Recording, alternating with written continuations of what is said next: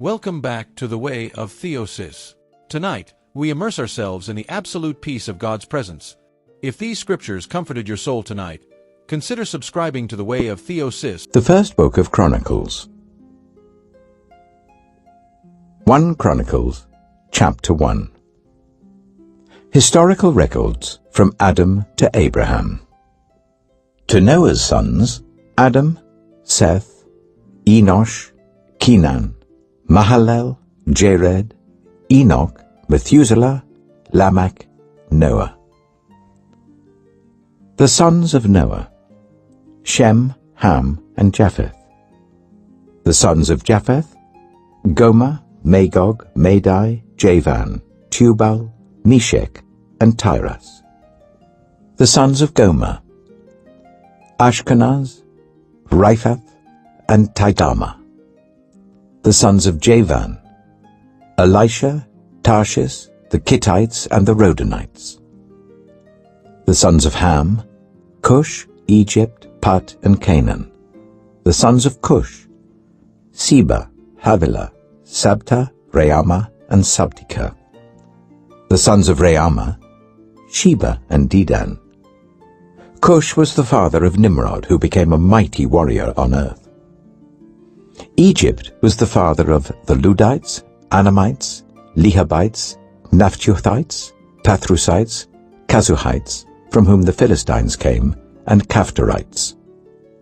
Canaan was the father of Sidon, his firstborn, and of the Hittites, Jebusites, Amorites, Girgashites, Hivites, Archites, Sinites, Arvadites, Zemarites, and Hamathites. The sons of Shem: Elam, Ashur, Arphaxad, Lud, and Aram. The sons of Aram: Uz, Hul, Gether, and Meshech. Arphaxad was the father of Shelah, and Shelah the father of Eber. 2 sons were born to Eber. One was named Peleg, because in his time the earth was divided. His brother was named Joktan. Joktan was the father of Almodad, Sheleph, Hazarmaveth, Jirah, Hadoram, Uzal, Diklah, Obel, Abimael, Sheba, Ophir, Havilah, and Jobab. All these were sons of Joktan. Shem, Arphaxad, Shelah, Eber, Peleg, Reu, Serug, Nahor, Terah, and Abram, that is, Abraham. The sons of Abraham: Isaac and Ishmael. These were their descendants: Nebaioth, the firstborn of Ishmael, Kedar, Adbeel, Mibsam, Mishma, Duma, Massa, Hadad, Timah, Jechur, Naphish, and Kedemah. These were the sons of Ishmael. The sons born to Keturah, Abraham's concubine: Zimram, Jokshan, Medan, Midian, Ishbak, and Shua. The sons of Jokshan: Sheba and Dedan. The sons of Midian: Ephah, Epher, Hanok, Abida, and Eldaah. All these were descendants of Keturah. Abraham was the father of Isaac. The sons of Isaac: Esau and Israel. The sons of Esau: Eliphaz, Ruel, Jeush, Jalem, and Korah. The sons of Eliphaz: Teman, Omar, Zepho, Gatam, and Kenaz. By Timnah, Amalek. The sons of Ruel: Nahath, Zerah, Shammah, and Mitzah. The sons of Seir: Lotan, Shobal, Zibeon, Anah, Dishon, Ezer, and Dishan. The sons of Lotan: Hurai and Homam. Timnah was Lotan's sister. The sons of Shobal: Alvan, Manahath, Ebal, Shepho, and Onam. The sons of Zibeon: Aya and Anah. The sons of Anah: Dishon. The sons of Dishon: Hemdam, Eshban, Ithran, and Kiran. The sons of Ezer: Bilhan, Zeavan, and Achan. The sons of Dishan: Uz and Aran. These were the kings who reigned in Edom before any Israelite king reigned. Bela son of Beor, whose city was named Dinhabah. When Bela died, Jobab son of Zerah from Bozrah succeeded him as king. When Jobab died, Husham from the land of the Temanites succeeded him as king. When Husham died, Hadad son of Bedad, who defeated Midian in the country of Moab, succeeded him as king. His city was named Avith. When Hadad died, Samlah from Masrekah succeeded him as king. When Samlah died, Shaul from Rehoboth on the river succeeded him as king. When Shaul died, Baal-Hanan son of Akbor succeeded him as king. When Baal-Hanan died, Hadad succeeded him as king. His city was named Peiu, and his wife's name was Mehetabel, daughter of Matred, the daughter of Mesahab. Hadad also died. The chiefs of Edom were Timnah, Alva, Jetheth, Aholibamah, Elah, Pinon, Kenaz, Teman, Mibzar, Magdiel, and Iram. These were the chiefs of Edom. 1 Chronicles chapter 2. These were the sons of Israel: Reuben, Simeon, Levi, Judah, Issachar, Zebulun, Dan, Joseph, Benjamin, Naphtali, Gad, and Asher. The sons of Judah: Onan, and Shelah. These three were born to him by a Canaanite woman, the daughter of Shua. Judah's firstborn, was wicked in the Lord's sight, so the Lord put him to death. Judah's daughter-in-law, Tamar, bore Perez and Zerah to Judah. He had 5 sons in all. The sons of Perez: Hezron and Hamul. The sons of Zerah: Zimri, Ethan, Hemam, Calcol, and Dada, 5 in all. The son of Carmi: Achar, who brought trouble on Israel by violating the ban on taking devoted things.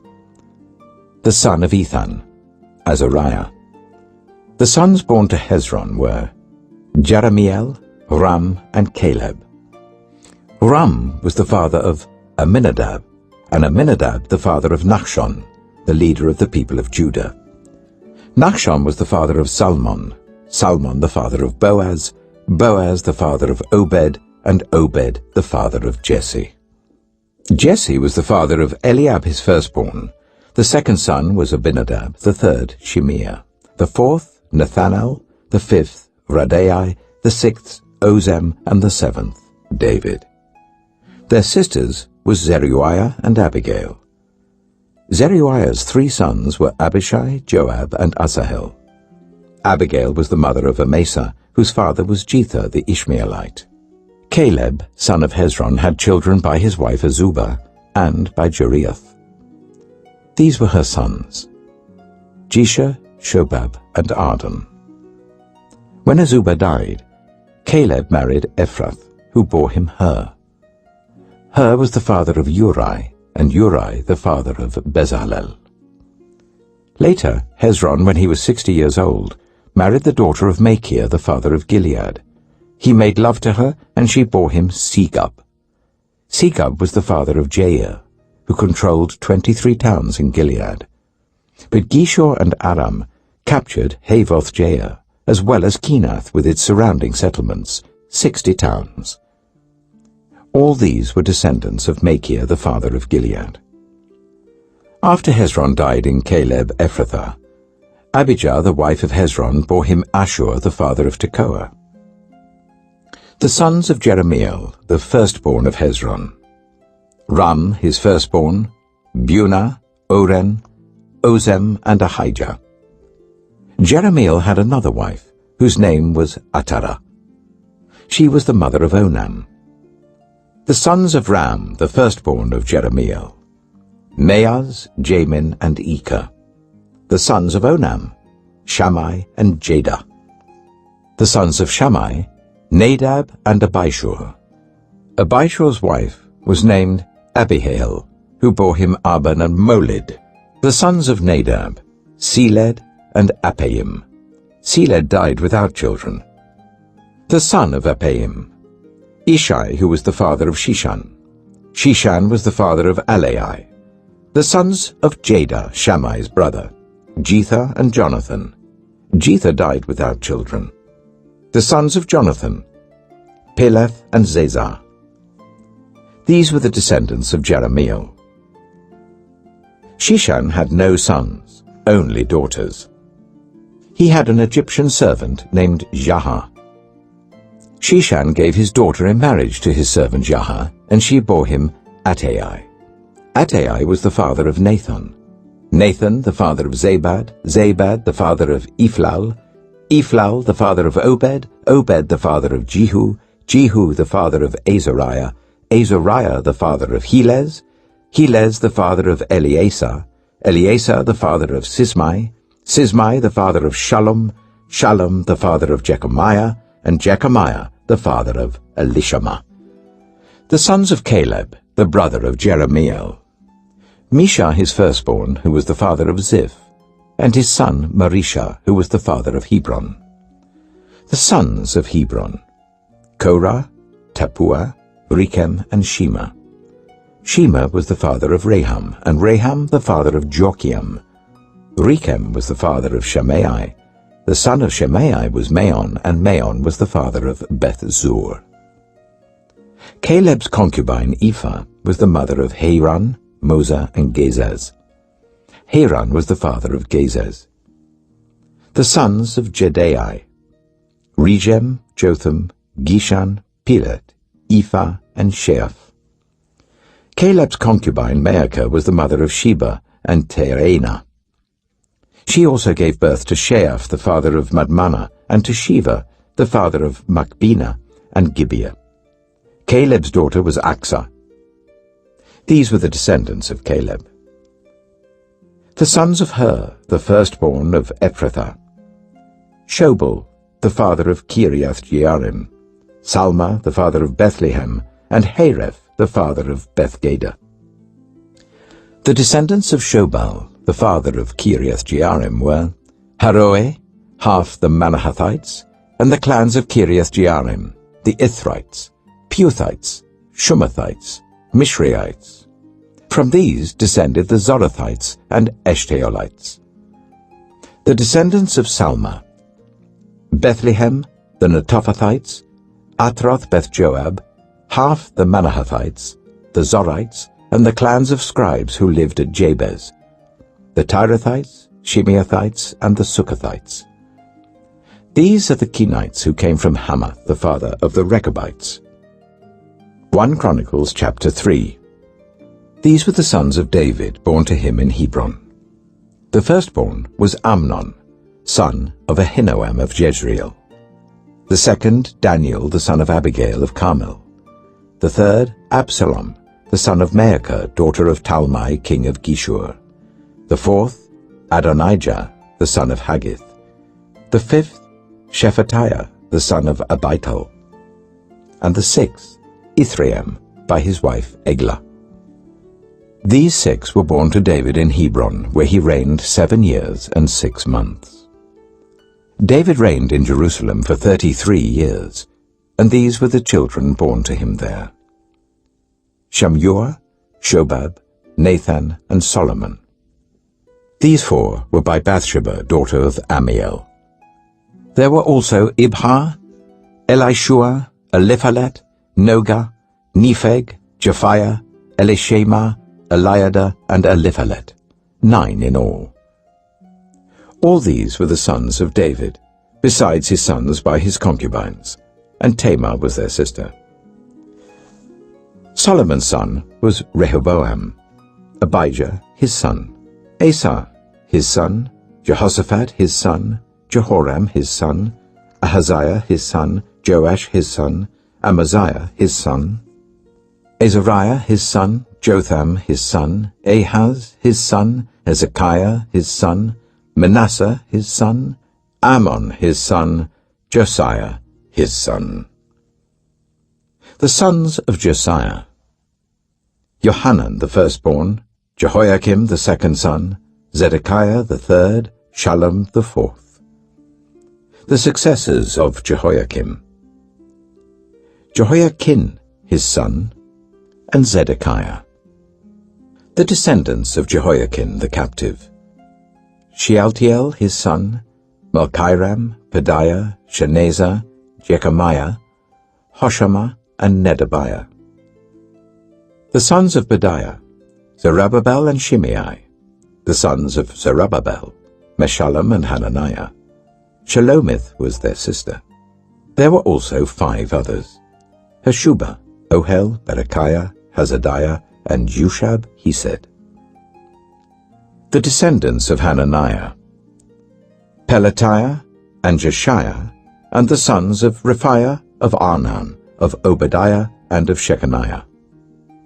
The descendants of Shechaniah: Shemaiah and his sons: Hattush, Igal, Bariah, Neariah, and Shaphat, 6 in all. The sons of Neariah: Eloenai, Hizkiah, Azrikam, 3 in all. The sons of Elioenai: Hodaviah, Eliashib, Pelaiah, Akub, Johanan, Deliah, and Anani, 7 in all.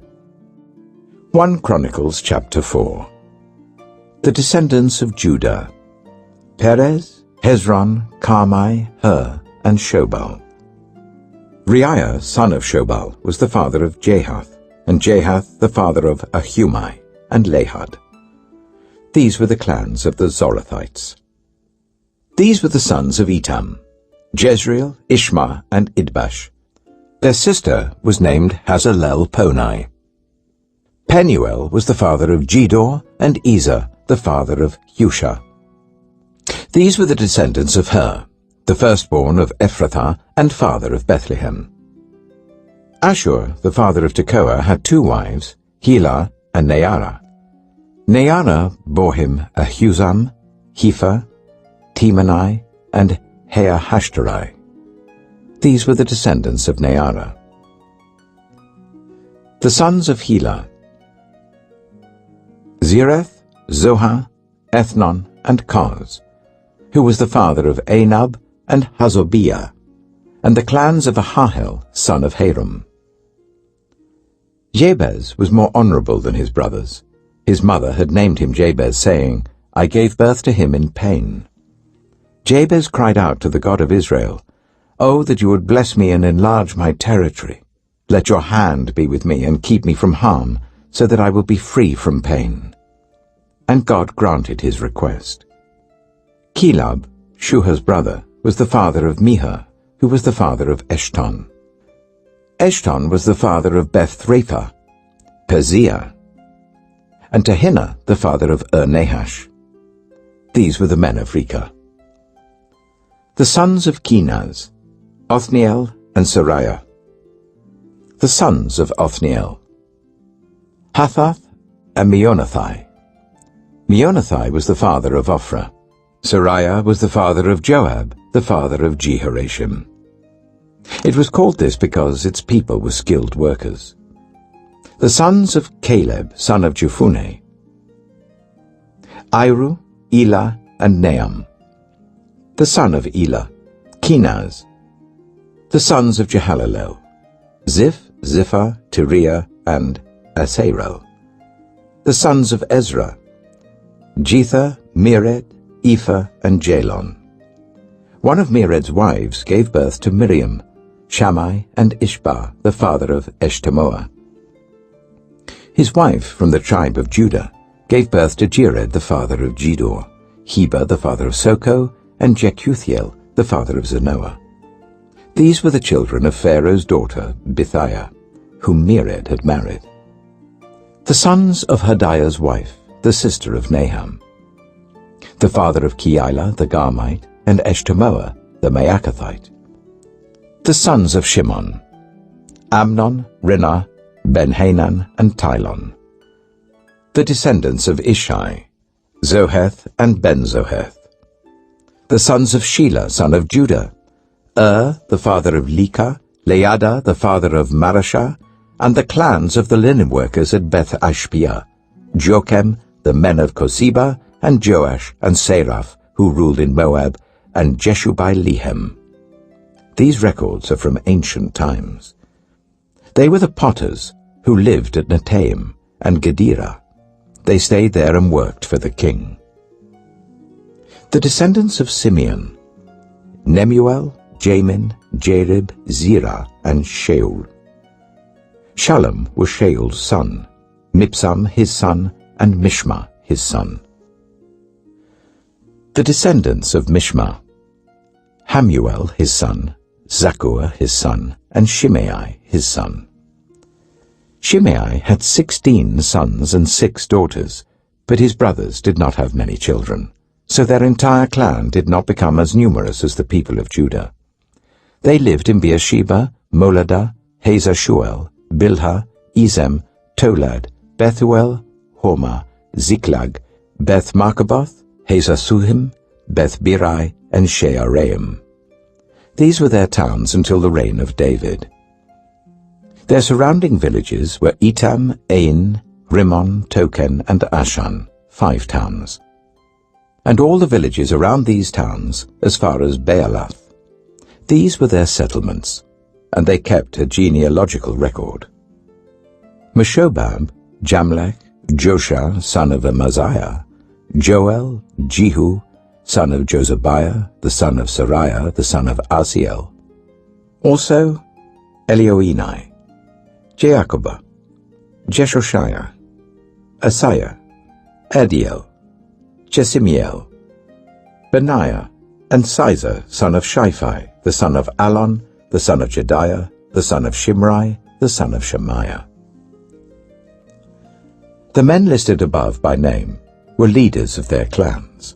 Their families increased greatly, and they went to the outskirts of Gedor, to the east of the valley, in search of pasture for their flocks. They found rich, good pasture, and the land was spacious, peaceful, and quiet.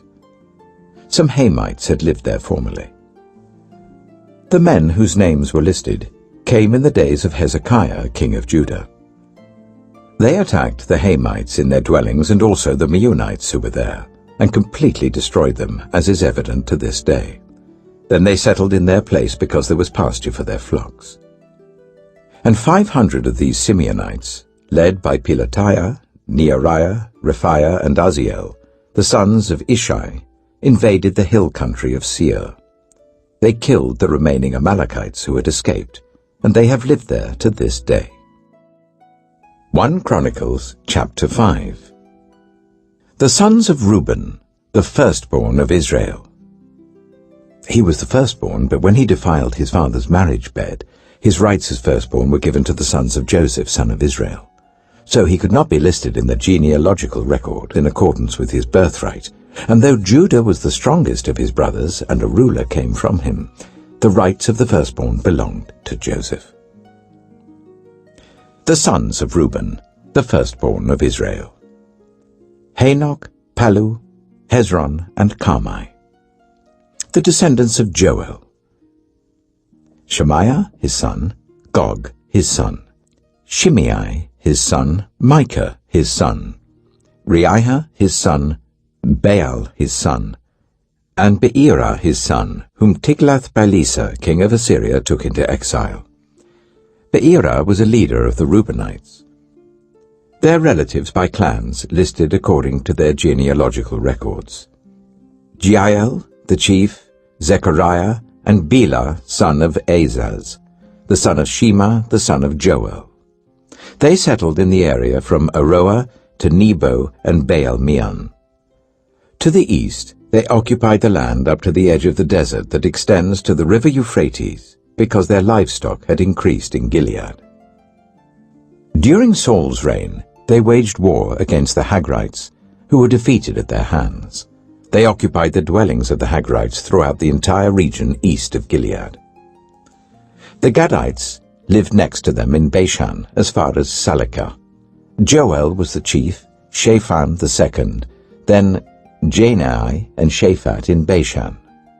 Their relatives by families were Michael, Meshullam, Sheba, Jorai, Jachan, Siah, and Eber, 7 in all. These were the sons of Abihail, son of Hurai, the son of Jeroah, the son of Gilead, the son of Michael, the son of Jeshisha, the son of Jado, the son of Buz. Ahi, son of Abdiel, the son of Gunai, was head of their family. The Gadites lived in Gilead, in Bashan and its outlying villages, and on all the pasture lands of Sharon as far as they extended. All these were entered in the genealogical records during the reigns of Jotham, king of Judah, and Jeroboam, king of Israel. The Reubenites, the Gadites, and the half-tribe of Manasseh had 44,760 men ready for military service. Able-bodied men who could handle shield and sword, who could use a bow, and who were trained for battle. They waged war against the Hagrites, Jetur, Naphish, and Nodab. They were helped in fighting them, and God delivered the Hagrites and all their allies into their hands, because they cried out to him during the battle. He answered their prayers, because they trusted in him. They seized the livestock of the Hagrites, 50,000 camels, 250,000 sheep, and 2,000 donkeys. They also took 100,000 people captive, and many others fell slain, because the battle was God's, and they occupied the land until the exile. The people of the half-tribe of Manasseh were numerous. They settled in the land from Bashan to Baal Hermon, that is, to Senir, Mount Hermon. These were the heads of their families: Ether, Ishai, Eliel, Azriel, Jeremiah, Hodaviah, and Jadiel. They were brave warriors, famous men, and heads of their families. But they were unfaithful to the God of their ancestors, and prostituted themselves to the gods of the peoples of the land, whom God had destroyed before them. So the God of Israel stirred up the spirit of Pul, king of Assyria, that is, Tiglath-Pileser, king of Assyria, who took the Reubenites, the Gadites, and the half-tribe of Manasseh into exile. He took them to Halah, Habor, Harah, and the river of Gozan, where they are to this day. 1 Chronicles chapter 6. The sons of Levi: Gershon, Kohath, and Merari. The sons of Kohath: Amram, Itzah, Hebron, and Uzziel. The children of Amram: Aaron, Moses, and Miriam. The sons of Aaron: Nadab, Abihu, Eleazar, and Ithamar. Eleazar was the father of Phinehas, Phinehas the father of Abishua, Abishua the father of Bukki, Bukki the father of Uzzi, Uzzi the father of Zerahiah, Zerahiah the father of Meraioth, Meraioth the father of Amariah, Amariah the father of Ahitub, Ahitub the father of Zadok, Zadok the father of Ahimaaz, Ahimaaz the father of Azariah, Azariah the father of Johanan, Johanan the father of Azariah. It was he who served as priest in the temple Solomon built in Jerusalem. Azariah the father of Amariah, Amariah the father of Ahitub, Ahitub the father of Zadok, Zadok the father of Shallum, Shallum the father of Hilkiah, Hilkiah the father of Azariah, Azariah the father of Siriah, and Siriah the father of Josedek. Josedek was deported when the Lord sent Judah and Jerusalem into exile by the hand of Nebuchadnezzar. The sons of Levi: Gershon, Kohath, and Merari. These are the names of the sons of Gershon: Libni and Shimei. The sons of Kohath: Amram, Itzah, Hebron, and Uzziel. The sons of Merari: Malai and Mushai. These are the clans of the Levites listed according to their fathers.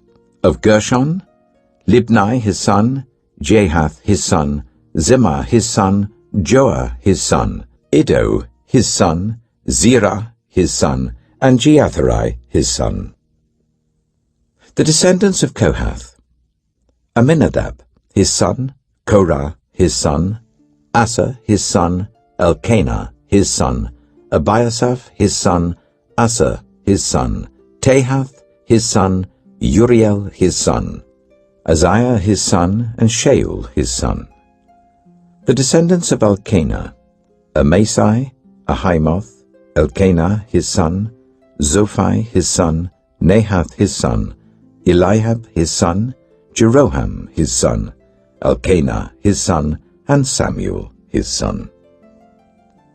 The sons of Samuel: Joel the firstborn, and Abijah the second son.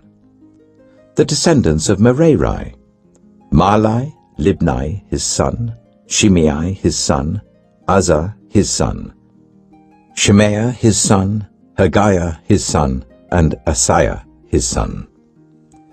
These are the men David put in charge of the music in the house of the Lord after the ark came to rest there.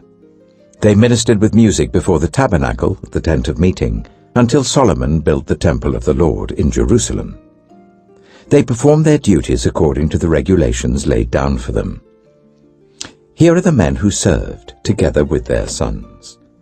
From the Kohathites: Heman the musician, the son of Joel, the son of Samuel, the son of Elkanah, the son of Jeroham, the son of Eliel, the son of Toah, the son of Zaph, the son of Elkanah, the son of Mahath, the son of Amasai, the son of Elkanah, the son of Joel, the son of Azariah, the son of Zephaniah, the son of Tahath, the son of Asa, the son of Ebiasaph, the son of Korah, the son of Itzah, the son of Kohath, the son of Levi, the son of Israel.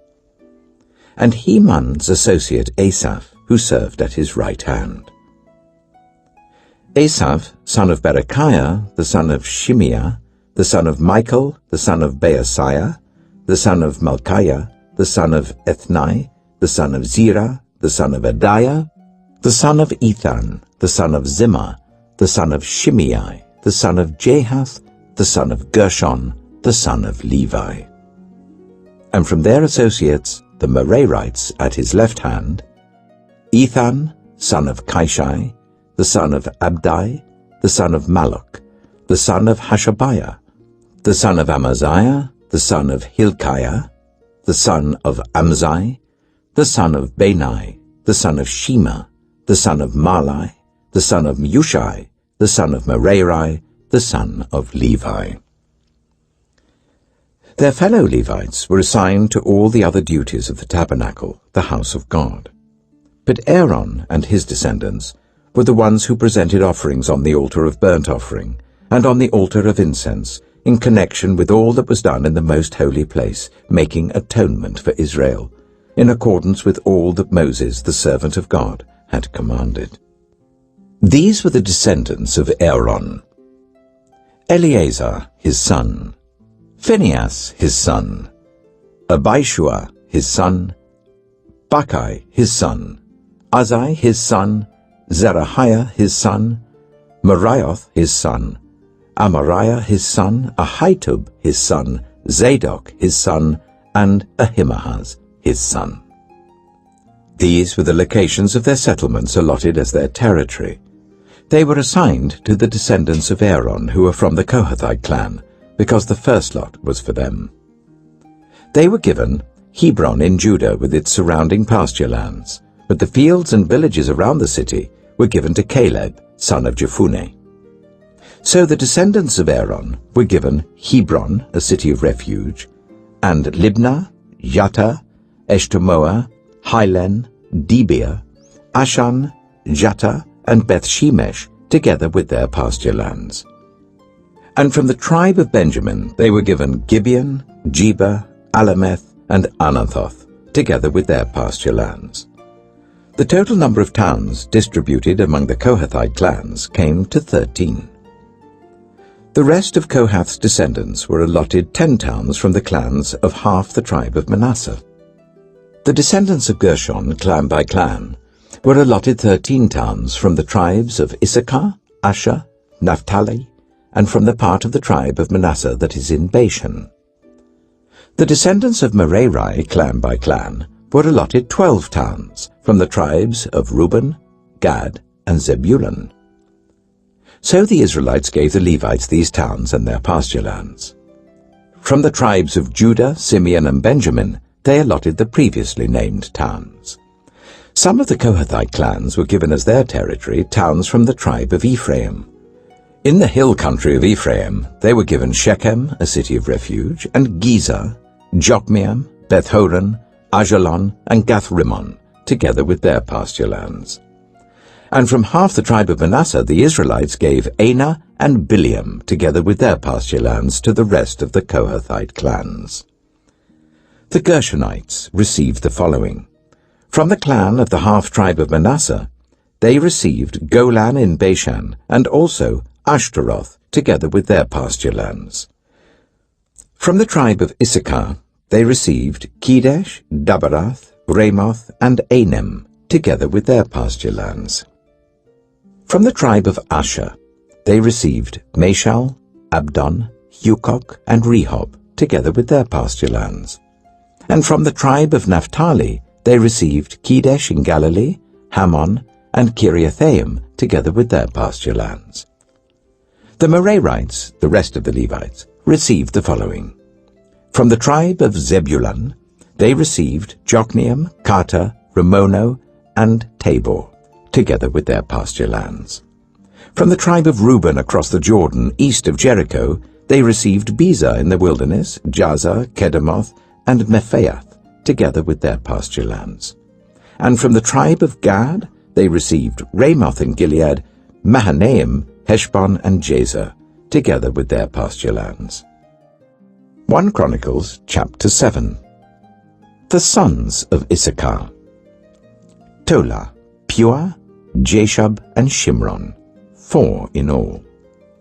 The sons of Tola: Azai, Raphiah, Jeriel, Jamai, Ibsam, and Samuel, heads of their families. During the reign of David, the descendants of Tola listed as fighting men in their genealogy numbered 22,600. The son of Azai: Izrahiah. The sons of Izrahiah: Michael, Obadiah, Joel, and Ishiah. All 5 of them were chiefs. According to their family genealogy, they had 36,000 men ready for battle, for they had many wives and children. The relatives who were fighting men belonging to all the clans of Issachar, as listed in their genealogy, were 87,000 in all. 3 sons of Benjamin: Bela, Becher, and Jediel. The sons of Bela: Ezbon, Azai, Aziel, Jerimoth, and Eri, heads of families, 5 in all. Their genealogical record listed 22,034 fighting men. The sons of Becher: Zemira, Joash, Eliezer, Elioenai, Omri, Jeremoth, Abijah, Anathoth, and Elameth. All these were the sons of Becher. Their genealogical record listed the heads of families and 20,200 fighting men. The son of Jediel: Bilhan. The sons of Bilhan: Jeush, Benjamin, Ehud, Kenaanah, Zethan, Tarshish, and Ahishaah. All these sons of Jediel were heads of families. There were 17,200 fighting men ready to go out to war. The Shoppites and Huppites were the descendants of and the Hushites the descendants of Aher. The sons of Naphtali: Yaziel, Gunai, Jezer, and Shillem, the descendants of Bilhah. The descendants of Manasseh: Azriel was his descendant through his Aramean concubine. She gave birth to Machir, the father of Gilead. Machir took a wife from among the Huppites and Shoppites. His sister's name was Maacah. Another descendant was named Zelophehad, who had only daughters. Machir's wife Maacah gave birth to a son and named him Peresh. His brother was named Sheresh, and his sons were Ulam and Rechem. The son of Ulam: Bedan. These were the sons of Gilead, son of Machir, the son of Manasseh. His sister Hamoleketh gave birth to Ishod, Abiezer, and Mahlah. The sons of Shemida were Ahian, Shechem, Likhi, and Aniam. The descendants of Ephraim: Shuthelah, Bered his son, Tahath his son, Eliada his son, Tahath his son, Zabad his son, and Shuthelah his son. Ezer and Eliad were killed by the native-born men of Gath when they went down to seize their livestock. Their father Ephraim mourned for them many days, and his relatives came to comfort him. Then he made love to his wife again, and she became pregnant and gave birth to a son. He named him Beriah, because there had been misfortune in his family. His daughter was Shirah, who built Lower and Upper Beth-horon, as well as Uzzen-Shirah. Repha was his son, Resheph his son, Telah his son, Tahan his son, Ladan his son, Ammihud his son, Elishama his son, Nun his son, and Joshua his son. Their lands and settlements included Bethel and its surrounding villages, Neoran to the east, Gezer and its villages to the west, and Shechem and its villages, all the way to Ayyah and its villages. Along the borders of Manasseh were Beth-shan, Taanach, Megiddo, and Dor, together with their villages. The descendants of Joseph, son of Israel, lived in these towns. The sons of Asher: Imnah, Ishva, Ishvai, and Beriah. Their sister was Sirah. The sons of Beriah: Heber and Malkiel, who was the father of Bazaeth. Heber was the father of Japhlet, Shomer, and Hotham, and their sister Shua. The sons of Japhlet: Pesach, Bimhal, and Ashvath. These were Japhlet's sons. The sons of Shomer: Ahai, Roga, Haba, and Aram. The sons of his brother Helam: Zophah, Imnah, Shelesh, and Amal. The sons of Zophah: Sua, Hanapheh, Shual, Birai, Imrah, Biza, Hod, Shammah, Shilsha, Ithran, and Beerah. The sons of Jether: Jephuneh, Pispa, and Erah. The sons of Allah: Erah, Haniel, and Ritzia. All these were descendants of Asher, heads of families, choice men, brave warriors, and outstanding leaders. The number of men ready for battle, as listed in their genealogy, was 26,000. 1 Chronicles chapter 8.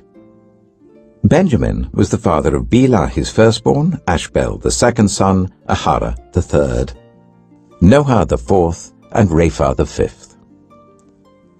The sons of Bela were Ada, Jirah, Abihud, Abishua, Naaman, Ahoah, Jirah, Shephufan, and Huram.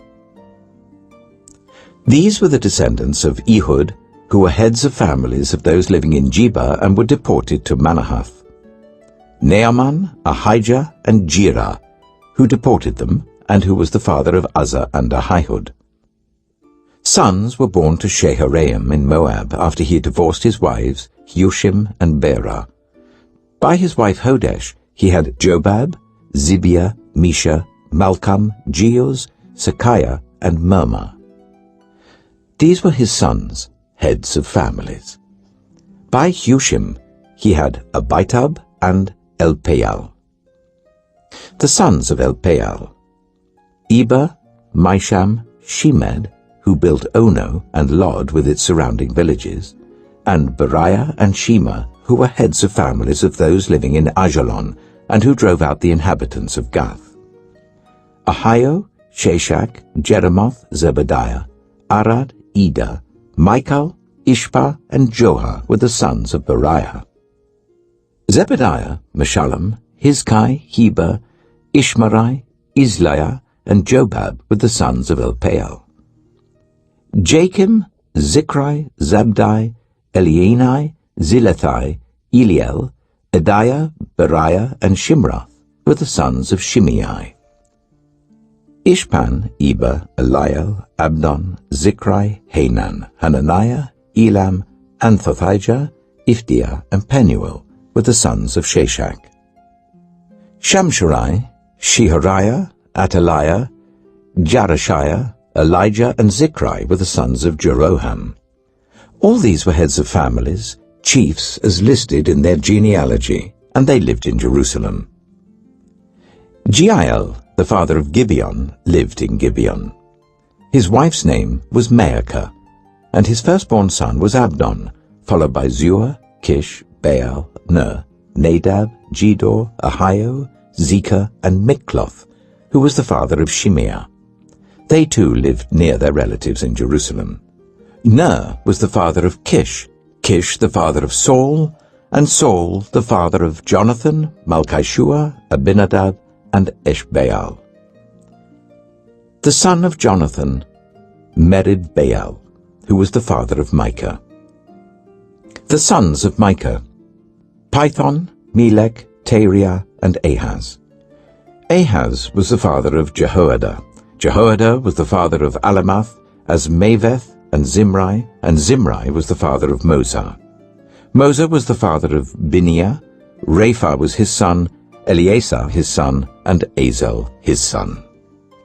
Azel had 6 sons, and these were their names: Azrikam, Bokeru, Ishmael, Shariah, Obadiah, and Hanan.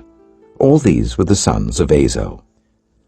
The sons of his brother Eshek: Ulam his firstborn, Jeush the second son, and Eliphalet the third.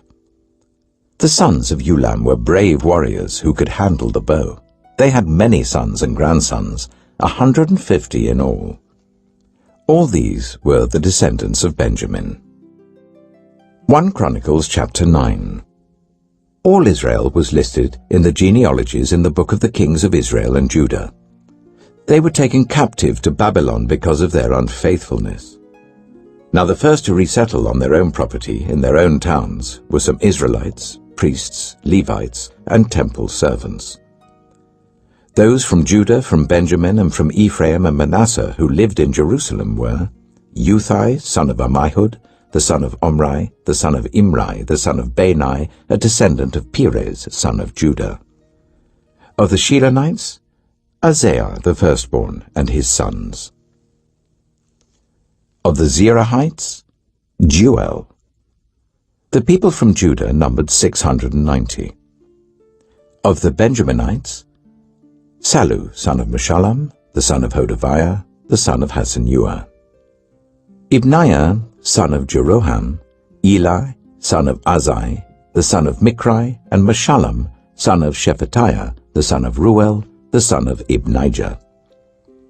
The people from Benjamin, as listed in their genealogy, numbered 956. All these men were heads of their families. Of the priests, Jediah, Jehoiarib, Jachin, Azariah, son of Hilkiah, the son of Meshullam, the son of Zadok, the son of Meraioth, the son of Ahitub, the official in charge of the house of God. Adaiah, the son of Jeroham, the son of Pashur, the son of Malchijah, and Maasai, son of Adiel, the son of Jazarah, the son of Meshullam, the son of Meshillemeth, the son of Immer. The priests, who were heads of families, numbered 1,760. They were able men, responsible for ministering in the house of God. Of the Levites, Shemaiah, son of Hashub, the son of Azrikam, the son of Hashabiah, a Merarite, Bakbakkar, Heresh, Galal, and Mattaniah, son of Micah, the son of Zichri, the son of Asaph, Obadiah, son of Shemaiah, the son of Galal, the son of Jeduthun, and Berechiah, son of Asa, the son of Elkanah, who lived in the villages of the Netophathites. The gatekeepers: Shallum, Akkub, Talmon, Ahiman, and their fellow Levites, Shallum their chief, being stationed at the king's gate on the east up to the present time. These were the gatekeepers belonging to the camp of the Levites. Shallum, son of Kor, the son of Ebiasaph, the son of Korah, and his fellow gatekeepers from his family, the Korahites, were responsible for guarding the thresholds of the tent, just as their ancestors had been responsible for guarding the entrance to the dwelling of the Lord. In earlier times, Phinehas, son of Eleazar, was the official in charge of the gatekeepers, and the Lord was with him. Zechariah, son of Meshelemiah, was the gatekeeper at the entrance to the tent of meeting. Altogether, those chosen to be gatekeepers at the thresholds numbered 212.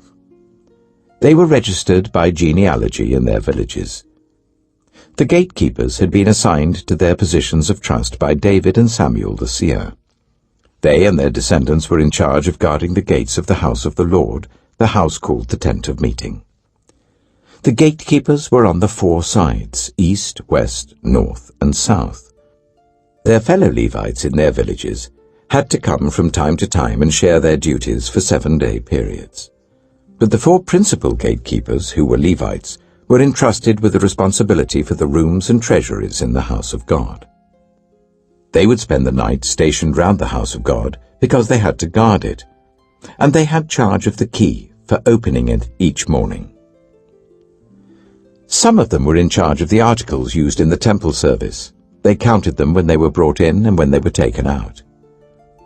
Others were assigned to take care of the furnishings and all the other articles of the sanctuary, as well as the special flour and wine and the olive oil, incense and spices.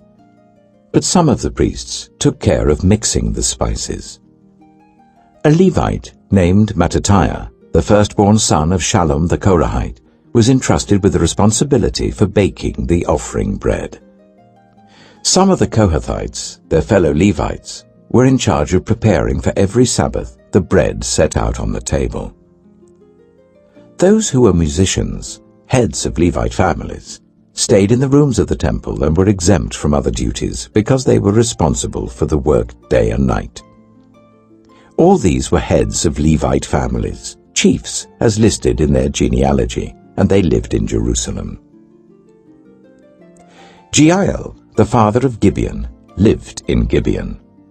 His wife's name was Maacah, and his firstborn son was Abdon, followed by Zur, Kish, Baal, Ner, Nadab, Gedor, Ahio, Zechariah, and Mikloth. Mikloth was the father of Shimeam. They too lived near their relatives in Jerusalem. Ner was the father of Kish, Kish the father of Saul, and Saul the father of Jonathan, Malchishua, Abinadab, and Eshbaal. The son of Jonathan, Merib-Baal, who was the father of Micah. The sons of Micah, Pithon, Melech, Teriah, and Ahaz. Ahaz was the father of Jadah. Jadah was the father of Alameth, Azmaveth, and Zimri was the father of Moza. Moza was the father of Bineah. Raphiah was his son, Eleasar his son, and Azel his son. Azel had 6 sons, and these were their names: Azrikam, Bokeru, Ishmael, Sheariah, Obadiah, and Hanan. These were the sons of Azel. 1 Chronicles, chapter 10. Now the Philistines fought against Israel. The Israelites fled before them, and many fell dead on Mount Gilboa. The Philistines were in hot pursuit of Saul and his sons, and they killed his sons Jonathan, Abinadab, and Malchishua. The fighting grew fierce around Saul, and when the archers overtook him, they wounded him. Saul said to his armor-bearer, "Draw your sword and run me through, or these uncircumcised fellows will come and abuse me." But his armor-bearer was terrified and would not do it. So Saul took his own sword and fell on it. When the armor-bearer saw that Saul was dead, he too fell on his sword and died. So Saul and his 3 sons died, and all his house died together. When all the Israelites in the valley saw that the army had fled and that Saul and his sons had died, they abandoned their towns and fled, and the Philistines came and occupied them. The next day, when the Philistines came to strip the dead, they found Saul and his sons fallen on Mount Gilboa. They stripped him and took his head and his armor, and sent messengers throughout the land of the Philistines to proclaim the news among their idols and their people. They put his armor in the temple of their gods, and hung up his head in the temple of Dagon. When all the inhabitants of Jabesh-Gilead heard what the Philistines had done to Saul, all their valiant men went and took the bodies of Saul and his sons and brought them to Jabesh. Then they buried their bones under the great tree in Jabesh, and they fasted 7 days. Saul died because he was unfaithful to the Lord. He did not keep the word of the Lord, and even consulted a medium for guidance, and did not inquire of the Lord. So the Lord put him to death, and turned the kingdom over to David, son of Jesse. 1 Chronicles chapter 11. All Israel came together to David at Hebron and said, "We are your own flesh and blood. In the past, even while Saul was king, you were the one who led Israel on their military campaigns. And the Lord your God said to you, 'You will shepherd my people Israel, and you will become their ruler.'" When all the elders of Israel had come to King David at Hebron, he made a covenant with them at Hebron before the Lord, and they anointed David king over Israel, as the Lord had promised through Samuel. David and all the Israelites marched to Jerusalem, that is Jebus. The Jebusites who lived there said to David, "You will not get in here." Nevertheless, David captured the fortress of Zion, which is the city of David. David had said, "Whoever leads the attack on the Jebusites will become commander-in-chief." Joab, son of Zeruiah, went up first, and so he received the command. David then took up residence in the fortress, and so it was called the City of David. He built up the city around it, from the terraces to the surrounding wall, while Joab restored the rest of the city. And David became more and more powerful, because the Lord Almighty was with him. These were the chiefs of David's mighty warriors. They, together with all Israel, gave his kingship strong support to extend it over the whole land as the Lord had promised. This is the list of David's mighty warriors. Yashobeam, a Hakmonite, was chief of the officers. He raised his spear against 300 men, whom he killed in one encounter. Next to him was Eleazar, son of Dodai the Ahohite, one of the 3 mighty warriors. He was with David at Pas-Dammim, when the Philistines gathered there for battle. At a place where there was a field full of barley, the troops fled from the Philistines. But they took their stand in the middle of the field. They defended it and struck the Philistines down, and the Lord brought about a great victory. 3 of the 30 chiefs came down to David to the rock at the cave of Adullam, while a band of Philistines was encamped in the valley of Rephaim. At that time, David was in the stronghold, and the Philistine garrison was at Bethlehem. David longed for water, and said, "Oh, that someone would get me a drink of water from the well near the gate of Bethlehem." So the 3 broke through the Philistine lines, drew water from the well near the gate of Bethlehem, and carried it back to David. But he refused to drink it. Instead, he poured it out to the Lord. "God forbid that I should do this," he said. "Should I drink the blood of these men who went at the risk of their lives?" Because they risked their lives to bring it back, David would not drink it. Such were the exploits of the 3 mighty warriors. Abishai, the brother of Joab, was chief of the 3. He raised his spear against 300 men, whom he killed, and so he became as famous as the 3. He was doubly honored above the 3 and became their commander, even though he was not included among them. Benaiah, son of Jehoiada, a valiant fighter from Kabzeel, performed great exploits. He struck down Moab's 2 mightiest warriors. He also went down into a pit on a snowy day and killed a lion. And he struck down an Egyptian who was 5 cubits tall. Although the Egyptian had a spear like a weaver's rod in his hand, Benaiah went against him with a club. He snatched the spear from the Egyptian's hand and killed him with his own spear.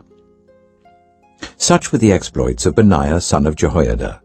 He too was as famous as the 3 mighty warriors. He was held in greater honor than any of the 30, but he was not included among the 3. And David put him in charge of his bodyguard. The mighty warriors were Asahel, the brother of Joab, Elhanan, son of Dodo from Bethlehem, Shamoth, the Harorite, Helez, the Pelonite, Ira, son of Ikesh from Tekoa, Abiezer from Anathoth, Sibbecai, the Hushathite, Ilai the Ahohite, Maharai the Netophathite, Heled, son of Baana the Netophathite, Itai, son of Ribai, from Gibeah in Benjamin, Benaiah the Pirathonite, Hurai from the ravines of Gaash, Abiel the Arbathite, Asmaveth the Baharumite, Eliabah the Shaalbonite, the sons of Hashem the Gizonite, Jonathan, son of Shagi the Hararite, Ahiam, son of Sakar the Hararite, Eliphal, son of Hepher the Machirathite, Ahijah the Pelonite, Hezro the Carmelite, Naharai, son of Ezbai, Joel, the brother of Nathan, Mibhar, son of Haggai, Zelek the Ammonite, Naharai, the Beerothite, the armor-bearer of Joab, son of Zeruiah, Ira the Ithrite, Gareb the Ithrite, Uriah the Hittite, Zabad, son of Alai, Adina, son of Shizah the Reubenite, who was chief of the Reubenites, and the 30 with him, Hanan, son of Maacah, Joshaphat the Mithnite, Uzziah the Ashterathite, Shema and Jeiel, the sons of Hotham the Arorite, Jediael, son of Shimri, his brother Jorah the Tizite, Eliel the Mahavite, Jerubbaal, and Joshiviah, the sons of Elnaam, Ithmar the Moabite, Eliel, Obed, and Jehasiel the Mezobaite. 1 Chronicles chapter 12. These were the men who came to David at Ziklag, while he was banished from the presence of Saul, son of Kish. They were among the warriors who helped him in battle. They were armed with bows, and were able to shoot arrows or to sling stones right-handed or left-handed. They were relatives of Saul from the tribe of Benjamin. Ahiezer their chief, and Joash the sons of Shemaiah the Gibeathite, Jeziel and Pelet the sons of Asmaveth, Berekah, Jehu the Anathothite, and Ishmaiah the Gibeonite, a mighty warrior among the 30 who was a leader of the 30. Jeremiah, Jahaziel, Johanan, Jozabad the Gederathite, Eluzai, Jerimoth, Bealiah, Shemariah, and Shephatiah the Haruphite, Elkanah, Ishiah, Azarel, Joezer, and Jeshobeam the Korahites, and Joelah and Zebediah the sons of Jeroham from Gedor. Some Gadites defected to David at his stronghold in the wilderness. They were brave warriors, ready for battle and able to handle the shield and spear. Their faces were the faces of lions, and they were as swift as gazelles in the mountains. Ezer was the chief, Obadiah the second in command, Eliab the third, Mishmanah the fourth, Jeremiah the fifth, Attai the sixth, Eliel the seventh, Johanan the eighth, Elzabad the ninth, Jeremiah the 10th, and Machbanai the 11th. These Gadites were army commanders. The least was a match for 100, and the greatest for 1,000. It was they who crossed the Jordan in the first month when it was overflowing all its banks, and they put to flight everyone living in the valleys to the east and to the west. Other Benjaminites and some men from Judah also came to David in his stronghold. David went out to meet them and said to them, "If you have come to me in peace to help me, I am ready for you to join me. But if you have come to betray me to my enemies when my hands are free from violence, may the God of our ancestors see it and judge you." Then the Spirit came on Amasai, chief of the 30, and he said, "We are yours, David. We are with you, son of Jesse. Success, success to you, and success to those who help you, for your God will help you." So David received them and made them leaders of his raiding bands. Some of the tribe of Manasseh defected to David when he went with the Philistines to fight against Saul. He and his men did not help the Philistines because, after consultation, their rulers sent him away. They said, "It will cost us our heads if he deserts to his master Saul." When David went to Ziklag, these were the men of Manasseh who defected to him: Adnah, Jozabad, Jediael, Michael, Jozabad, Elihu, and Zillethai, leaders of units of 1,000 in Manasseh. They helped David against raiding bands, for all of them were brave warriors, and they were commanders in his army. Day after day men came to help David, until he had a great army, like the army of God. These are the numbers of the men armed for battle, who came to David at Hebron, to turn Saul's kingdom over to him, as the Lord had said. From Judah, carrying shield and spear, 6,800 armed for battle. From Simeon, warriors ready for battle, 7,100. From Levi, 4,600, including Jehoiada, leader of the family of Aaron, with 3,700 men, and Zadok, a brave young warrior with 22 officers from his family.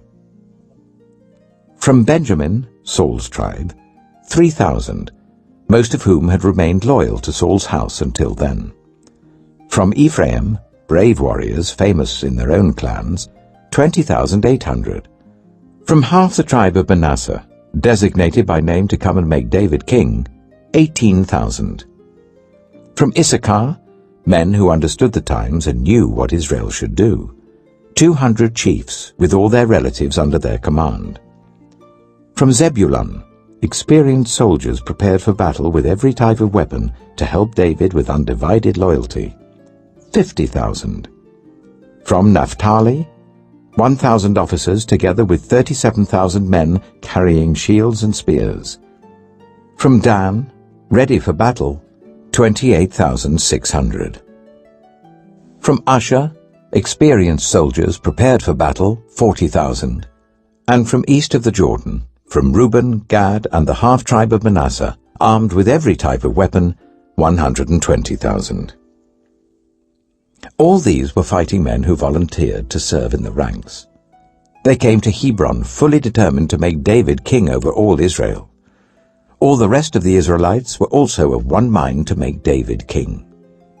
The men spent 3 days there with David, eating and drinking, for their families had supplied provisions for them.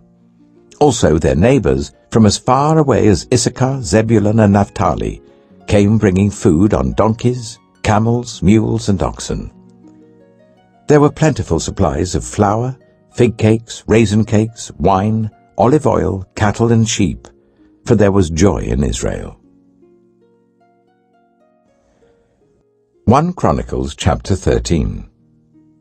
David conferred with each of his officers, the commanders of thousands and commanders of hundreds. He then said to the whole assembly of Israel, "If it seems good to you, and if it is the will of the Lord our God, let us send word far and wide to the rest of our people throughout the territories of Israel, and also to the priests and Levites who are with them in their towns and pasture lands, to come and join us. Let us bring the ark of our God back to us, for we did not inquire of it during the reign of Saul." The whole assembly agreed to do this, because it seemed right to all the people. So David assembled all Israel, from the river Shihor in Egypt to Lebo-Hamath, to bring the ark of God from Kiriath-Jearim. David and all Israel went to Baalah of Judah, Kiriath-Jearim, to bring up from there the ark of God the Lord, who is enthroned between the cherubim, the ark that is called by the name. They moved the ark of God from Abinadab's house on a new cart, with Uzzah and Ahio guiding it. David and all the Israelites were celebrating with all their might before God, with songs and with harps, lyres, tambourines, cymbals, and trumpets. When they came to the threshing floor of Kidon, Uzzah reached out his hand to steady the ark, because the oxen stumbled. The Lord's anger burned against Uzzah, and he struck him down because he had put his hand on the ark. So he died there before God. Then David was angry because the Lord's wrath had broken out against Uzzah, and to this day that place is called Perez Uzzah. David was afraid of God that day, and asked, "How can I ever bring the ark of God to me?" He did not take the ark to be with him in the city of David. Instead, he took it to the house of Obed-Edom the Gittite.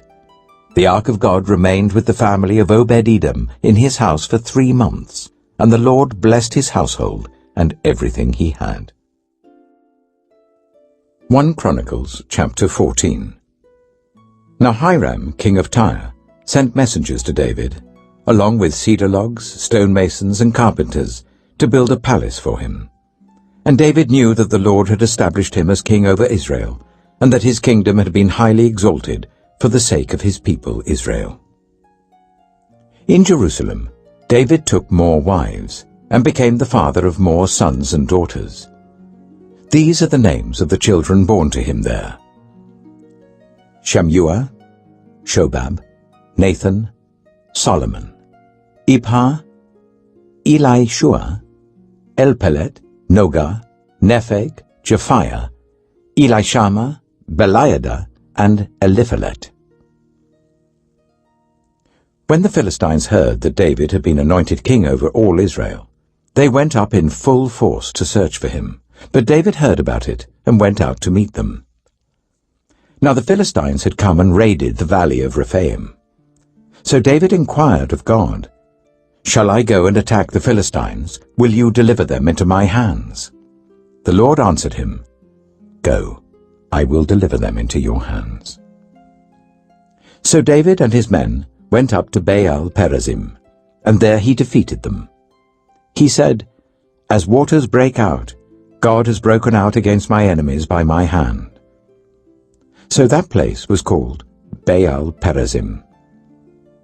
The Philistines had abandoned their gods there, and David gave orders to burn them in the fire.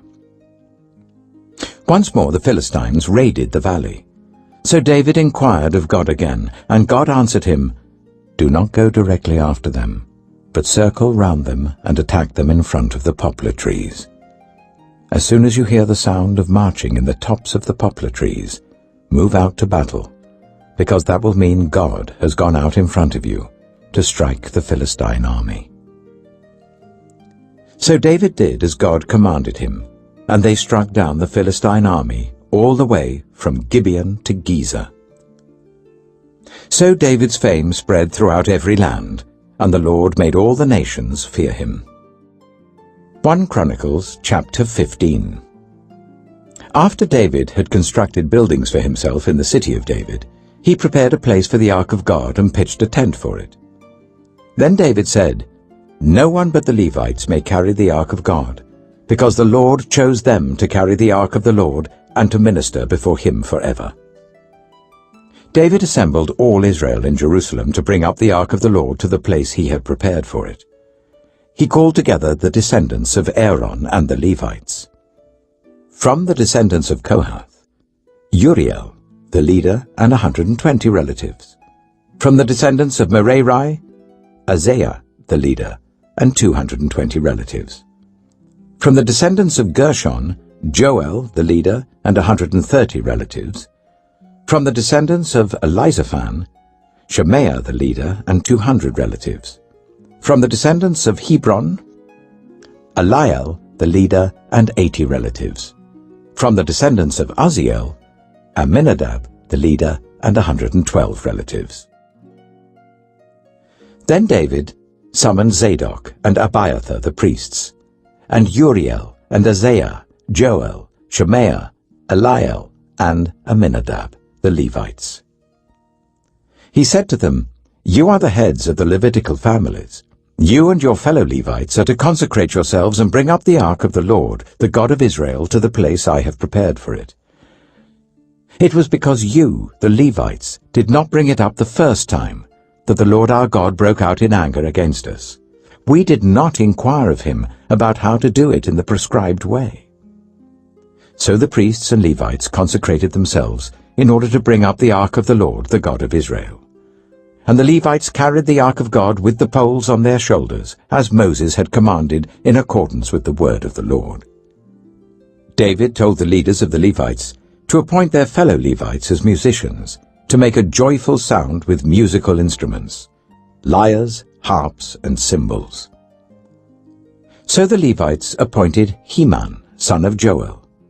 From his relatives, Asaph, son of Berechiah, and from their relatives, the Merarites, Ethan, son of Cushiah, and with them their relatives next in rank, Zechariah, Jahaziel, Shemiramoth, Jehiel, Uni, Eliab, Benaiah, Maaseiah, Mattitiah, Eliphelehu, Micniah, Obed-Edom, and Jeiel, the gatekeepers.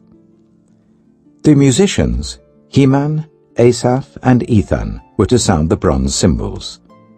Zechariah, Jaasiel, Shemiramoth, Jehiel, Unai, Eliab, Maaseiah, and Benaiah were to play the lyres according to Alamoth. And Mattithiah, Eliphelehu, Micniah, Obed-Edom, Jeiel, and Azaziah were to play the harps, directing according to Sheminith. Kenaniah, the head Levite, was in charge of the singing. That was his responsibility because he was skillful at it. Berechiah and Elkanah were to be doorkeepers for the ark. Shebaniah, Joshaphat, Nathanael, Amasai, Zechariah, Benaiah, and Eliezer, the priests, were to blow trumpets before the ark of God. Obed-Edom and Jehiah were also to be doorkeepers for the ark. So David and the elders of Israel and the commanders of units of 1,000 went to bring up the ark of the covenant of the Lord from the house of Obed-Edom with rejoicing. Because God had helped the Levites who were carrying the ark of the covenant of the Lord, 7 bulls and 7 rams were sacrificed. Now David was clothed in a robe of fine linen, as were all the Levites who were carrying the ark, and as were the musicians, and Kenaniah who was in charge of the singing of the choirs. David also wore a linen ephod. So all Israel brought up the ark of the covenant of the Lord with shouts, with the sounding of ram's horns and trumpets, and of cymbals, and the playing of lyres and harps. As the ark of the covenant of the Lord was entering the city of David, Michal, daughter of Saul, watched from a window. And when she saw King David dancing and celebrating, she despised him in her heart. 1 Chronicles chapter 16. They brought the ark of God and set it inside the tent that David had pitched for it, and they presented burnt offerings and fellowship offerings before God. After David had finished sacrificing the burnt offerings and fellowship offerings, he blessed the people in the name of the Lord. Then he gave a loaf of bread, a cake of dates, and a cake of raisins to each Israelite man and woman. He appointed some of the Levites to minister before the ark of the Lord, to extol, thank, and praise the Lord, the God of Israel. Asaph was the chief, and next to him in rank was Zechariah, then Jaasiel, Shemiramoth, Jehiel, Mattithiah, Eliab, Benaiah, Obed-Edom, and Jeiel. They were to play the lyres and harps.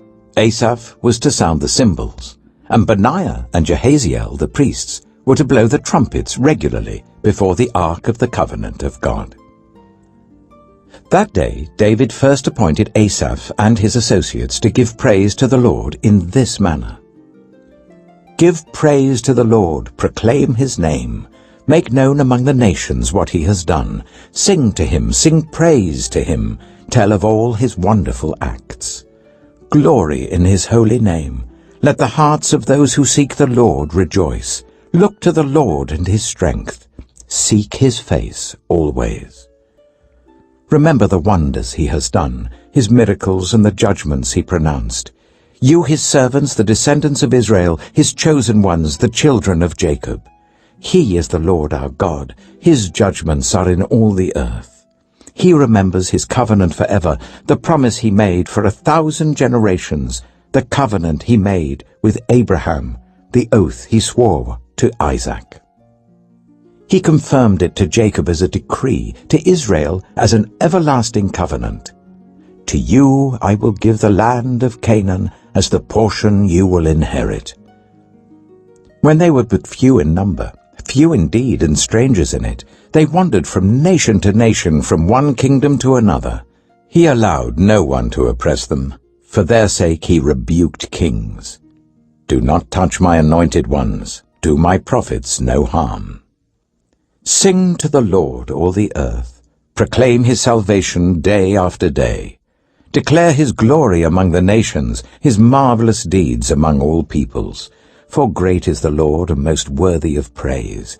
He is to be feared above all gods.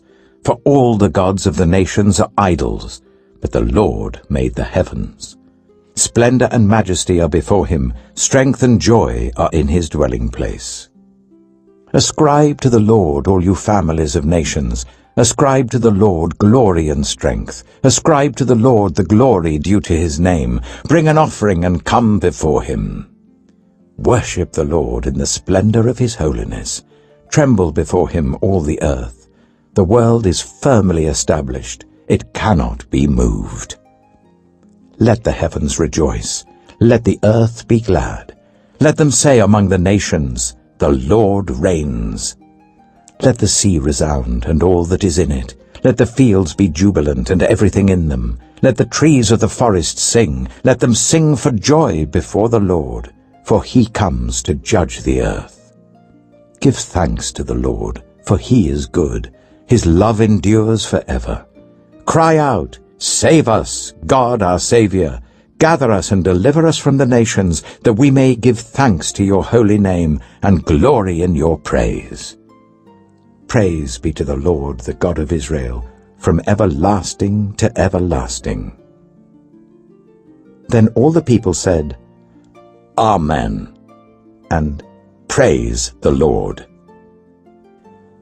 David left Asaph and his associates before the Ark of the Covenant of the Lord to minister there regularly, according to each day's requirements.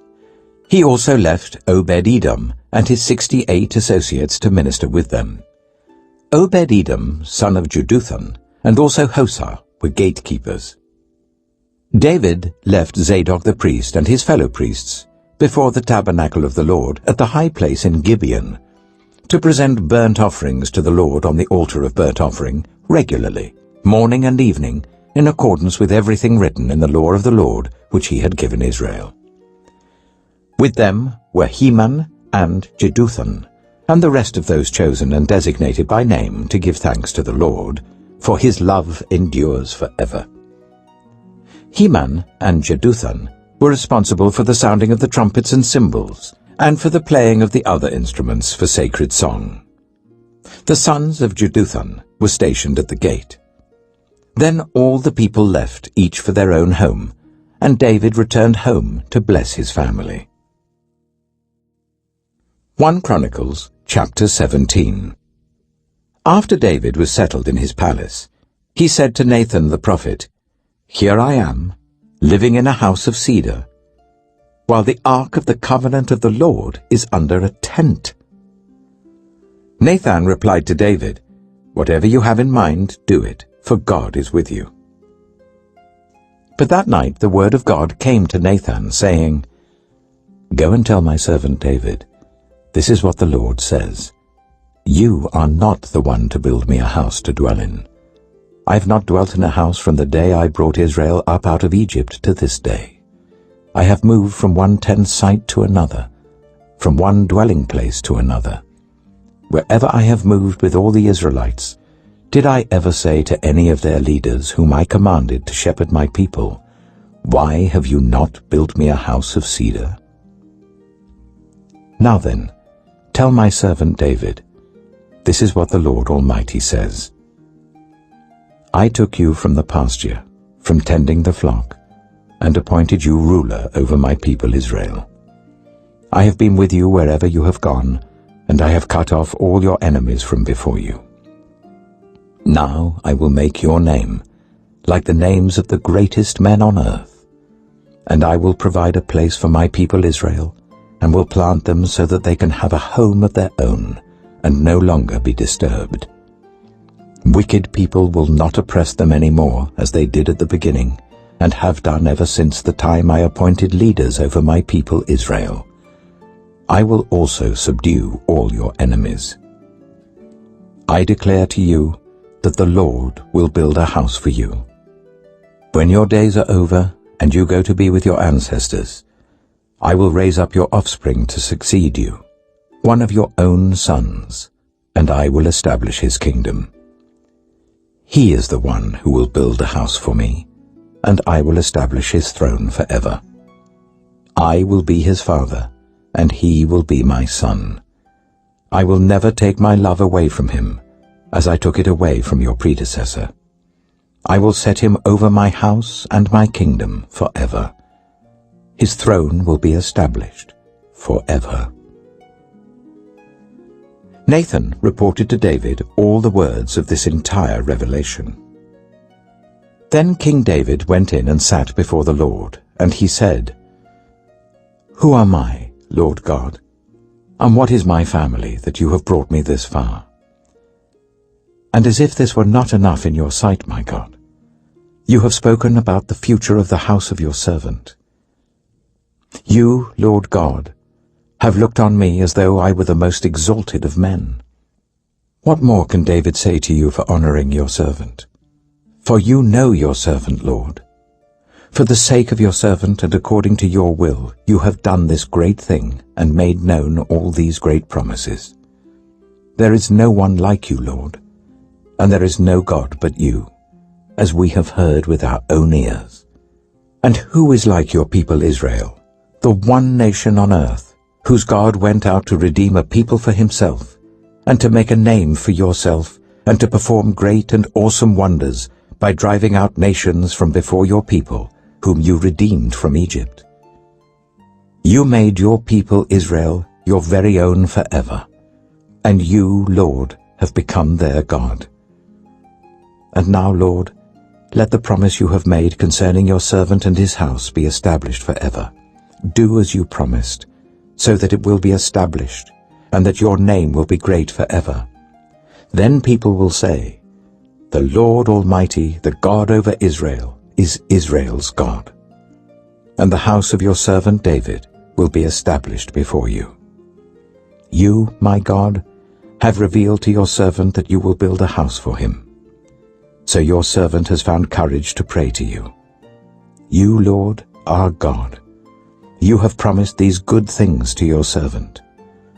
Now you have been pleased to bless the house of your servant, that it may continue forever in your sight. For you, Lord, have blessed it, and it will be blessed forever." 1 Chronicles chapter 18. In the course of time, David defeated the Philistines and subdued them, and he took Gath and its surrounding villages from the control of the Philistines. David also defeated the Moabites, and they became subject to him and brought him tribute.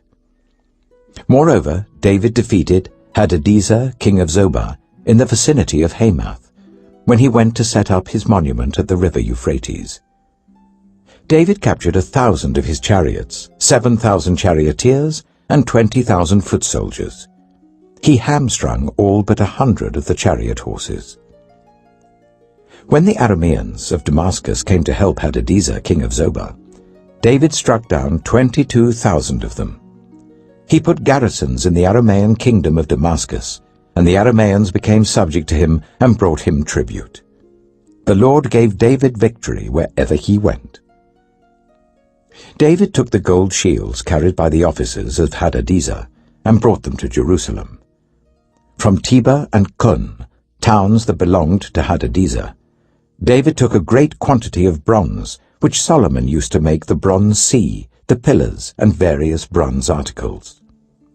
When Tou, king of Hamath, heard that David had defeated the entire army of Hadadezer, king of Zobah, he sent his son Hadoram to King David to greet him and congratulate him on his victory in battle over Hadadezer, who had been at war with Tou. Hadoram brought all kinds of articles of gold, of silver, and of bronze. King David dedicated these articles to the Lord, as he had done with the silver and gold he had taken from all these nations, Edom and Moab, the Ammonites and the Philistines, and Amalek. Abishai, son of Zeruiah, struck down 18,000 Edomites in the valley of Salt.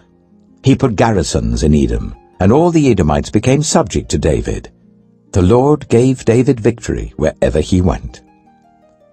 David reigned over all Israel, doing what was just and right for all his people. Joab, son of Zeruiah, was over the army. Jehoshaphat, son of Ahilud, was recorder. Zadok, son of Ahitub, and Ahimelech, son of Abiathar, were priests. Shavshah was secretary. Benaiah, son of Jehoiada, was over the Kerethites and Pelethites. and David's sons were chief officials at the king's side. 1 Chronicles chapter 19. In the course of time, Nahash, king of the Ammonites, died, and his son succeeded him as king. David thought, I will show kindness to Hanun, son of Nahash, because his father showed kindness to me. So David sent a delegation to express his sympathy to Hanun concerning his father. When David's envoys came to Hanun, in the land of the Ammonites, to express sympathy to him, the Ammonite commanders said to Hanun, Do you think David is honoring your father by sending envoys to you to express sympathy? Haven't his envoys come to you only to explore and spy out the country and overthrow it? So Hanun seized David's envoys, shaved them, cut off their garments at the buttocks, and sent them away. When someone came and told David about the men, he sent messengers to meet them, for they were greatly humiliated. The king said, Stay at Jericho till your beards have grown, and then come back. When the Ammonites realized that they had become obnoxious to David, Hanun and the Ammonites sent 1,000 talents of silver to hire chariots and charioteers from Aram Naharaim, Aram Maacah, and Zobah. They hired 32,000 chariots and charioteers, as well as the king of Maacah with his troops, who came and camped near Medeba, while the Ammonites were mustered from their towns and moved out for battle. On hearing this, David sent Joab out with the entire army of fighting men. The Ammonites came out and drew up in battle formation at the entrance to their city, while the kings who had come were by themselves in the open country. Joab saw that there were battle lines in front of him and behind him, so he selected some of the best troops in Israel and deployed them against the Arameans. He put the rest of the men under the command of Abishai his brother, and they were deployed against the Ammonites. Joab said, If the Arameans are too strong for me, then you are to rescue me. But if the Ammonites are too strong for you, then I will rescue you. Be strong. Let us fight bravely for our people and the cities of our God. The Lord will do what is good in his sight. Then Joab and the troops with him advanced to fight the Arameans, and they fled before him. When the Ammonites realized that the Arameans were fleeing, they too fled before his brother Abishai and went inside the city. So Joab went back to Jerusalem. After the Arameans saw that they had been routed by Israel, they sent messengers and had Arameans brought from beyond the river Euphrates, with Shophak, the commander of Hadadezer's army, leading them. When David was told of this, he gathered all Israel and crossed the Jordan. He advanced against them and formed his battle lines opposite them. David formed his lines to meet the Arameans in battle, and they fought against him. But they fled before Israel, and David killed 7,000 of their charioteers and 40,000 of their foot soldiers. He also killed Shophak, the commander of their army. When the vassals of Hadadezer saw that they had been routed by Israel, they made peace with David and became subject to him. So the Arameans were not willing to help the Ammonites any more. 1 Chronicles chapter 20. In the spring, at the time when kings go off to war, Joab led out the armed forces. He laid waste the land of the Ammonites and went to Rabbah and besieged it, but David remained in Jerusalem. Joab attacked Rabbah and left it in ruins. David took the crown from the head of their king. Its weight was found to be a talent of gold, and it was set with precious stones, and it was placed on David's head. He took a great quantity of plunder from the city, and brought out the people who were there, consigning them to labor with saws and with iron picks and axes. David did this to all the Ammonite towns. Then David and his entire army returned to Jerusalem. In the course of time, war broke out with the Philistines at Gezer. At that time, Sibbecai the Hushathite killed Sippai, one of the descendants of the Rephaites, and the Philistines were subjugated. In another battle with the Philistines, Elhanan, son of Jair, killed Lahmi, the brother of Goliath the Gittite, who had a spear with a shaft like a weaver's rod. In still another battle, which took place at Gath, There was a huge man with 6 fingers on each hand and 6 toes on each foot, 24 in all. He also was descended from Rapha. When he taunted Israel, Jonathan, son of Shimea, David's brother, killed him. These were descendants of Rapha in Gath, and they fell at the hands of David and his men. 1 Chronicles chapter 21. Satan rose up against Israel and incited David to take a census of Israel. So David said to Joab and the commanders of the troops, "Go and count the Israelites from Beersheba to Dan. Then report back to me so that I may know how many there are." But Joab replied, "May the Lord multiply his troops 100 times over. My lord the king, are they not all my lord's subjects? Why does my lord want to do this? Why should he bring guilt on Israel?" The king's word, however, overruled Joab. So Joab left and went throughout Israel and then came back to Jerusalem. Joab reported the number of the fighting men to David. In all Israel there were 1,100,000 men who could handle a sword, including 470,000 in Judah.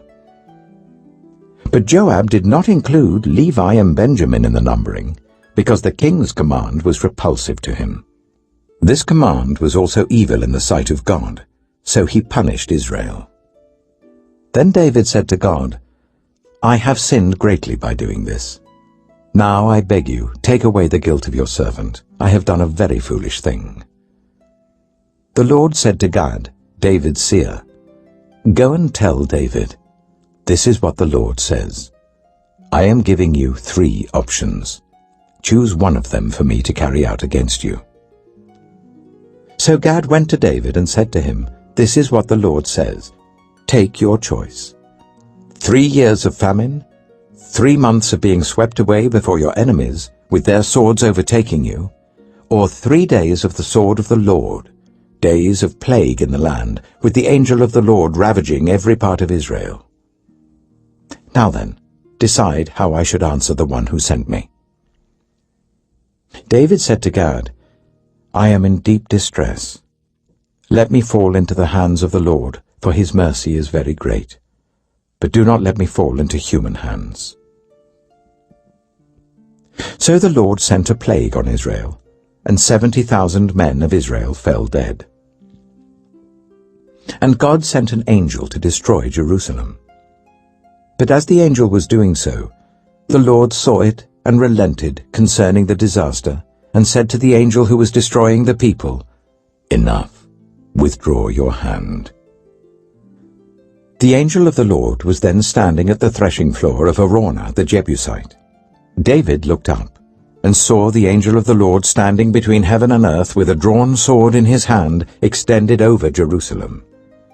Then David and the elders, clothed in sackcloth, fell face down. David said to God, "Was it not I who ordered the fighting men to be counted? I, the shepherd, have sinned and done wrong. These are but sheep. What have they done?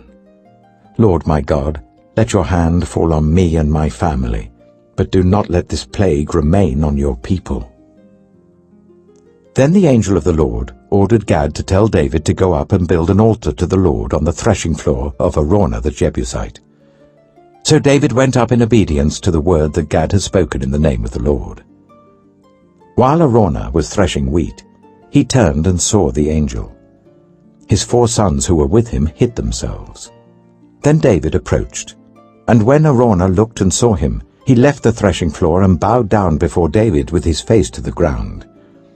David said to him, "Let me have the site of your threshing floor, so that I can build an altar to the Lord, that the plague on the people may be stopped. Sell it to me at the full price." Araunah said to David, "Take it. Let my lord the king do whatever pleases him. Look, I will give the oxen for the burnt offerings, the threshing sledges for the wood, and the wheat for the grain offering. I will give all this."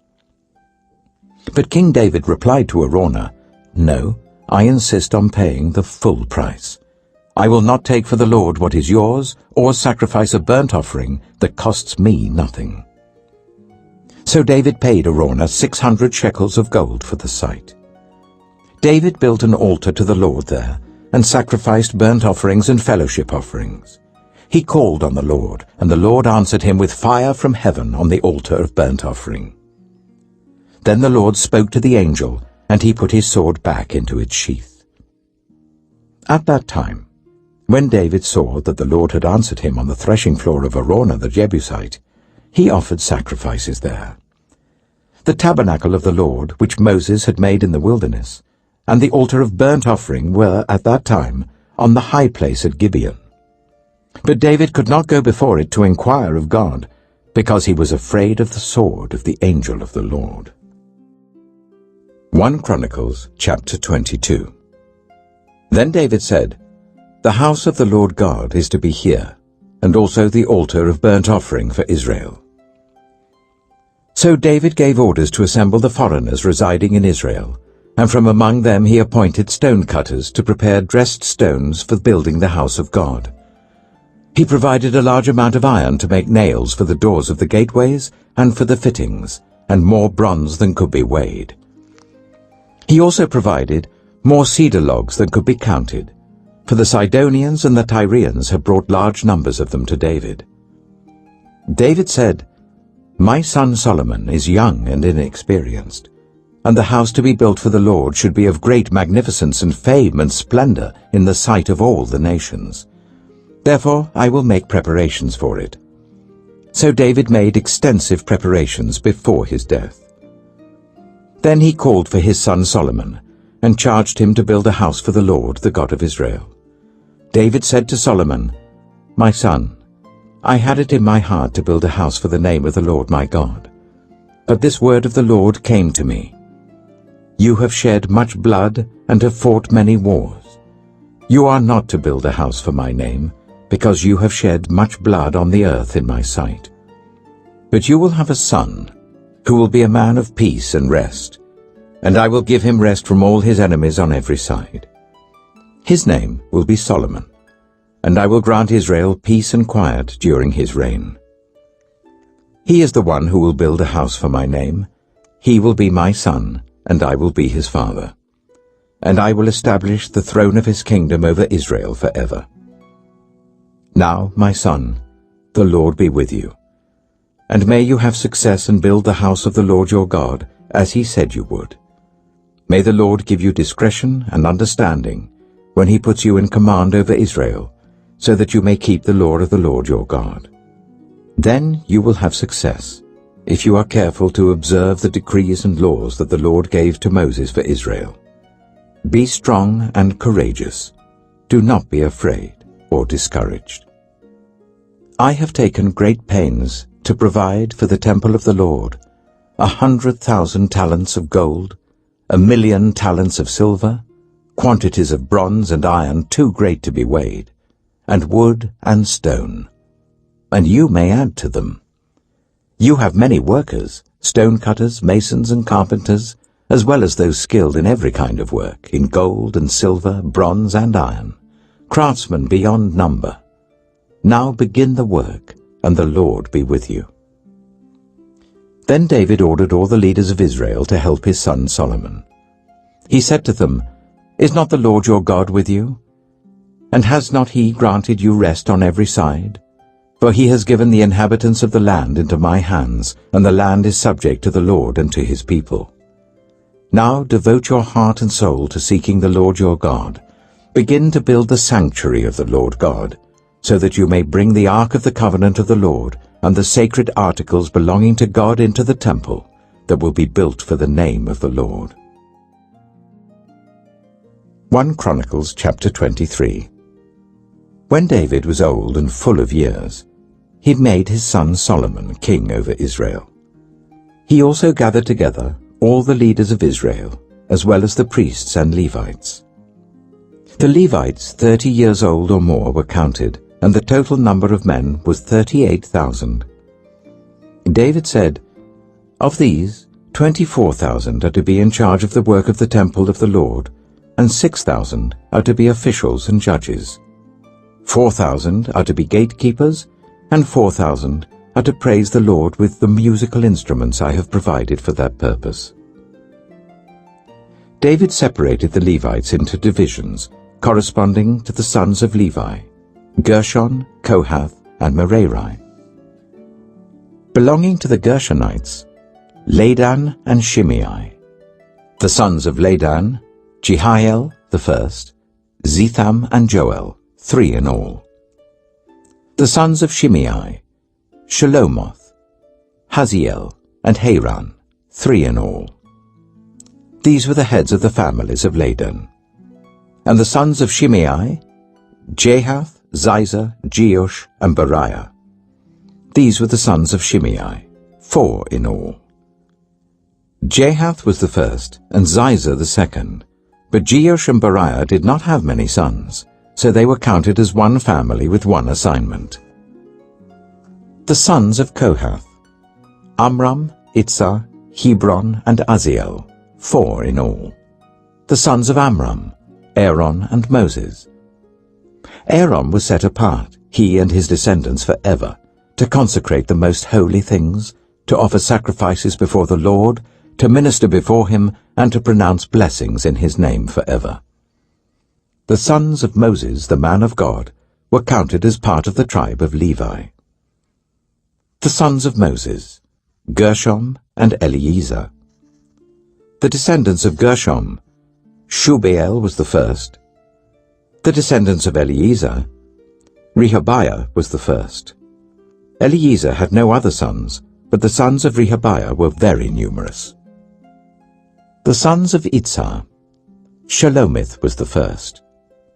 The sons of Hebron, Jeriah the first, Amariah the second, Jehaziel the third, and Jekameam the fourth. The sons of Uzziel, Micah the first, and Ishiah the second. The sons of Merari, Mahli and Mushi. The sons of Mahli, Eleazar and Kish. Eleazar died without having sons. He had only daughters. Their cousins, the sons of Kish, married them. The sons of Mushi, Mahli, Eder, and Jeremoth, 3 in all. These were the descendants of Levi by their families. The heads of families, as they were registered under their names and counted individually, that is, the workers 20 years old or more who served in the temple of the Lord. For David had said, "Since the Lord, the God of Israel, has granted rest to his people and has come to dwell in Jerusalem forever, the Levites no longer need to carry the tabernacle or any of the articles used in its service." According to the last instructions of David, the Levites were counted from those 20 years old or more. The duty of the Levites was to help Aaron's descendants in the service of the temple of the Lord, to be in charge of the courtyards, the side rooms, the purification of all sacred things, and the performance of other duties at the house of God. They were in charge of the bread set out on the table, the special flour for the grain offerings, the thin loaves made without yeast, the baking and the mixing, and all measurements of quantity and size. They were also to stand every morning to thank and praise the Lord. They were to do the same in the evening, and whenever burnt offerings were presented to the Lord on the Sabbaths, at the new moon feasts, and at the appointed festivals. They were to serve before the Lord regularly in the proper number and in the way prescribed for them. And so the Levites carried out their responsibilities for the tent of meeting, for the holy place, and under their relatives, the descendants of Aaron, for the service of the temple of the Lord. 1 Chronicles chapter 24. These were the divisions of the descendants of Aaron. The sons of Aaron were Nadab, Abihu, Eleazar, and Ithamar. But Nadab and Abihu died before their father did, and they had no sons. So Eleazar and Ithamar served as the priests.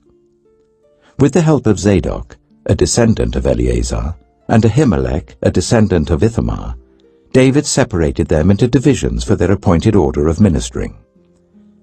A larger number of leaders were found among Eleazar's descendants than among Ithamar's, and they were divided accordingly. 16 heads of families from Eleazar's descendants, and 8 heads of families from Ithamar's descendants. They divided them impartially by casting lots, for there were officials of the sanctuary and officials of God among the descendants of both Eleazar and Ithamar. The scribe Shemaiah, son of Nethanel, a Levite, recorded their names in the presence of the king and of the officials. Zadok the priest, Ahimelech son of Abiathar, and the heads of families of the priests and of the Levites, one family being taken from Eleazar, and then one from Ithamar.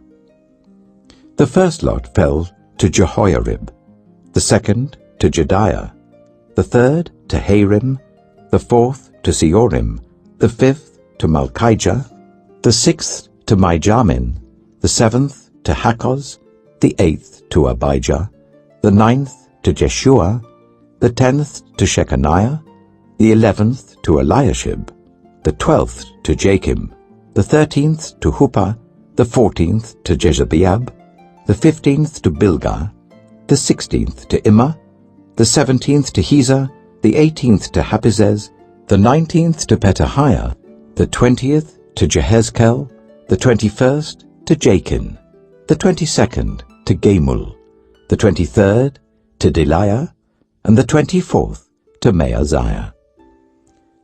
This was their appointed order of ministering when they entered the temple of the Lord, according to the regulations prescribed for them by their ancestor Aaron, as the Lord the God of Israel had commanded him. As for the rest of the descendants of Levi, from the sons of Amram, Shubael; from the sons of Shubael, Jediah. As for Rehabiah, from his sons, Ishiah was the first.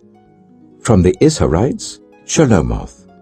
From the sons of Shelomoth, Jahath. The sons of Hebron, Jeriah the first, Amariah the second, Jehaziel the third, and Jekameam the fourth. The son of Aziel, Micah. From the sons of Micah, Shema, the brother of Micah, Ishiah. From the sons of Ishiah, Zechariah. The sons of Merari, Mahli and Mushai. The sons of Jehaziah, Beno. The sons of Merari, from Jehaziah, Beno, Shoham, Zakur, and Ibri. From Mahli, Eleazar, who had no sons. From Kish, the son of Kish, Jerahmeel. And the sons of Mushai, Mahli, Eder, and Jerimoth. These were the Levites according to their families. They also cast lots, just as their relatives, the descendants of Aaron, did, in the presence of King David, and of Zadok, Ahimelech, and the heads of families of the priests and of the Levites. The families of the eldest brother were treated the same as those of the youngest. 1 Chronicles chapter 25. David, together with the commanders of the army, set apart some of the sons of Asaph, Heman, and Jeduthun for the ministry of prophesying, accompanied by harps, lyres, and cymbals. Here is the list of the men who performed this service. From the sons of Asaph, Zakur, Joseph, Nethaniah, and Azarilah. The sons of Asaph were under the supervision of Asaph, who prophesied under the king's supervision. As for Jeduthun, and from his sons, Gedaliah, Zeri, Jeshiah, Shimei, Hashabiah, and Mattitiah, 6 in all, under the supervision of their father Jeduthun, who prophesied using the harp in thanking and praising the Lord. As for Heman, from his sons, Bukiah, Mattaniah, Uzziel, Shubael, and Jerimoth.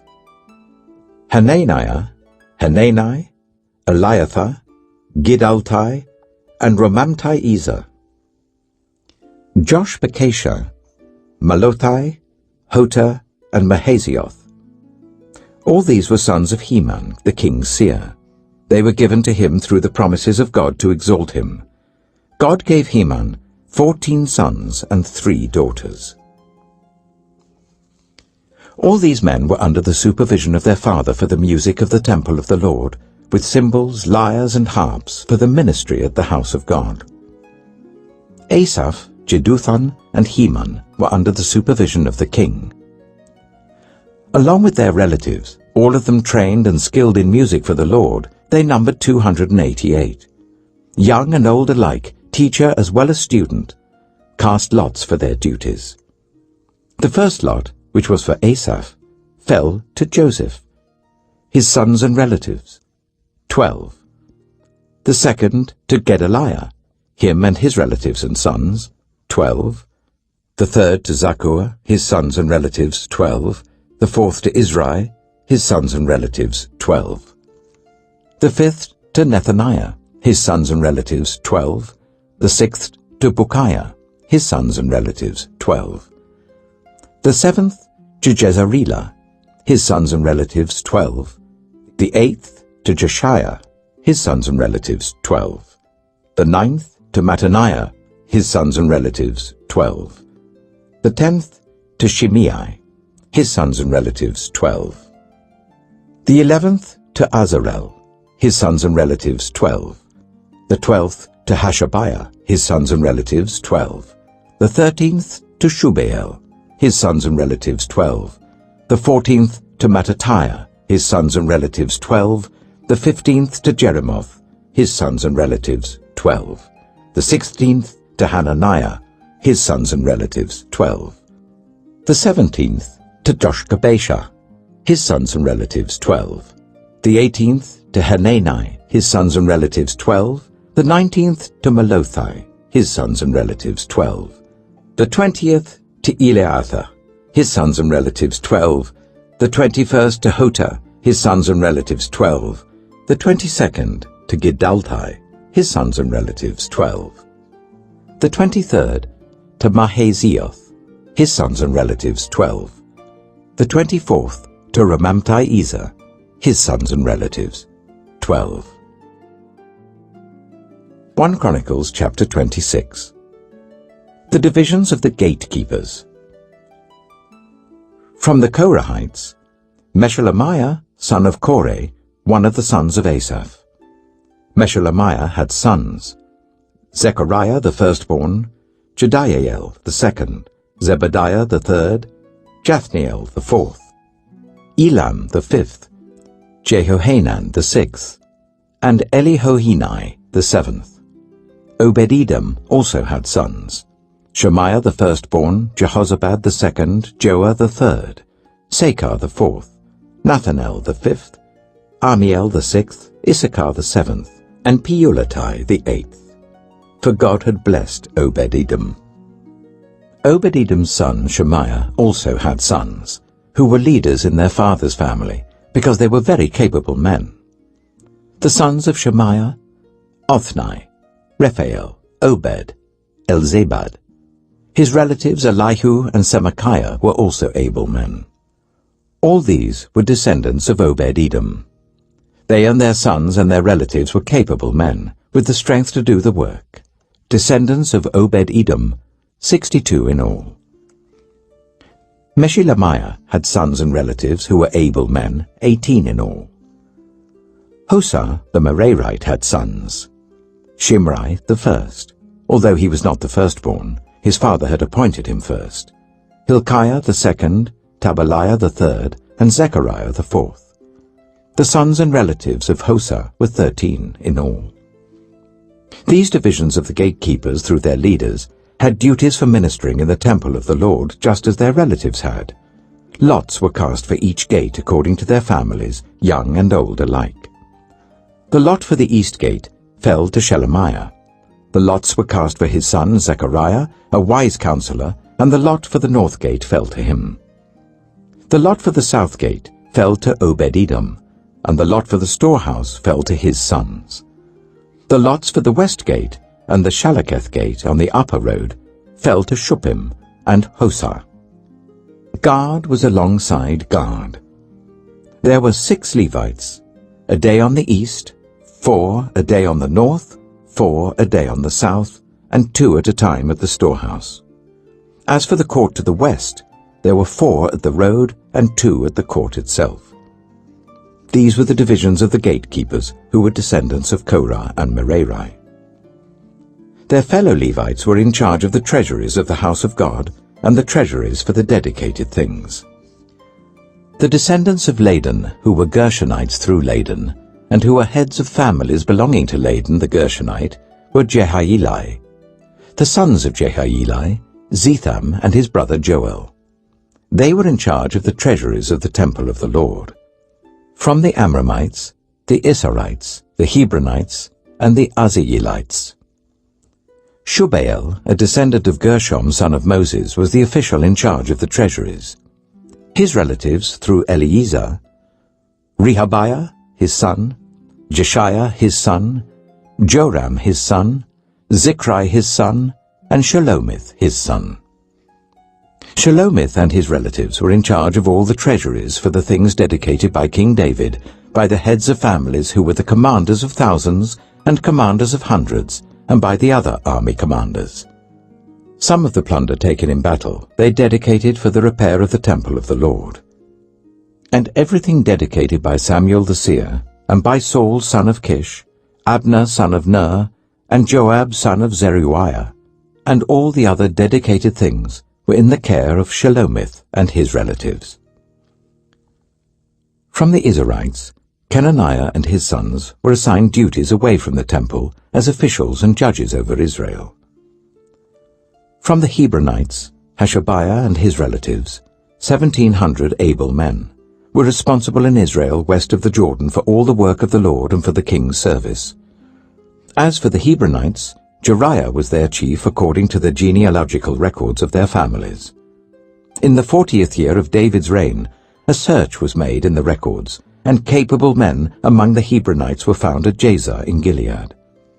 Jeriah had 2,700 relatives, who were able men and heads of families, and King David put them in charge of the Reubenites, the Gadites, and the half-tribe of Manasseh, for every matter pertaining to God and for the affairs of the king. 1 Chronicles chapter 27. This is the list of the Israelites, heads of families, commanders of thousands and commanders of hundreds, and their officers who served the king in all that concerned the army divisions that were on duty month by month throughout the year. Each division consisted of 24,000 men. In charge of the first division for the first month was Jashobeam, son of Zabdiel. There were 24,000 men in his division. He was a descendant of Perez and chief of all the army officers for the first month. In charge of the division for the second month was Dodai the Ahohite. Mikloth was the leader of his division. There were 24,000 men in his division. The third army commander for the third month was Benaiah son of Jehoiada the priest. He was chief, and there were 24,000 men in his division. This was the Benaiah who was a mighty warrior among the 30, and was over the 30. His son, Ammizabad, was in charge of his division. The fourth, for the fourth month, was Asahel, the brother of Joab. His son Zebadiah was his successor. There were 24,000 men in his division. The fifth, for the fifth month, was the commander Shamhuth, the Izrahite. There were 24,000 men in his division.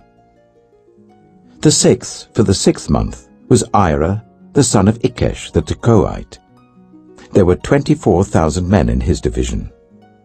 The seventh, for the seventh month, was Helez, the Pelonite, an Ephraimite. There were 24,000 men in his division. The eighth, for the eighth month, was Sibbecai, the Hushathite, a Zerahite. There were 24,000 men in his division. The ninth, for the ninth month, was Abiezer, the Anathothite, a Benjaminite. There were 24,000 men in his division. The 10th, for the 10th month, was Maharai, the Netophathite, a Zerahite. There were 24,000 men in his division. The 11th, for the 11th month, was Benaiah, the Pirathonite, an Ephraimite. There were 24,000 men in his division. The 12th, for the 12th month, was Heldai, the Netophathite, from the family of Othniel. There were 24,000 men in his division. The leaders of the tribes of Israel.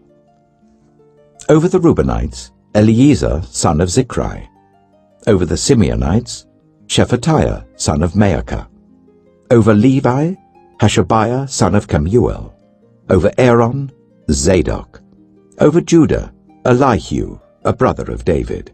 Over Issachar, Omri, son of Michael. Over Zebulun, Ishmaiah, son of Obadiah. Over Naphtali, Jeremoth, son of Azriel.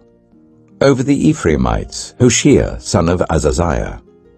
Over half the tribe of Manasseh, Joel, son of Pedaiah.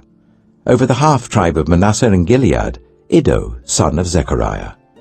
Over Benjamin, Jehaziel, son of Abner. Over Dan, Azarel, son of Jeroham. These were the leaders of the tribes of Israel. David did not take the number of the men 20 years old or less, because the Lord had promised to make Israel as numerous as the stars in the sky. Joab, son of Zeruiah, began to count the men but did not finish. God's wrath came on Israel on account of this numbering, and the number was not entered in the book of the annals of King David. Asmaveth, son of Adiel, was in charge of the royal storehouses. Jonathan, son of Uzziah, was in charge of the storehouses in the outlying districts, in the towns, the villages, and the watchtowers.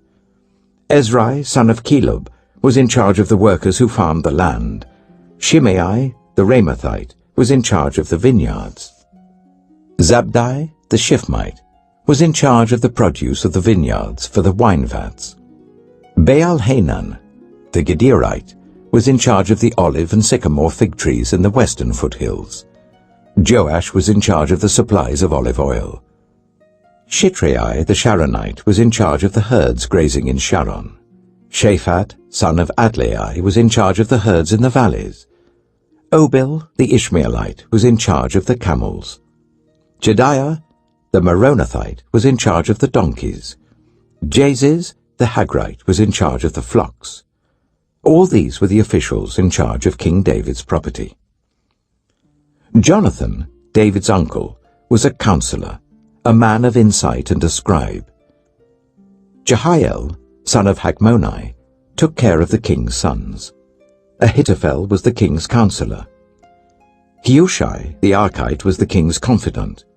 Ahithophel was succeeded by Jehoiada, son of Benaiah, and by Abiathar. Joab was the commander of the royal army. 1 Chronicles chapter 28.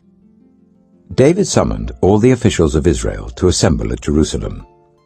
The officers over the tribes, the commanders of the divisions in the service of the king, the commanders of thousands and commanders of hundreds, and the officials in charge of all the property and livestock belonging to the king and his sons, together with the palace officials, the warriors, and all the brave fighting men.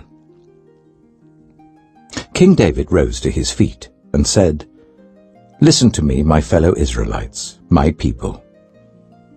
I had it in my heart to build a house as a place of rest for the ark of the covenant of the Lord, for the footstool of our God. And I made plans to build it. But God said to me, 'You are not to build a house for my name, because you are a warrior and have shed blood.' Yet the Lord, the God of Israel, chose me from my whole family to be king over Israel forever. He chose Judah as leader, and from the tribe of Judah he chose my family, and from my father's sons he was pleased to make me king over all Israel. Of all my sons, and the Lord has given me many, he has chosen my son Solomon to sit on the throne of the kingdom of the Lord over Israel. He said to me, 'Solomon, your son, is the one who will build my house and my courts, for I have chosen him to be my son, and I will be his father. I will establish his kingdom forever, if he is unswerving in carrying out my commands and laws, as is being done at this time.' So now I charge you in the sight of all Israel, and of the assembly of the Lord, and in the hearing of our God, be careful to follow all the commands of the Lord your God, that you may possess this good land, and pass it on as an inheritance to your descendants forever. And you, my son Solomon, acknowledge the God of your father, and serve him with wholehearted devotion and with a willing mind, for the Lord searches every heart and understands every desire and every thought. If you seek him, he will be found by you. But if you forsake him, he will reject you forever. Consider now, for the Lord has chosen you to build a house as the sanctuary. Be strong and do the work." Then David gave his son Solomon the plans for the portico of the temple, its buildings, its storerooms, its upper parts, its inner rooms, and the place of atonement. He gave him the plans of all that the Spirit had put in his mind, for the courts of the temple of the Lord and all the surrounding rooms, for the treasuries of the temple of God, and for the treasuries of the dedicated things. He gave him instructions for the divisions of the priests and the Levites, and for all the work of serving in the temple of the Lord, as well as for all the articles to be used in its service. He designated the weight of gold for all the gold articles to be used in various kinds of service, and the weight of the silver for all the silver articles to be used in various kinds of service. The weight of gold for the gold lampstands and their lamps, with the weight for each lampstand and its lamps, and the weight of silver for each silver lampstand and its lamps, according to the use of each lampstand. The weight of gold for each table for consecrated bread, the weight of silver for the silver tables, the weight of pure gold for the forks, sprinkling bowls and pitchers, the weight of gold for each gold dish, the weight of silver for each silver dish, and the weight of the refined gold for the altar of incense. He also gave him the plan for the chariot, that is, the cherubim of gold that spread their wings and overshadow the ark of the covenant of the Lord. All this, David said, I have in writing as a result of the Lord's hand on me, and he enabled me to understand all the details of the plan. David also said to Solomon his son, Be strong and courageous and do the work. Do not be afraid or discouraged, for the Lord God, my God, is with you. He will not fail you or forsake you until all the work for the service of the temple of the Lord is finished. The divisions of the priests and Levites are ready for all the work on the temple of God, and every willing person skilled in any craft will help you in all the work. The officials and all the people will obey your every command. 1 Chronicles chapter 29. Then King David said to the whole assembly, My son Solomon, the one whom God has chosen, is young and inexperienced. The task is great, because this palatial structure is not for man, but for the Lord God. With all my resources, I have provided for the temple of my God. Gold for the gold work, silver for the silver, bronze for the bronze, iron for the iron, wood for the wood, as well as onyx for the settings, turquoise stones of various colors, and all kinds of fine stone and marble.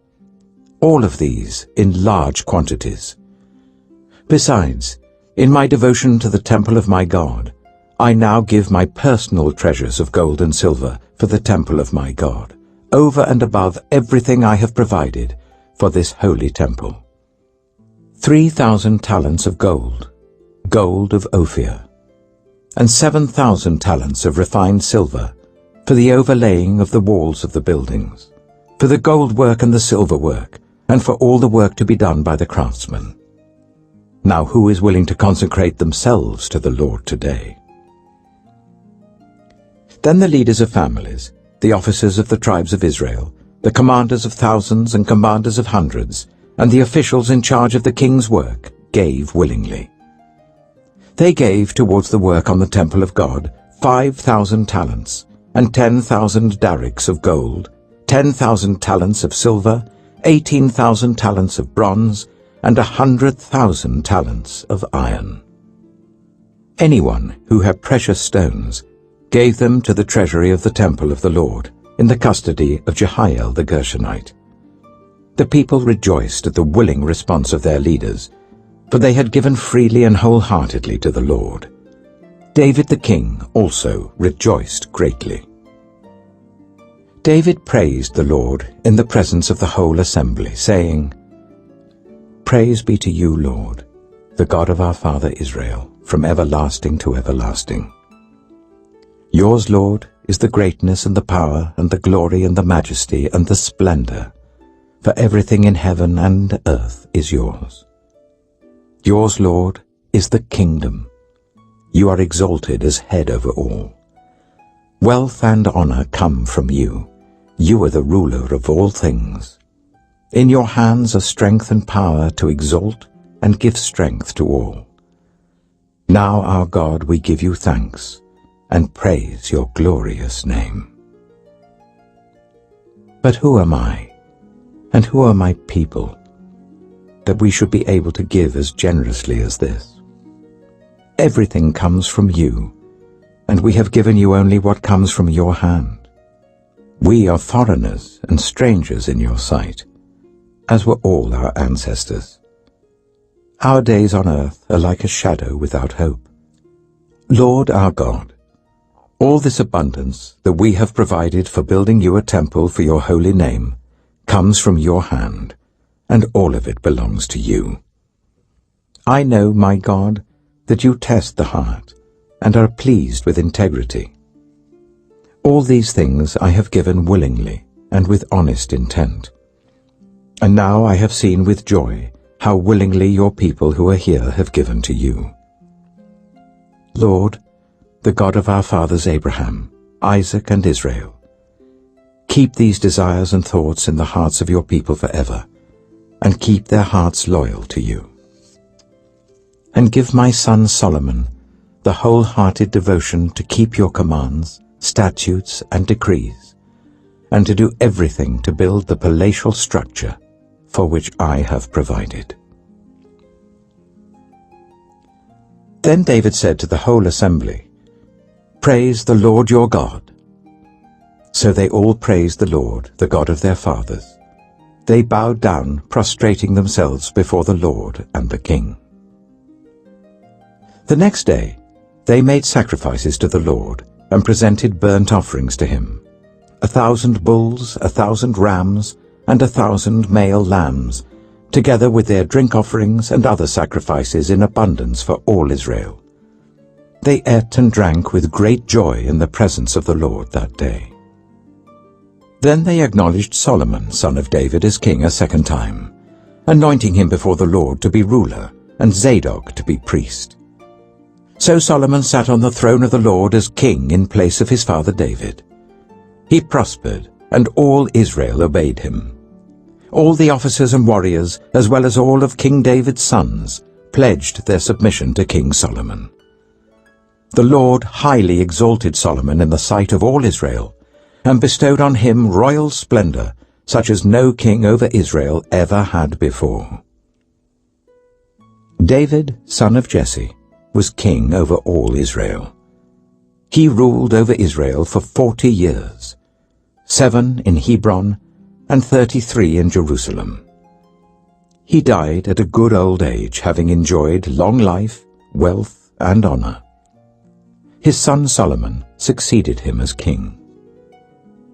As for the events of King David's reign, from beginning to end, they are written in the records of Samuel the seer, the records of Nathan the prophet, and the records of Gad the seer, together with the details of his reign and power, and the circumstances that surrounded him and Israel, and the kingdoms of all the other lands.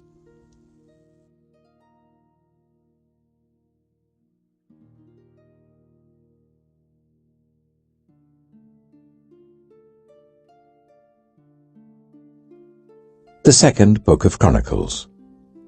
2 Chronicles, chapter 1. Solomon, son of David, established himself firmly over his kingdom, for the Lord his God was with him, and made him exceedingly great. Then Solomon spoke to all Israel, to the commanders of thousands and commanders of hundreds, to the judges and to all the leaders in Israel, the heads of families. And Solomon and the whole assembly went to the high place at Gibeon, for God's tent of meeting was there, which Moses the Lord's servant had made in the wilderness. Now David had brought up the ark of God from Kiriath-Jearim to the place he had prepared for it, because he had pitched a tent for it in Jerusalem. But the bronze altar that Bezalel, son of Uri, son of Hur, had made, was in Gibeon in front of the tabernacle of the Lord. So Solomon and the assembly inquired of him there. Solomon went up to the bronze altar before the Lord in the tent of meeting and offered 1,000 burnt offerings on it. That night God appeared to Solomon and said to him, "Ask for whatever you want me to give you." Solomon answered God, "You have shown great kindness to David my father, and have made me king in his place.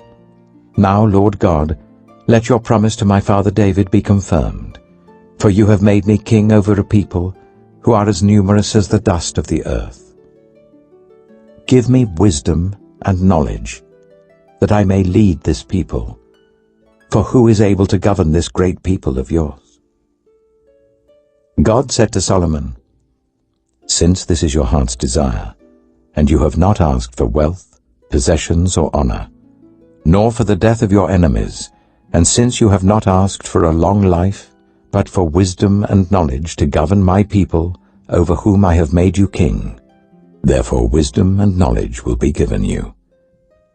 And I will also give you wealth, possessions, and honor, such as no king who was before you ever had, and none after you will have."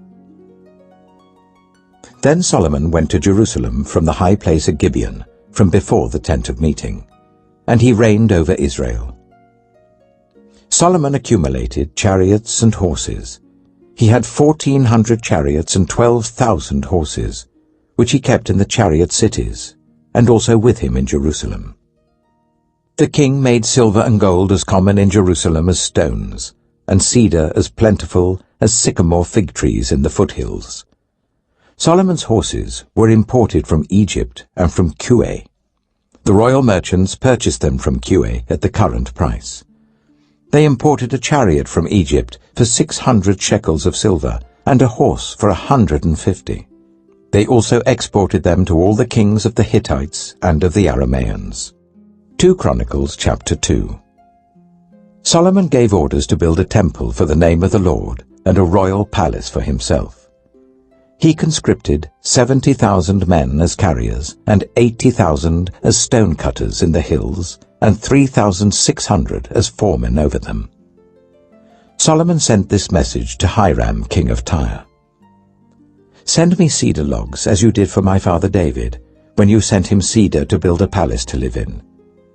Now I am about to build a temple for the name of the Lord my God, and to dedicate it to him for burning fragrant incense before him, for setting out the consecrated bread regularly, and for making burnt offerings every morning and evening, and on the Sabbaths, at the new moons, and at the appointed festivals of the Lord our God. This is a lasting ordinance for Israel.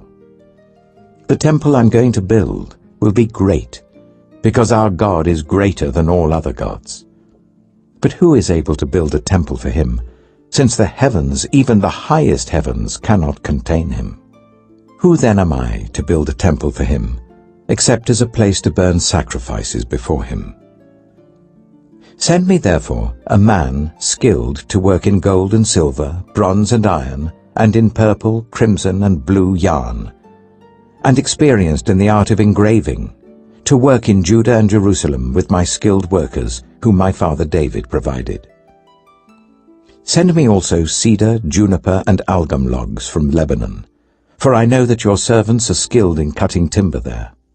My servants shall work with yours, to provide me with plenty of timber, because the temple I build must be large and magnificent. I will give your servants, the woodsmen who cut the timber, 20,000 cors of ground wheat, 20,000 cors of barley, 20,000 baths of wine, and 20,000 baths of olive oil." Hiram, king of Tyre, replied by letter to Solomon, "Because the Lord loves his people, he has made you their king." And Hiram added, "Praise be to the Lord, the God of Israel, who made heaven and earth. He has given King David a wise son, endowed with intelligence and discernment, who will build a temple for the Lord and a palace for himself. I am sending you Huram-Abi, a man of great skill, whose mother was from Dan, and whose father was from Tyre. He is trained to work in gold and silver, bronze and iron, stone and wood, and with purple and blue and crimson yarn, and fine linen. He is experienced in all kinds of engraving, and can execute any design given to him. He will work with your skilled workers and with those of my lord David your father. Now let my lord send his servants the wheat and barley and the olive oil and wine he promised, and we will cut all the logs from Lebanon that you need, and will float them as rafts by sea down to Joppa. You can then take them up to Jerusalem." Solomon took a census of all the foreigners residing in Israel, after the census his father David had taken. And they were found to be 153,600. He assigned 70,000 of them to be carriers, and 80,000 to be stone cutters in the hills, with 3,600 foremen over them to keep the people working. 2 Chronicles chapter 3. Then Solomon began to build the temple of the Lord in Jerusalem on Mount Moriah, where the Lord had appeared to his father David. It was on the threshing floor of Araunah the Jebusite, the place provided by David. He began building on the 2nd day of the 2nd month in the 4th year of his reign. The foundation Solomon laid for building the temple of God was 60 cubits long and 20 cubits wide, using the cubit of the old standard. The portico at the front of the temple was 20 cubits long across the width of the building and 20 cubits high. He overlaid the inside with pure gold. He paneled the main hall with juniper and covered it with fine gold and decorated it with palm tree and chain designs. He adorned the temple with precious stones, and the gold he used was gold of Parvaim. He overlaid the ceiling beams, door frames, walls and doors of the temple with gold, and he carved cherubim on the walls. He built the most holy place, its length corresponding to the width of the temple, 20 cubits long and 20 cubits wide. He overlaid the inside with 600 talents of fine gold. The gold nails weighed 50 shekels. He also overlaid the upper parts with gold. For the most holy place, he made a pair of sculptured cherubim and overlaid them with gold. The total wingspan of the cherubim was 20 cubits. One wing of the first cherub was 5 cubits long and touched the temple wall, while its other wing, also 5 cubits long, touched the wing of the other cherub. Similarly, one wing of the second cherub was 5 cubits long and touched the other temple wall, and its other wing, also 5 cubits long, touched the wing of the first cherub. The wings of these cherubim extended 20 cubits. They stood on their feet, facing the main hall. He made the curtain of blue, purple, and crimson yarn and fine linen, with cherubim worked into it. For the front of the temple, he made 2 pillars, which together were 35 cubits long, each with a capital 5 cubits high. He made interwoven chains and put them on top of the pillars. He also made 100 pomegranates and attached them to the chains. He erected the pillars in the front of the temple, one to the south and one to the north. The one to the south he named Jachin, and the one to the north, Boaz. 2 Chronicles chapter 4. He made a bronze altar, 20 cubits long, 20 cubits wide, and 10 cubits high. He made the sea of cast metal, circular in shape, measuring 10 cubits from rim to rim and 5 cubits high. It took a line of 30 cubits to measure round it. Below the rim, figures of bulls encircled it, 10 to a cubit. The bulls were cast in 2 rows in one piece with the sea. The sea stood on 12 bulls, 3 facing north, 3 facing west, 3 facing south, and 3 facing east. The sea rested on top of them, and their hind quarters were towards the center. It was a hand-breadth in thickness, and its rim was like the rim of a cup, like a lily blossom. It held 3,000 baths. He then made 10 basins for washing, and placed 5 on the south side and 5 on the north.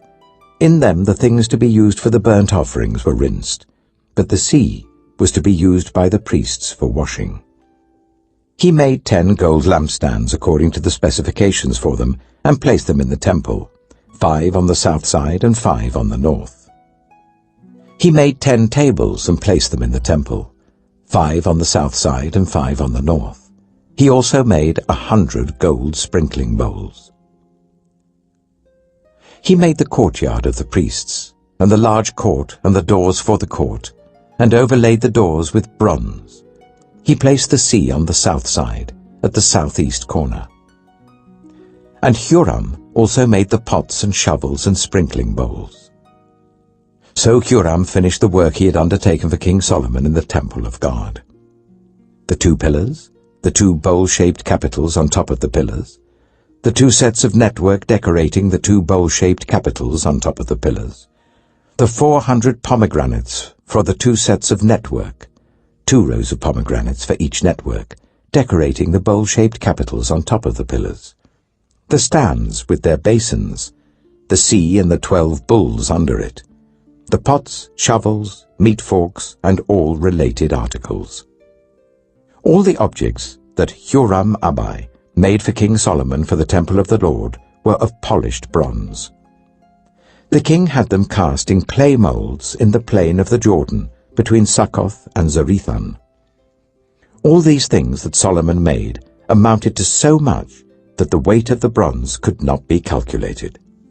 Solomon also made all the furnishings that were in God's temple, the golden altar, the tables on which was the bread of the presence, the lampstands of pure gold with their lamps, to burn in front of the inner sanctuary as prescribed, the gold floral work, and lamps and tongs. They were solid gold. The pure gold wick trimmers, sprinkling bowls, dishes, and censers, and the gold doors of the temple, the inner doors to the most holy place, and the doors of the main hall. 2 Chronicles chapter 5. When all the work Solomon had done for the temple of the Lord was finished, he brought in the things his father David had dedicated, the silver and gold and all the furnishings, and he placed them in the treasuries of God's temple. Then Solomon summoned to Jerusalem the elders of Israel, all the heads of the tribes and the chiefs of the Israelite families, to bring up the ark of the Lord's covenant from Zion, the city of David. And all the Israelites came together to the king at the time of the festival, in the 7th month. When all the elders of Israel had arrived, the Levites took up the ark, and they brought up the ark and the tent of meeting and all the sacred furnishings in it. The Levitical priests carried them up, and King Solomon and the entire assembly of Israel that had gathered about him were before the ark, sacrificing so many sheep and cattle that they could not be recorded or counted. The priests then brought the ark of the Lord's covenant to its place in the inner sanctuary of the temple, the most holy place, and put it beneath the wings of the cherubim. The cherubim spread their wings over the place of the ark and covered the ark and its carrying poles. These poles were so long that their ends extending from the ark could be seen from in front of the inner sanctuary, but not from outside the holy place, and they are still there today. There was nothing in the ark except the 2 tablets that Moses had placed in it at Horeb, where the Lord made a covenant with the Israelites after they came out of Egypt. The priests then withdrew from the holy place. All the priests who were there had consecrated themselves, regardless of their divisions. All the Levites who were musicians, Asaph, Heman, Jeduthun, and their sons and relatives, stood on the east side of the altar, dressed in fine linen and playing cymbals, harps, and lyres. They were accompanied by 120 priests sounding trumpets. The trumpeters and musicians joined in unison to give praise and thanks to the Lord. Accompanied by trumpets, cymbals, and other instruments, the singers raised their voices in praise to the Lord and sang, "He is good. His love endures forever." Then the temple of the Lord was filled with the cloud, and the priests could not perform their service because of the cloud, for the glory of the Lord filled the temple of God. 2 Chronicles chapter 6. Then Solomon said, "The Lord has said that he would dwell in a dark cloud. I have built a magnificent temple for you, a place for you to dwell forever." While the whole assembly of Israel was standing there, the king turned round and blessed them. Then he said, "Praise be to the Lord, the God of Israel, who with his hands has fulfilled what he promised with his mouth to my father David. For he said, Since the day I brought my people out of Egypt, I have not chosen a city in any tribe of Israel to have a temple built, so that my name might be there, nor have I chosen anyone to be ruler over my people Israel. But now I have chosen Jerusalem for my name to be there, and I have chosen David to rule my people Israel. My father David had it in his heart to build a temple for the name of the Lord, the God of Israel. But the Lord said to my father David, You did well to have it in your heart to build a temple for my name. Nevertheless, you are not the one to build the temple, but your son, your own flesh and blood, he is the one who will build the temple for my name. The Lord has kept the promise he made.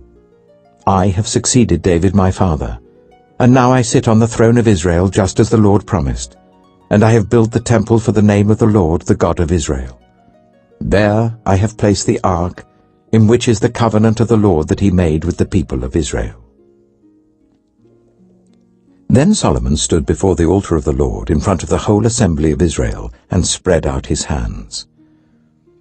Now he had made a bronze platform, 5 cubits long, 5 cubits wide, and 3 cubits high, and had placed it in the center of the outer court.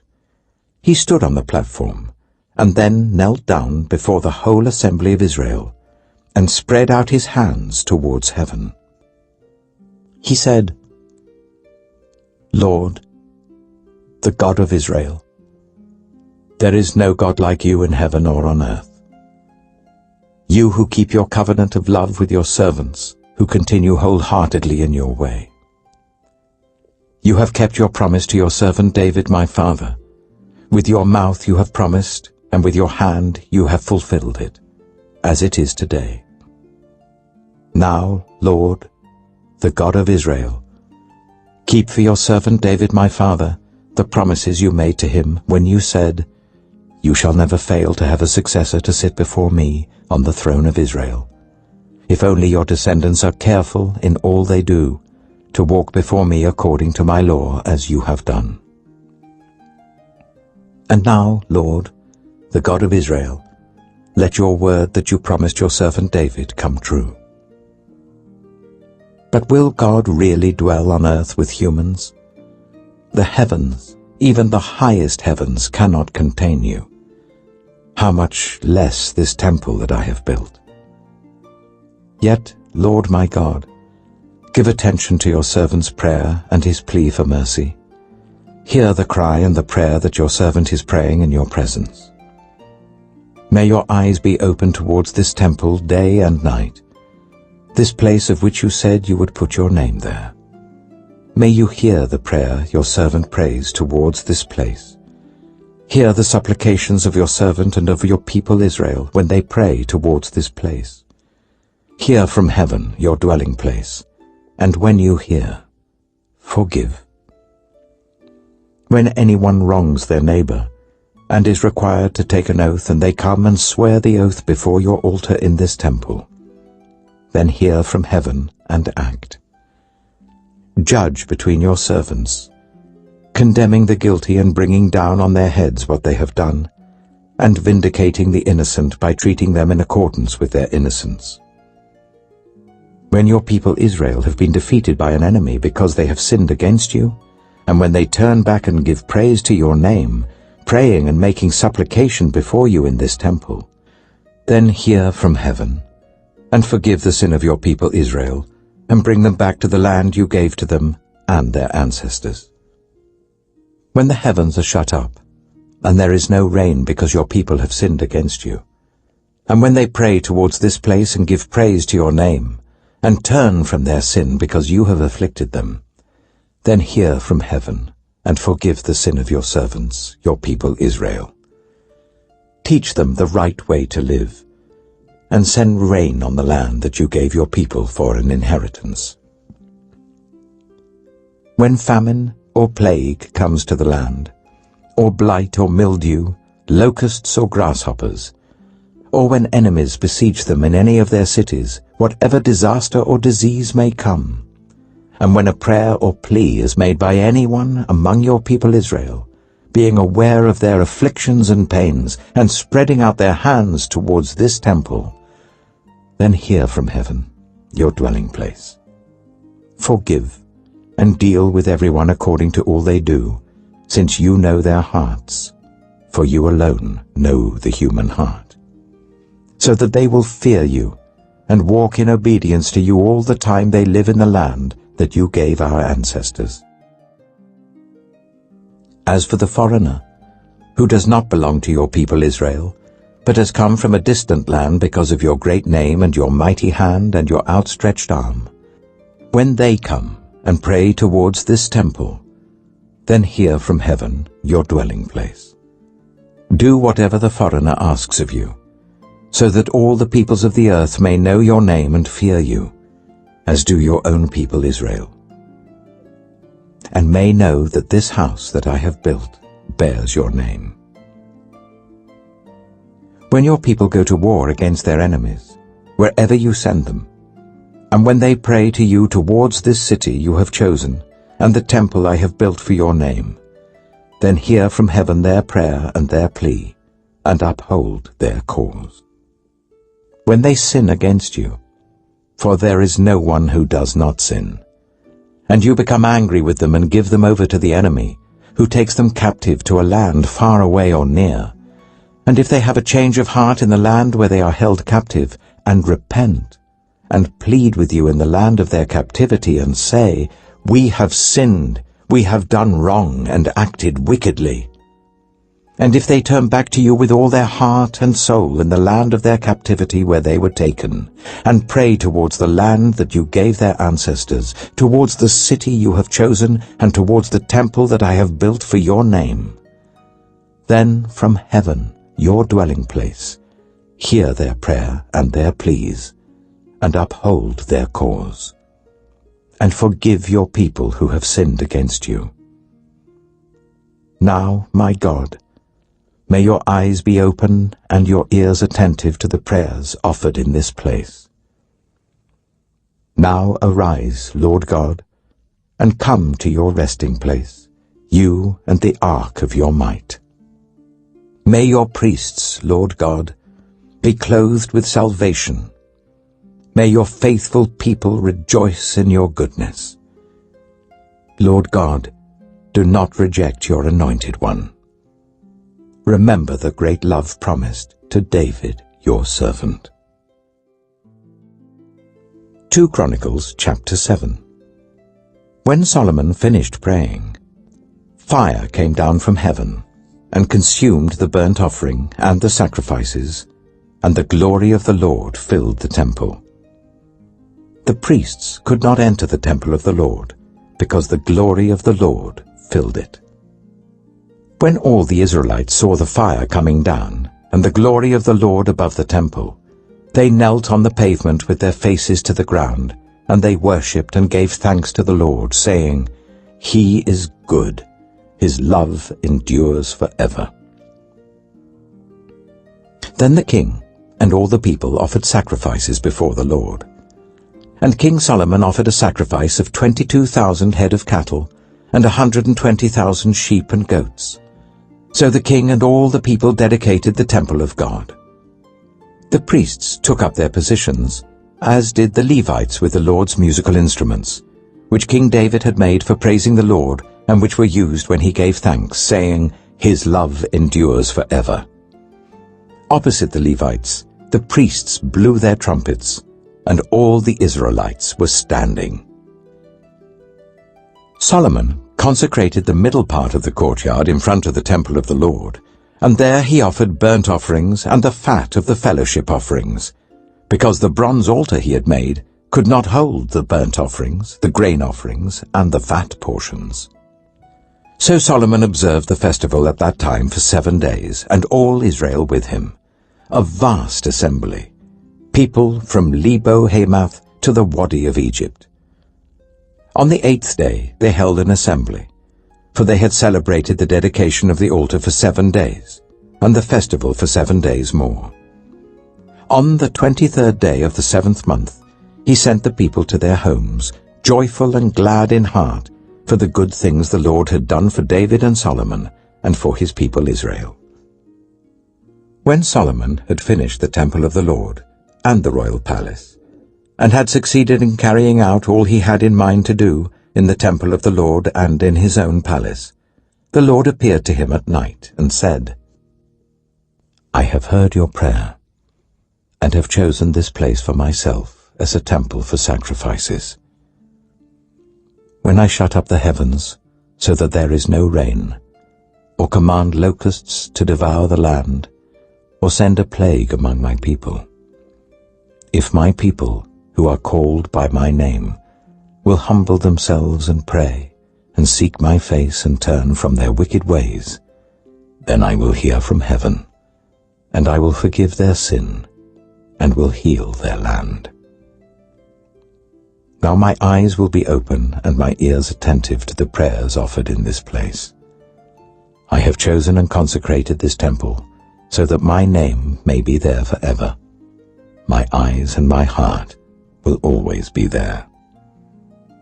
As for you, if you walk before me faithfully, as David your father did, and do all I command, and observe my decrees and laws, I will establish your royal throne as I covenanted with David your father when I said, You shall never fail to have a successor to rule over Israel. But if you turn away and forsake the decrees and commands I have given you, and go off to serve other gods and worship them, then I will uproot Israel from my land, which I have given them, and will reject this temple which I have consecrated for my name. I will make it a byword and an object of ridicule among all peoples. This temple will become a heap of rubble. All who pass by will be appalled and say, Why has the Lord done such a thing to this land and to this temple? People will answer, Because they have forsaken the Lord, the God of their ancestors, who brought them out of Egypt, and have embraced other gods, worshipping and serving them. That is why he brought all this disaster on them. 2 Chronicles chapter 8. At the end of 20 years, during which Solomon built the temple of the Lord and his own palace, Solomon rebuilt the villages that Hiram had given him and settled Israelites in them. Solomon then went to Hamath-zobah and captured it. He also built up Tadmor in the desert and all the store cities he had built in Hamath. He rebuilt Upper Beth-horon and Lower Beth-horon as fortified cities, with walls and with gates and bars, as well as Baalath and all his store cities, and all the cities for his chariots and for his horses. Whatever he desired to build in Jerusalem, in Lebanon, and throughout all the territory that he ruled. There were still people left from the Hittites, Amorites, Perizzites, Hivites, and Jebusites. These people were not Israelites. Solomon conscripted the descendants of all these people remaining in the land, whom the Israelites had not destroyed, to serve as slave labor, as it is to this day. But Solomon did not make slaves of the Israelites for his work. They were his fighting men, commanders of his captains, and commanders of his chariots and charioteers. They were also King Solomon's chief officials, 250 officials supervising the men. Solomon brought Pharaoh's daughter up from the city of David to the palace he had built for her, for he said, My wife must not live in the palace of King David of Israel, because the places the ark of the Lord has entered are holy. On the altar of the Lord that he built in front of the portico, Solomon sacrificed burnt offerings to the Lord, according to the daily requirements for offerings commanded by Moses for the Sabbaths, the new moons, and the 3 annual festivals, the festival of unleavened bread, the festival of weeks, and the festival of tabernacles. In keeping with the ordinance of his father David, he appointed the divisions of the priests for their duties, and the Levites to lead the praise, and to assist the priests according to each day's requirement. He also appointed the gatekeepers by divisions for the various gates, because this was what David the man of God had ordered. They did not deviate from the king's commands to the priests or to the Levites in any matter, including that of the treasuries. All Solomon's work was carried out, from the day the foundation of the temple of the Lord was laid until its completion. So the temple of the Lord was finished. Then Solomon went to Ezion-Geber and Elath on the coast of Edom. And Hiram sent him ships commanded by his own men, sailors who knew the sea. These, with Solomon's men, sailed to Ophir and brought back 450 talents of gold, which they delivered to King Solomon. 2 Chronicles chapter 9. When the Queen of Sheba heard of Solomon's fame, she came to Jerusalem to test him with hard questions. Arriving with a very great caravan, with camels carrying spices, large quantities of gold and precious stones, she came to Solomon and talked with him about all she had on her mind.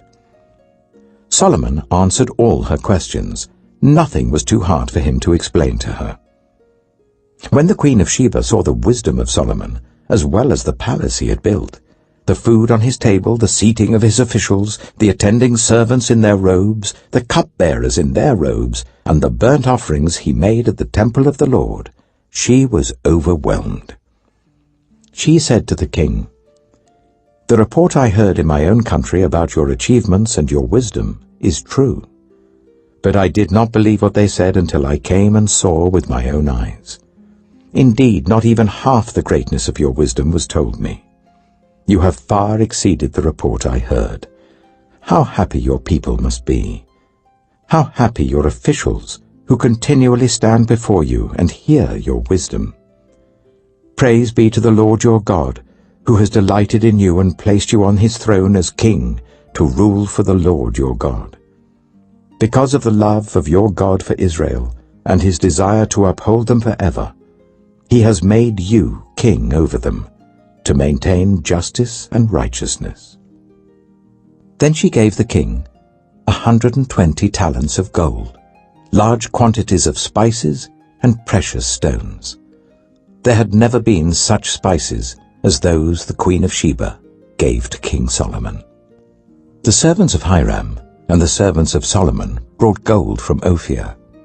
They also brought algum wood and precious stones. The king used the algum wood to make steps for the temple of the Lord and for the royal palace, and to make harps and lyres for the musicians. Nothing like them had ever been seen in Judah. King Solomon gave the Queen of Sheba all she desired and asked for. He gave her more than she had brought to him. Then she left and returned with her retinue to her own country.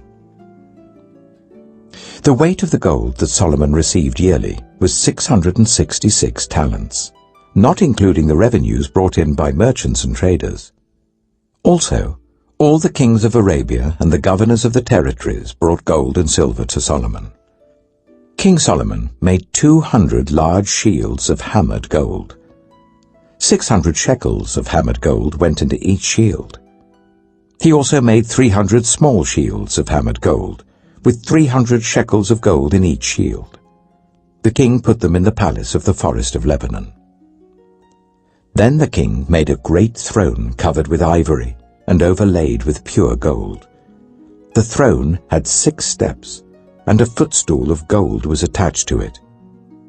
On both sides of the seat were armrests, with a lion standing beside each of them. 12 lions stood on the 6 steps, one at either end of each step. Nothing like it had ever been made for any other kingdom. All King Solomon's goblets were gold, and all the household articles in the palace of the forest of Lebanon were pure gold. Nothing was made of silver, because silver was considered of little value in Solomon's day. The king had a fleet of trading ships, manned by Hiram's servants. Once every 3 years it returned, carrying gold, silver, and ivory, and apes and baboons. King Solomon was greater in riches and wisdom than all the other kings of the earth. All the kings of the earth sought audience with Solomon to hear the wisdom God had put in his heart. Year after year, everyone who came brought a gift, articles of silver and gold, and robes, weapons, and spices, and horses and mules. Solomon had 4,000 stalls for horses and chariots, and 12,000 horses, which he kept in the chariot cities and also with him in Jerusalem. He ruled over all the kings from the river Euphrates to the land of the Philistines, as far as the border of Egypt. The king made silver as common in Jerusalem as stones, and cedar as plentiful as sycamore fig trees in the foothills. Solomon's horses were imported from Egypt and from all other countries. As for the other events of Solomon's reign, from beginning to end, are they not written in the records of Nathan the prophet, in the prophecy of Ahijah the Shilonite, and in the visions of Iddo the seer concerning Jeroboam son of Nebat? Solomon reigned in Jerusalem over all Israel for 40 years. Then he rested with his ancestors and was buried in the city of David his father. And Rehoboam his son succeeded him as king. 2 Chronicles chapter 10. Rehoboam went to Shechem, for all Israel had gone there to make him king. When Jeroboam son of Nebat heard this, he was in Egypt where he had fled from King Solomon. He returned from Egypt. So they sent for Jeroboam. And he and all Israel went to Rehoboam and said to him, "Your father put a heavy yoke on us, but now lighten the harsh labor and the heavy yoke he put on us, and we will serve you." Rehoboam answered, "Come back to me in 3 days." So the people went away. Then King Rehoboam consulted the elders who had served his father Solomon during his lifetime. "How would you advise me to answer these people?" he asked. They replied, "If you will be kind to these people and please them and give them a favorable answer, they will always be your servants." But Rehoboam rejected the advice the elders gave him and consulted the young men who had grown up with him and who were serving him. He asked them, "What is your advice? How should we answer these people who say to me, 'Lighten the yoke your father put on us'?" The young men who had grown up with him replied, "The people have said to you, 'Your father put a heavy yoke on us, but make our yoke lighter.' Now tell them, 'My little finger is thicker than my father's waist.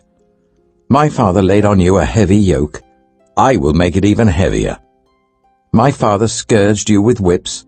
I will scourge you with scorpions." 3 days later, Jeroboam and all the people returned to Rehoboam as the king had said, "Come back to me in 3 days." The king answered them harshly, rejecting the advice of the elders. He followed the advice of the young men and said, "My father made your yoke heavy. I will make it even heavier. My father scourged you with whips. I will scourge you with scorpions." So the king did not listen to the people, for this turn of events was from God, to fulfill the word that the Lord had spoken to Jeroboam son of Nebat through Ahijah the Shilonite. When all Israel saw that the king refused to listen to them, they answered the king, "What share do we have in David? What part in Jesse's son? To your tents, Israel. Look after your own house, David." So all the Israelites went home. But as for the Israelites who were living in the towns of Judah, Rehoboam still ruled over them. King Rehoboam sent out Adoniram, who was in charge of forced labor. But the Israelites stoned him to death. King Rehoboam, however, managed to get into his chariot and escape to Jerusalem. So Israel has been in rebellion against the house of David to this day. 2 Chronicles chapter 11. When Rehoboam arrived in Jerusalem, he mustered Judah and Benjamin, 180,000 able young men, to go to war against Israel and to regain the kingdom for Rehoboam. But this word of the Lord came to Shemaiah the man of God. "Say to Rehoboam son of Solomon king of Judah, and to all Israel in Judah and Benjamin, this is what the Lord says. Do not go up to fight against your fellow Israelites. Go home, every one of you, for this is my doing." So they obeyed the words of the Lord and turned back from marching against Jeroboam. Rehoboam lived in Jerusalem and built up towns for defense in Judah: Bethlehem, Etam, Tekoa, Bethzur, Soko, Adullam, Gath, Marisha, Ziph, Adoraim, Lachish, Azekah, Zorah, Ajalon, and Hebron. These were fortified cities in Judah and Benjamin. He strengthened their defenses and put commanders in them, with supplies of food, olive oil, and wine.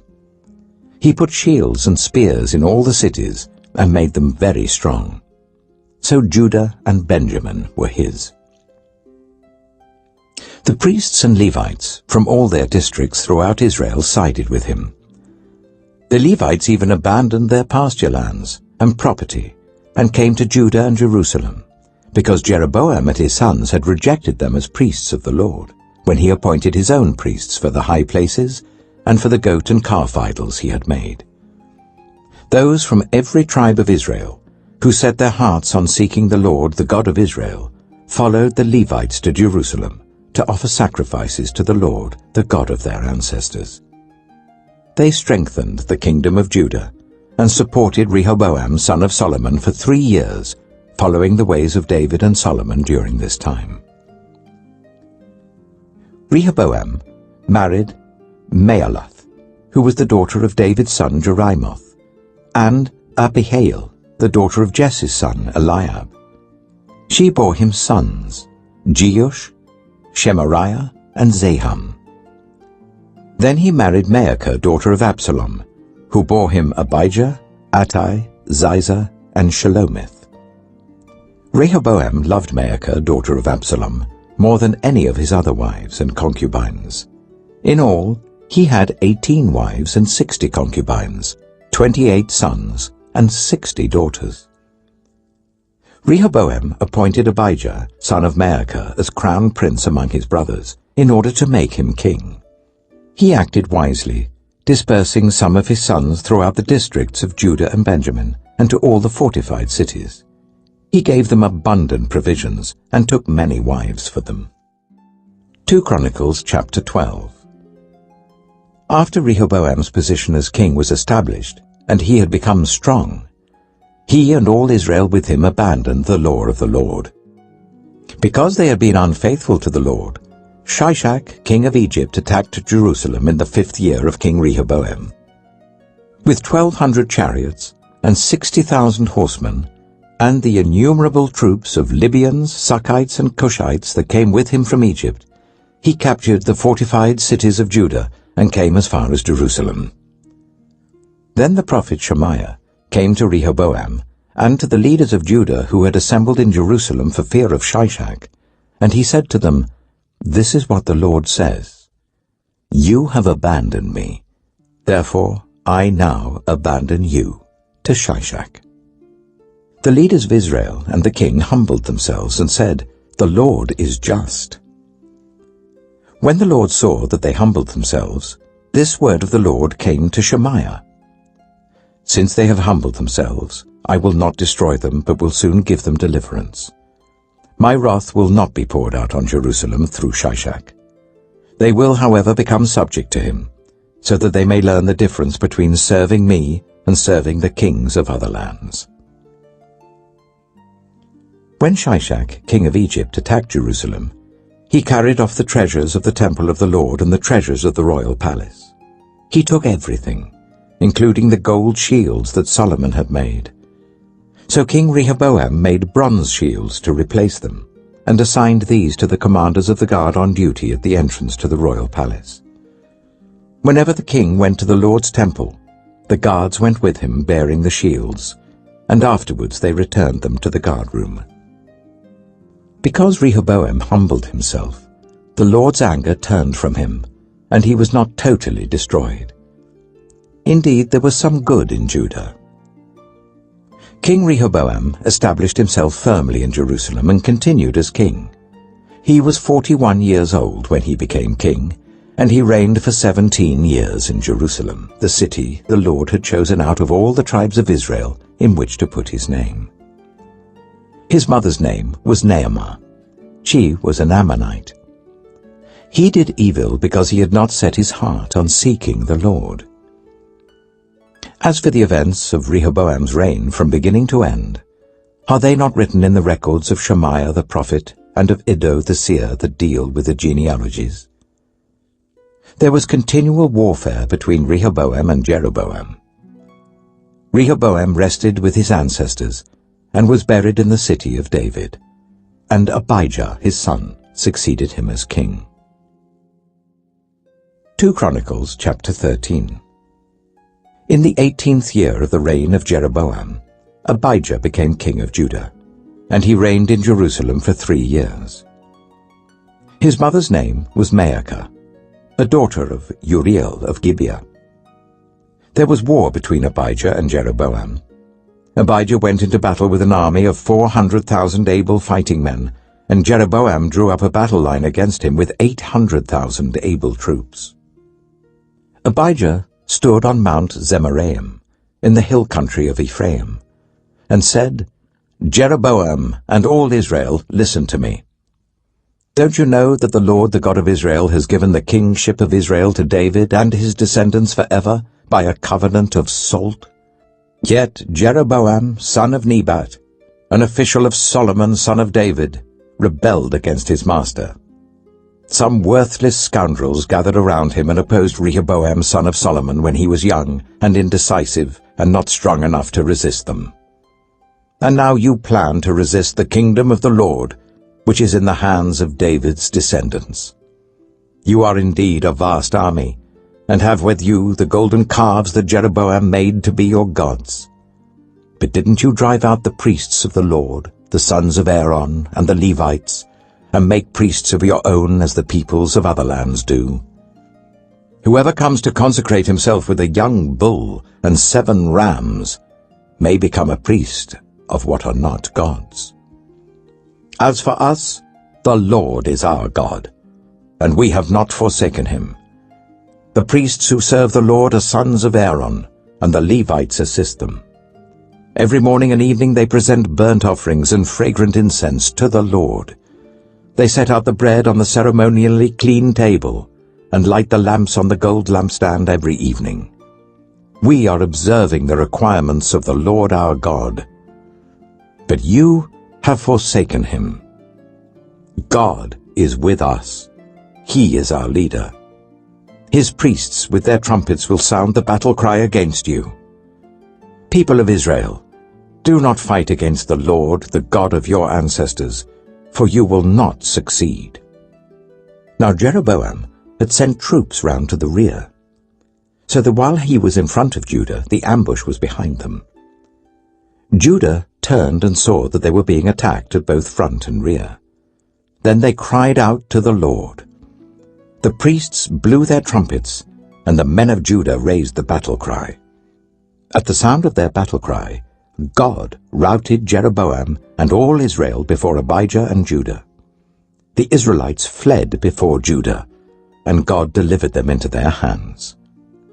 Abijah and his troops inflicted heavy losses on them, so that there were 500,000 casualties among Israel's able men. The Israelites were subdued on that occasion, and the people of Judah were victorious because they relied on the Lord, the God of their ancestors. Abijah pursued Jeroboam and took from him the towns of Bethel, Jeshanah, and Ephron, with their surrounding villages. Jeroboam did not regain power during the time of Abijah, and the Lord struck him down, and he died. But Abijah grew in strength. He married 14 wives and had 22 sons and 16 daughters. The other events of Abijah's reign, what he did and what he said, are written in the annotations of the prophet Iddo. 2 Chronicles chapter 14. And Abijah rested with his ancestors and was buried in the city of David. Asa his son succeeded him as king, and in his days the country was at peace for 10 years. Asa did what was good and right in the eyes of the Lord his God. He removed the foreign altars and the high places, smashed the sacred stones, and cut down the Asherah poles. He commanded Judah to seek the Lord, the God of their ancestors, and to obey his laws and commands. He removed the high places and incense altars in every town in Judah, and the kingdom was at peace under him. He built up the fortified cities of Judah, since the land was at peace. No one was at war with him during those years, for the Lord gave him rest. "Let us build up these towns," he said to Judah, "and put walls around them, with towers, gates, and bars. The land is still ours, because we have sought the Lord our God. We sought him, and he has given us rest on every side." So they built and prospered. Asa had an army of 300,000 men from Judah, equipped with large shields and with spears, and 280,000 from Benjamin, armed with small shields and with bows. All these were brave fighting men. Zerah, the Cushite, marched out against them with an army of thousands upon thousands and 300 chariots, and came as far as Mareshah. Asa went out to meet him, and they took up battle positions in the valley of Zephathah, near Mareshah. Then Asa called to the Lord his God and said, "Lord, there is no one like you to help the powerless against the mighty. Help us, Lord our God, for we rely on you, and in your name we have come against this vast army. Lord, you are our God. Do not let mere mortals prevail against you." The Lord struck down the Cushites before Asa and Judah. The Cushites fled, and Asa and his army pursued them as far as Jerah. Such a great number of Cushites fell that they could not recover. They were crushed before the Lord and his forces. The men of Judah carried off a large amount of plunder. They destroyed all the villages around Jerah, for the terror of the Lord had fallen on them. They looted all these villages, since there was much plunder there. They also attacked the camps of the herdsmen, and carried off droves of sheep and goats and camels. Then they returned to Jerusalem. 2 Chronicles, chapter 15. The Spirit of God came on Azariah, son of Oded. He went out to meet Asa and said to him, "Listen to me, Asa and all Judah and Benjamin. The Lord is with you when you are with him. If you seek him, he will be found by you. But if you forsake him, he will forsake you." For a long time Israel was without the true God, without a priest to teach, and without the law. But in their distress they turned to the Lord, the God of Israel, and sought him, and he was found by them. In those days it was not safe to travel about, for all the inhabitants of the lands were in great turmoil. One nation was being crushed by another, and one city by another, because God was troubling them with every kind of distress. But as for you, be strong and do not give up, for your work will be rewarded. When Asa heard these words, and the prophecy of Azariah, son of Oded the prophet, he took courage. He removed the detestable idols from the whole land of Judah and Benjamin, and from the towns he had captured in the hills of Ephraim. He repaired the altar of the Lord that was in front of the portico of the Lord's temple. Then he assembled all Judah and Benjamin, and the people from Ephraim, Manasseh, and Simeon, who had settled among them, for large numbers had come over to him from Israel, when they saw that the Lord his God was with him. They assembled at Jerusalem in the 3rd month of the 15th year of Asa's reign. At that time they sacrificed to the Lord 700 head of cattle and 7,000 sheep and goats from the plunder they had brought back. They entered into a covenant to seek the Lord, the God of their ancestors, with all their heart and soul. All who would not seek the Lord, the God of Israel, were to be put to death, whether small or great, man or woman. They took an oath to the Lord with loud acclamation, with shouting, and with trumpets and horns. All Judah rejoiced about the oath, because they had sworn it wholeheartedly. They sought God eagerly, and he was found by them. So the Lord gave them rest on every side. King Asa also deposed his grandmother Maacah from her position as Queen Mother, because she had made a repulsive image for the worship of Asherah. Asa cut it down, broke it up, and burned it in the Kidron Valley. Although he did not remove the high places from Israel, Asa's heart was fully committed to the Lord all his life. He brought into the temple of God the silver and gold and the articles that he and his father had dedicated.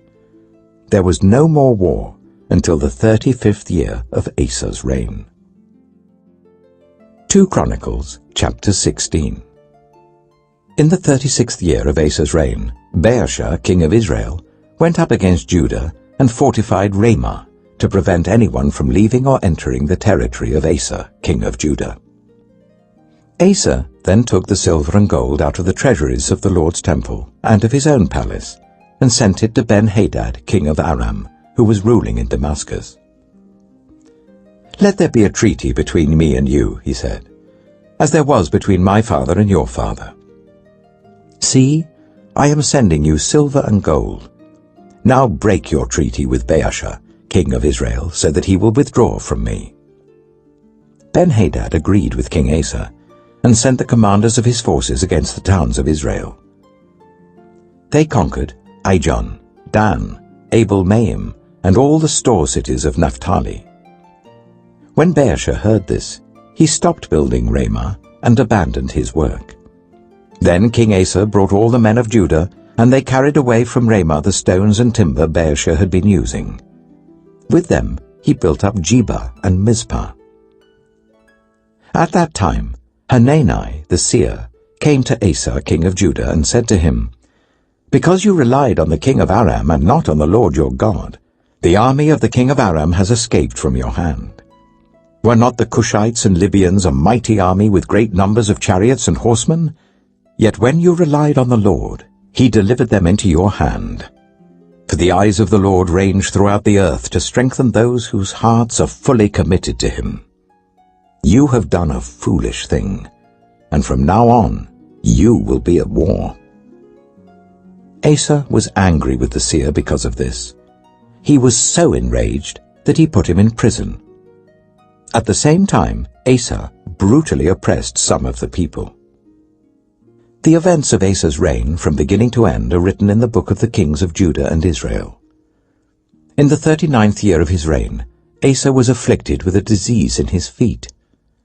Though his disease was severe, even in his illness he did not seek help from the Lord, but only from the doctors. Then, in the 41st year of his reign, Asa died and rested with his ancestors. They buried him in the tomb that he had cut out for himself in the city of David. They laid him on a bier covered with spices and various blended perfumes, and they made a huge fire in his honor. 2 Chronicles chapter 17. Jehoshaphat his son succeeded him as king, and strengthened himself against Israel. He stationed troops in all the fortified cities of Judah, and put garrisons in Judah and in the towns of Ephraim that his father Asa had captured. The Lord was with Jehoshaphat, because he followed the ways of his father David before him. He did not consult the Baals, but sought the God of his father, and followed his commands rather than the practices of Israel. The Lord established the kingdom under his control, and all Judah brought gifts to Jehoshaphat, so that he had great wealth and honor. His heart was devoted to the ways of the Lord. Furthermore, he removed the high places and the Asherah poles from Judah. In the 3rd year of his reign, he sent his officials, Ben-Hail, Obadiah, Zechariah, Nathanael, and Micaiah, to teach in the towns of Judah. With them were certain Levites, Shemaiah, Nethaniah, Zebadiah, Asahel, Shemiramoth, Jehonathan, Adonijah, Tobijah, and Tob-Adonijah, and the priests Elishama and Jehoram. They taught throughout Judah, taking with them the book of the law of the Lord. They went round to all the towns of Judah and taught the people. The fear of the Lord fell on all the kingdoms of the lands surrounding Judah, so that they did not go to war against Jehoshaphat.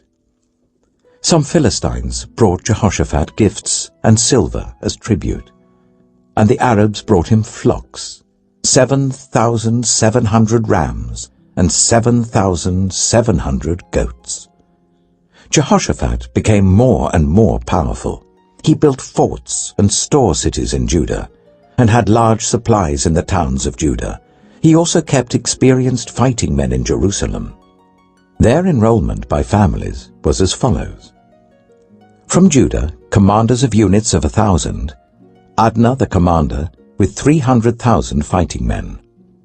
Next, Jehohanan the commander with 280,000. Next, Amasiah, son of Zichri, who volunteered himself for the service of the Lord with 200,000. From Benjamin, Eliada, a valiant soldier with 200,000 men armed with bows and shields. Next, Jehozabad, with 180,000 men armed for battle. These were the men who served the king, besides those he stationed in the fortified cities throughout Judah. 2 Chronicles chapter 18. Now Jehoshaphat had great wealth and honor, and he allied himself with Ahab by marriage. Some years later he went down to see Ahab in Samaria. Ahab slaughtered many sheep and cattle for him, and the people with him, and urged him to attack Ramoth-Gilead. Ahab, king of Israel, asked Jehoshaphat, king of Judah, "Will you go with me against Ramoth-Gilead?" Jehoshaphat replied, "I am as you are, and my people as your people. We will join you in the war." But Jehoshaphat also said to the king of Israel, "First seek the counsel of the Lord."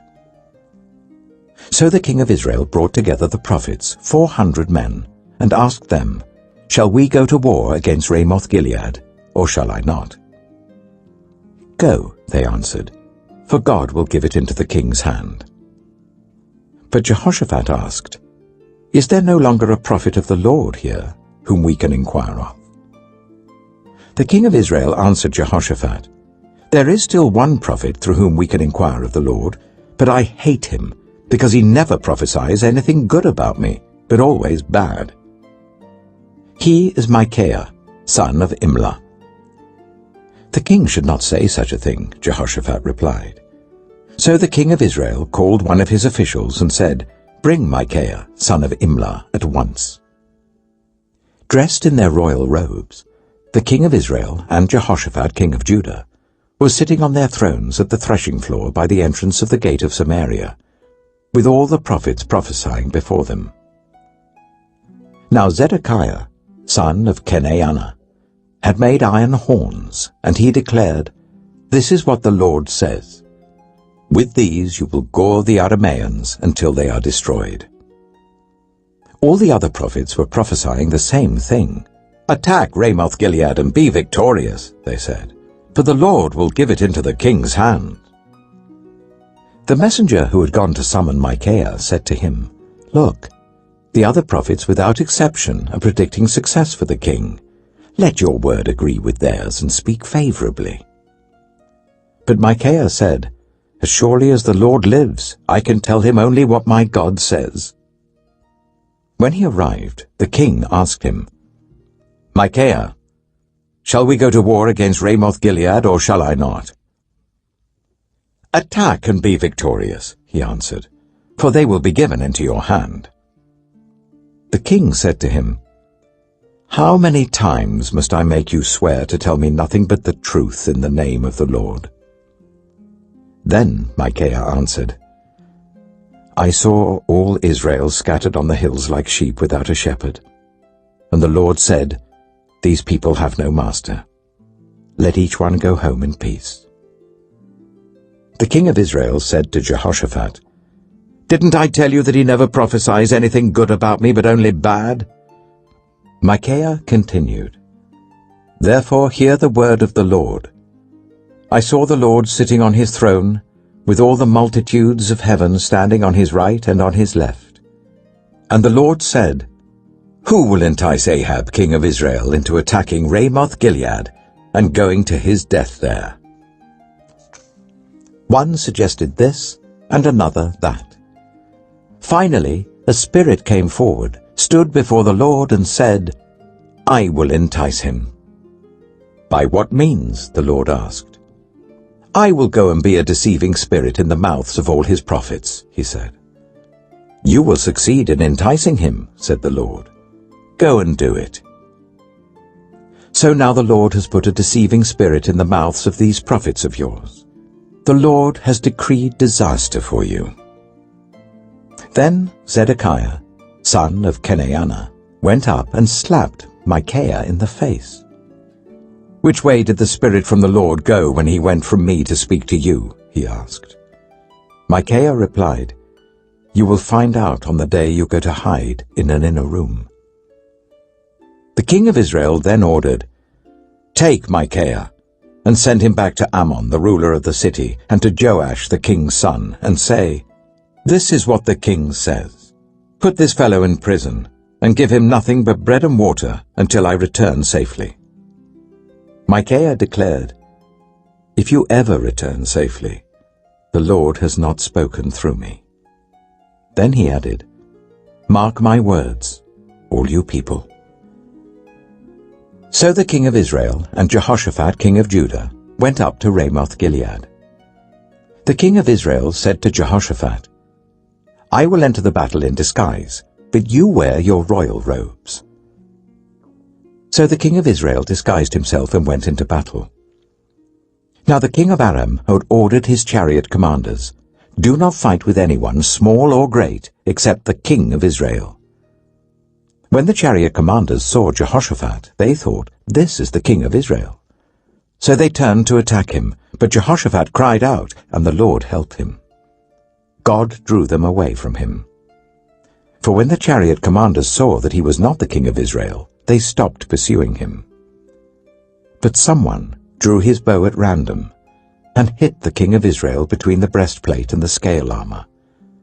The king told the chariot driver, "Wheel around and get me out of the fighting. I've been wounded." All day long the battle raged, and the king of Israel propped himself up in his chariot facing the Arameans until evening. Then at sunset he died. 2 Chronicles chapter 19. When Jehoshaphat, king of Judah, returned safely to his palace in Jerusalem, Jehu the seer, the son of Hanani, went out to meet him and said to the king, "Should you help the wicked and love those who hate the Lord? Because of this the wrath of the Lord is on you. There is, however, some good in you, for you have rid the land of the Asherah poles and have set your heart on seeking God." Jehoshaphat lived in Jerusalem, and he went out again among the people from Beersheba to the hill country of Ephraim, and turned them back to the Lord, the God of their ancestors. He appointed judges in the land, in each of the fortified cities of Judah. He told them, "Consider carefully what you do, because you are not judging for mere mortals, but for the Lord, who is with you whenever you give a verdict. Now let the fear of the Lord be on you. Judge carefully, for with the Lord our God there is no injustice or partiality or bribery."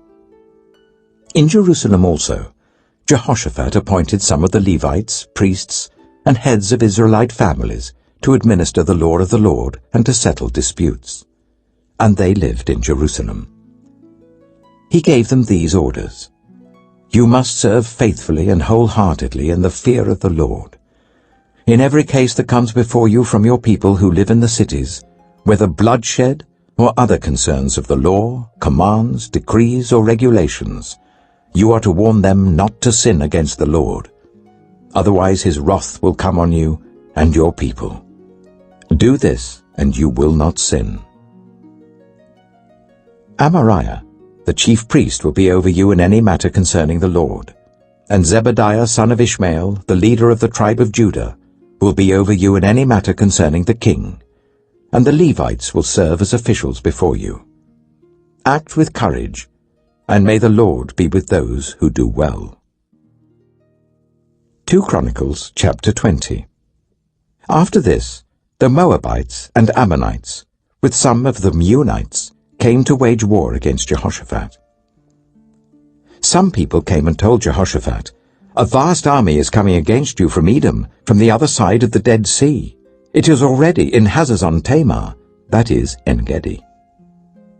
Alarmed, Jehoshaphat resolved to inquire of the Lord, and he proclaimed a fast for all Judah. The people of Judah came together to seek help from the Lord. Indeed, they came from every town in Judah to seek him. Then Jehoshaphat stood up in the assembly of Judah and Jerusalem, at the temple of the Lord in the front of the new courtyard, and said, "Lord, the God of our ancestors, are you not the God who is in heaven? You rule over all the kingdoms of the nations.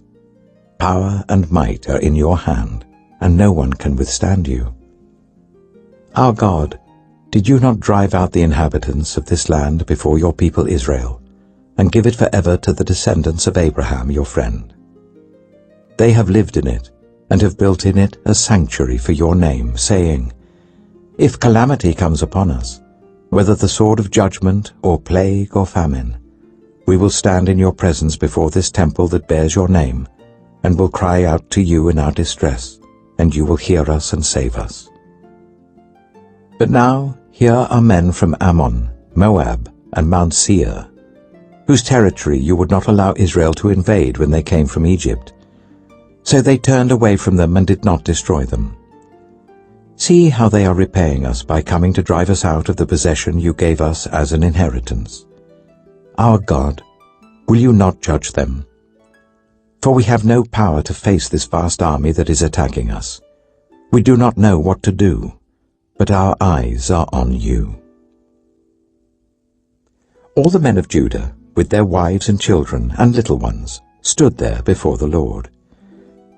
Then the Spirit of the Lord came on Jahaziel, son of Zechariah, the son of Benaiah, the son of Jeiel, the son of Mattaniah, a Levite, and descendant of Asaph, as he stood in the assembly. He said, "Listen, King Jehoshaphat and all who live in Judah and Jerusalem. This is what the Lord says to you. Do not be afraid or discouraged because of this vast army, for the battle is not yours but God's. Tomorrow march down against them. They will be climbing up by the pass of Ziz, and you will find them at the end of the gorge in the desert of Jeruel. You will not have to fight this battle. Take up your positions, stand firm, and see the deliverance the Lord will give you, Judah and Jerusalem. Do not be afraid, do not be discouraged. Go out to face them tomorrow, and the Lord will be with you." Jehoshaphat bowed down with his face to the ground, and all the people of Judah and Jerusalem fell down in worship before the Lord. Then some Levites from the Kohathites and Korahites stood up and praised the Lord, the God of Israel, with a very loud voice. Early in the morning they left for the desert of Tekoa. As they set out, Jehoshaphat stood and said, "Listen to me, Judah and the people of Jerusalem. Have faith in the Lord your God, and you will be upheld. Have faith in his prophets, and you will be successful." After consulting the people, Jehoshaphat appointed men to sing to the Lord and to praise him for the splendor of his holiness as they went out at the head of the army, saying, "Give thanks to the Lord, for his love endures forever." As they began to sing and praise, the Lord set ambushes against the men of Ammon and Moab and Mount Seir, who were invading Judah, and they were defeated. The Ammonites and Moabites rose up against the men from Mount Seir to destroy and annihilate them. After they finished slaughtering the men from Seir, they helped to destroy one another. When the men of Judah came to the place that overlooks the desert and looked towards the vast army, they saw only dead bodies lying on the ground. No one escaped. So Jehoshaphat and his men went to carry off their plunder, and they found among them a great amount of equipment and clothing, and also articles of value, more than they could take away. There was so much plunder that it took 3 days to collect it. On the 4th day they assembled in the valley of Barakah, where they praised the Lord. This is why it is called the valley of Barakah to this day. Then, led by Jehoshaphat, all the men of Judah and Jerusalem returned joyfully to Jerusalem, for the Lord had given them cause to rejoice over their enemies. They entered Jerusalem and went to the temple of the Lord with harps and lyres and trumpets. The fear of God came on all the surrounding kingdoms when they heard how the Lord had fought against the enemies of Israel, and the kingdom of Jehoshaphat was at peace, for his God had given him rest on every side. So Jehoshaphat reigned over Judah. He was 35 years old when he became king of Judah, and he reigned in Jerusalem for 25 years. His mother's name was Azubah, daughter of Shilhi. He followed the ways of his father Asa, and did not stray from them. He did what was right in the eyes of the Lord. The high places, however, were not removed, and the people still had not set their hearts on the God of their ancestors. The other events of Jehoshaphat's reign, from beginning to end, are written in the annals of Jehu, son of Hanani, which are recorded in the book of the kings of Israel. Later, Jehoshaphat, king of Judah, made an alliance with Ahaziah, king of Israel, whose ways were wicked. He agreed with him to construct a fleet of trading ships. After these were built at Ezion-Geber, Eleazar, son of Dodavahu of Mareshah, prophesied against Jehoshaphat, saying, "Because you have made an alliance with Ahaziah, the Lord will destroy what you have made." The ships were wrecked and were not able to set sail to trade. 2 Chronicles, chapter 21. Then Jehoshaphat rested with his ancestors, and was buried with them in the city of David. And Jehoram his son succeeded him as king. Jehoram's brothers, the sons of Jehoshaphat, were Azariah, Jehiel, Zechariah, Azariahu, Michael, and Shephatiah. All these were sons of Jehoshaphat, king of Israel. Their father had given them many gifts of silver and gold, and articles of value, as well as fortified cities in Judah. But he had given the kingdom to Jehoram, because he was his firstborn son. When Jehoram established himself firmly over his father's kingdom, he put all his brothers to the sword, along with some of the officials of Israel. Jehoram was 32 years old when he became king, and he reigned in Jerusalem for 8 years. He followed the ways of the kings of Israel, as the house of Ahab had done, for he married a daughter of Ahab. He did evil in the eyes of the Lord. Nevertheless, because of the covenant the Lord had made with David, the Lord was not willing to destroy the house of David. He had promised to maintain a lamp for him and his descendants forever. In the time of Jehoram, Edom rebelled against Judah and set up its own king. So Jehoram went there with his officers and all his chariots. The Edomites surrounded him and his chariot commanders, but he rose up and broke through by night. To this day, Edom has been in rebellion against Judah. Libnah revolted at the same time, because Jehoram had forsaken the Lord, the God of his ancestors. He had also built high places on the hills of Judah, and had caused the people of Jerusalem to prostitute themselves, and had led Judah astray. Jehoram received a letter from Elijah the prophet, which said, "This is what the Lord, the God of your father David, says. You have not followed the ways of your father Jehoshaphat, or of Asa, king of Judah. But you have followed the ways of the kings of Israel, and you have led Judah and the people of Jerusalem to prostitute themselves, just as the house of Ahab did. You have also murdered your own brothers, members of your own family, men who were better than you. So now the Lord is about to strike your people, your sons, your wives, and everything that is yours with a heavy blow. You yourself will be very ill with a lingering disease of the bowels, until the disease causes your bowels to come out." The Lord aroused against Jehoram the hostility of the Philistines and of the Arabs who lived near the Cushites. They attacked Judah, invaded it, and carried off all the goods found in the king's palace together with his sons and wives. Not a son was left to him, except Ahaziah the youngest. After all this, the Lord afflicted Jehoram with an incurable disease of the bowels. In the course of time, at the end of the 2nd year, his bowels came out because of the disease, and he died in great pain. His people made no funeral fire in his honor, as they had for his predecessors. Jehoram was 32 years old when he became king, and he reigned in Jerusalem for 8 years.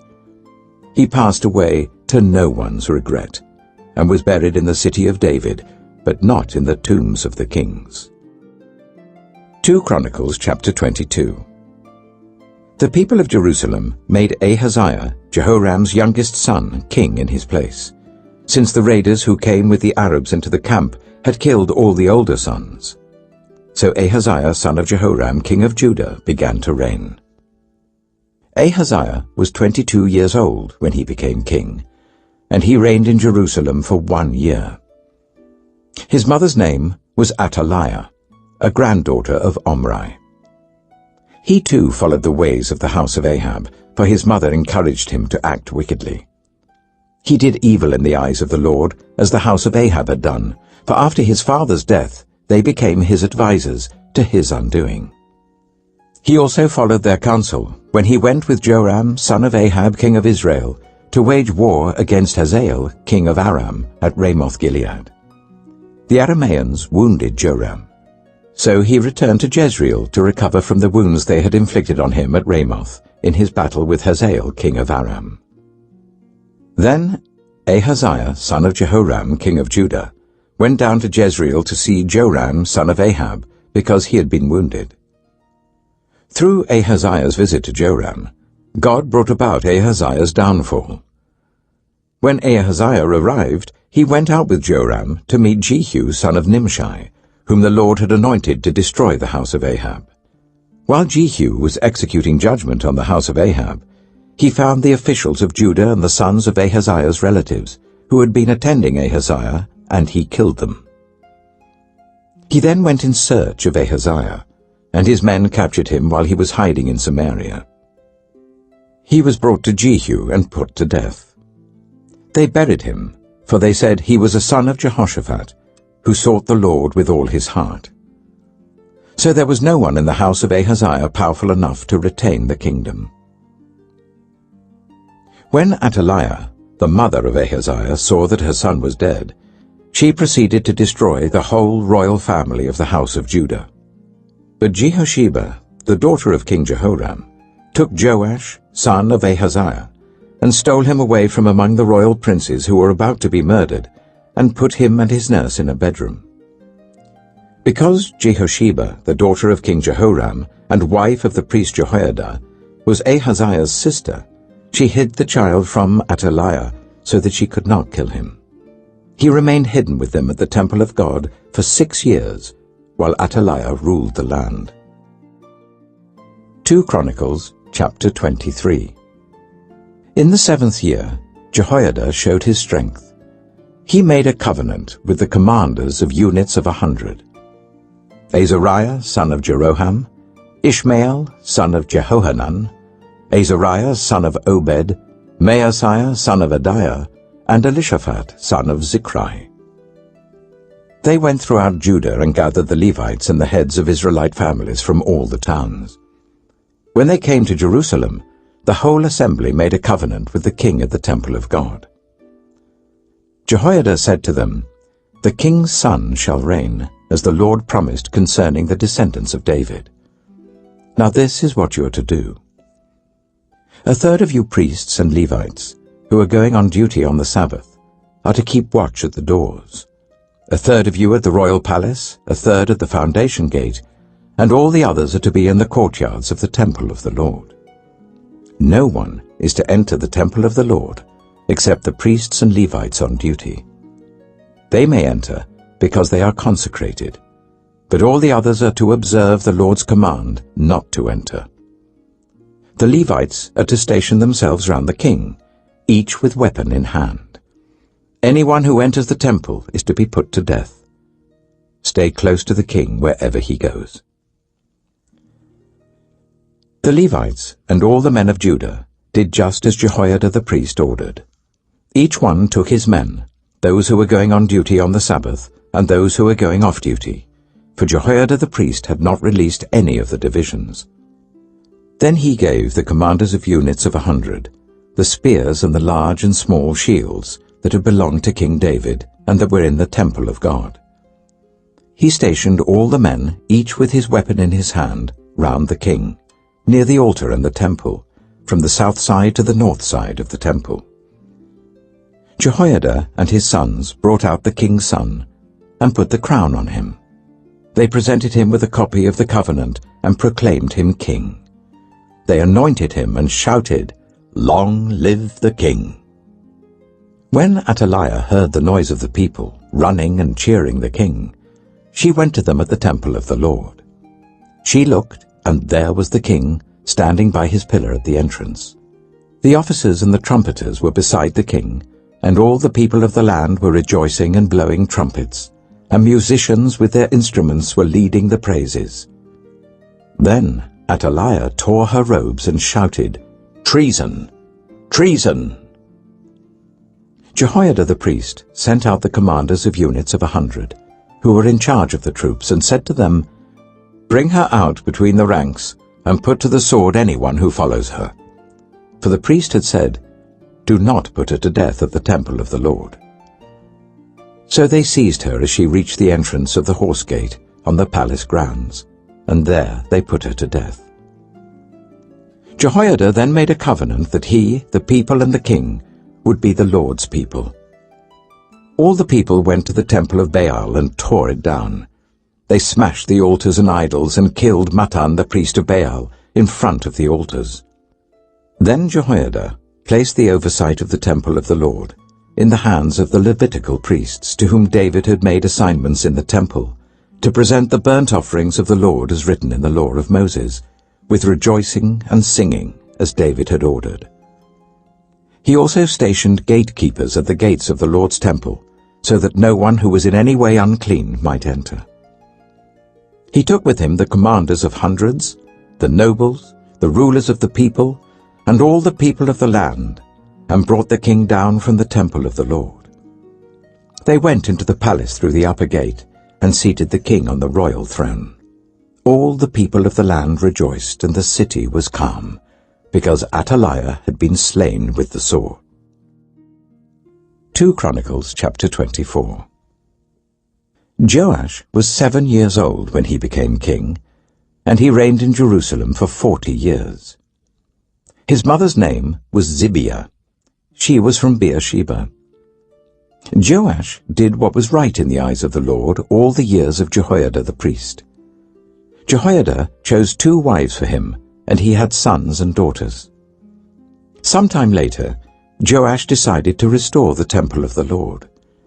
He called together the priests and Levites and said to them, "Go to the towns of Judah and collect the money due annually from all Israel to repair the temple of your God. Do it now." But the Levites did not act at once. Therefore the king summoned Jehoiada the chief priest and said to him, "Why haven't you required the Levites to bring in from Judah and Jerusalem the tax imposed by Moses, the servant of the Lord, and by the assembly of Israel for the tent of the covenant law?" Now the sons of that wicked woman Athaliah had broken into the temple of God and had used even its sacred objects for the Baals. At the king's command, a chest was made and placed outside, at the gate of the temple of the Lord. A proclamation was then issued in Judah and Jerusalem that they should bring to the Lord the tax that Moses, the servant of God, had required of Israel in the wilderness. All the officials and all the people brought their contributions gladly, dropping them into the chest until it was full.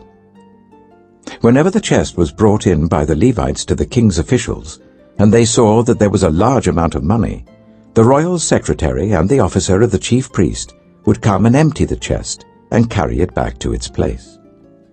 They did this regularly and collected a great amount of money. The king and Jehoiada gave it to those who carried out the work required for the temple of the Lord. They hired masons and carpenters to restore the Lord's temple, and also workers in iron and bronze to repair the temple. The men in charge of the work were diligent, and the repairs progressed under them. They rebuilt the temple of God according to its original design and reinforced it. When they had finished, they brought the rest of the money to the king and Jehoiada, and with it were made articles for the Lord's temple, articles for the service, and for the burnt offerings, and also dishes and other objects of gold and silver. As long as Jehoiada lived, burnt offerings were presented continually in the temple of the Lord. Now Jehoiada was old and full of years, and he died at the age of 130. He was buried with the kings in the city of David, because of the good he had done in Israel for God and his temple. After the death of Jehoiada, the officials of Judah came and paid homage to the king, and he listened to them. They abandoned the temple of the Lord, the God of their ancestors, and worshipped Asherah poles and idols. Because of their guilt, God's anger came on Judah and Jerusalem. Although the Lord sent prophets to the people to bring them back to him, and though they testified against them, they would not listen. Then the Spirit of God came on Zechariah son of Jehoiada the priest. He stood before the people and said, "This is what God says. Why do you disobey the Lord's commands? You will not prosper. Because you have forsaken the Lord, he has forsaken you." But they plotted against him, and by order of the king, they stoned him to death in the courtyard of the Lord's temple. King Joash did not remember the kindness Zechariah's father, Jehoiada, had shown him, but killed his son, who said as he lay dying, "May the Lord see this and call you to account." At the turn of the year, the army of Aram marched against Joash. It invaded Judah and Jerusalem and killed all the leaders of the people. They sent all the plunder to their king in Damascus. Although the Aramean army had come with only a few men, the Lord delivered into their hands a much larger army. Because Judah had forsaken the Lord, the God of their ancestors, judgment was executed on Joash. When the Arameans withdrew, they left Joash severely wounded. His officials conspired against him for murdering the son of Jehoiada the priest, and they killed him in his bed. So he died, and was buried in the city of David, but not in the tombs of the kings. Those who conspired against him were Zabad, son of Shimeath, an Ammonite woman, and Jehozabad, son of Shimrith, a Moabite woman. The account of his sons, the many prophecies about him, and the record of the restoration of the temple of God are written in the annotations on the book of the kings. And Amaziah his son succeeded him as king. 2 Chronicles chapter 25. Amaziah was 25 years old when he became king, and he reigned in Jerusalem for 29 years. His mother's name was Jehoaddan. She was from Jerusalem. He did what was right in the eyes of the Lord, but not wholeheartedly. After the kingdom was firmly in his control, he executed the officials who had murdered his father the king. Yet he did not put their children to death, but acted in accordance with what is written in the law in the book of Moses, where the Lord commanded, "Parents shall not be put to death for their children, nor children be put to death for their parents. Each will die for their own sin." Amaziah called the people of Judah together, and assigned them according to their families to commanders of thousands and commanders of hundreds for all Judah and Benjamin.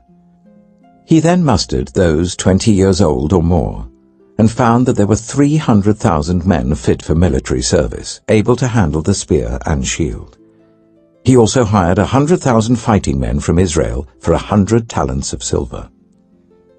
But a man of God came to him and said, "Your Majesty, these troops from Israel must not march with you, for the Lord is not with Israel, not with any of the people of Ephraim. Even if you go and fight courageously in battle, God will overthrow you before the enemy, for God has the power to help or to overthrow." Amaziah asked the man of God, "But what about the 100 talents I paid for these Israelite troops?" The man of God replied, "The Lord can give you much more than that." So Amaziah dismissed the troops who had come to him from Ephraim and sent them home.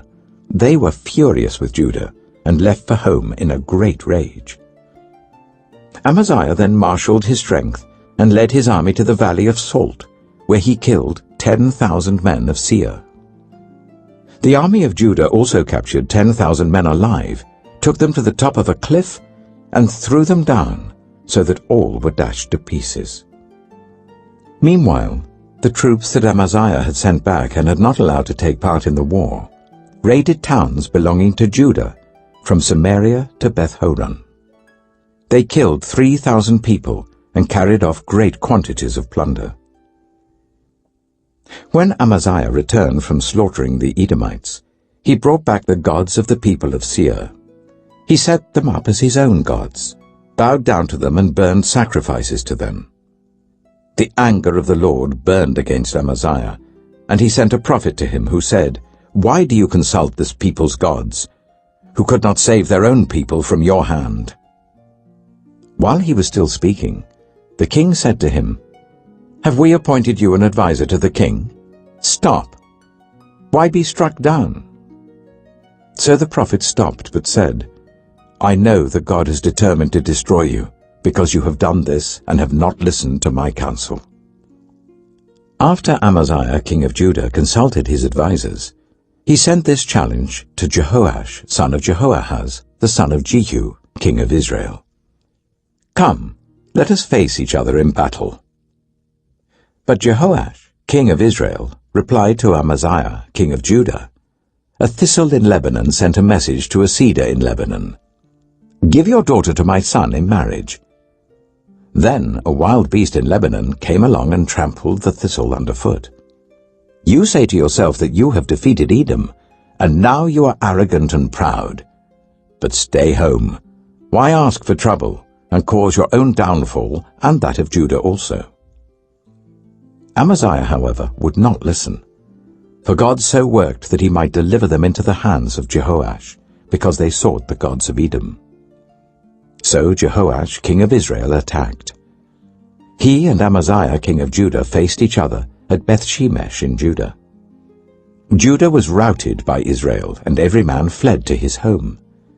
Jehoash, king of Israel, captured Amaziah, king of Judah, the son of Joash, the son of Ahaziah, at Beth-shemesh.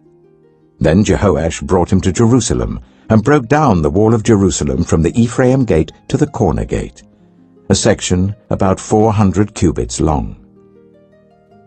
He took all the gold and silver, and all the articles found in the temple of God that had been in the care of Obed-Edom, together with the palace treasures and the hostages, and returned to Samaria. Amaziah, son of Joash, king of Judah, lived for 15 years after the death of Jehoash, son of Jehoahaz, king of Israel. As for the other events of Amaziah's reign, from beginning to end, are they not written in the book of the kings of Judah and Israel? From the time that Amaziah turned away from following the Lord, they conspired against him in Jerusalem, and he fled to Lachish. But they sent men after him to Lachish, and killed him there.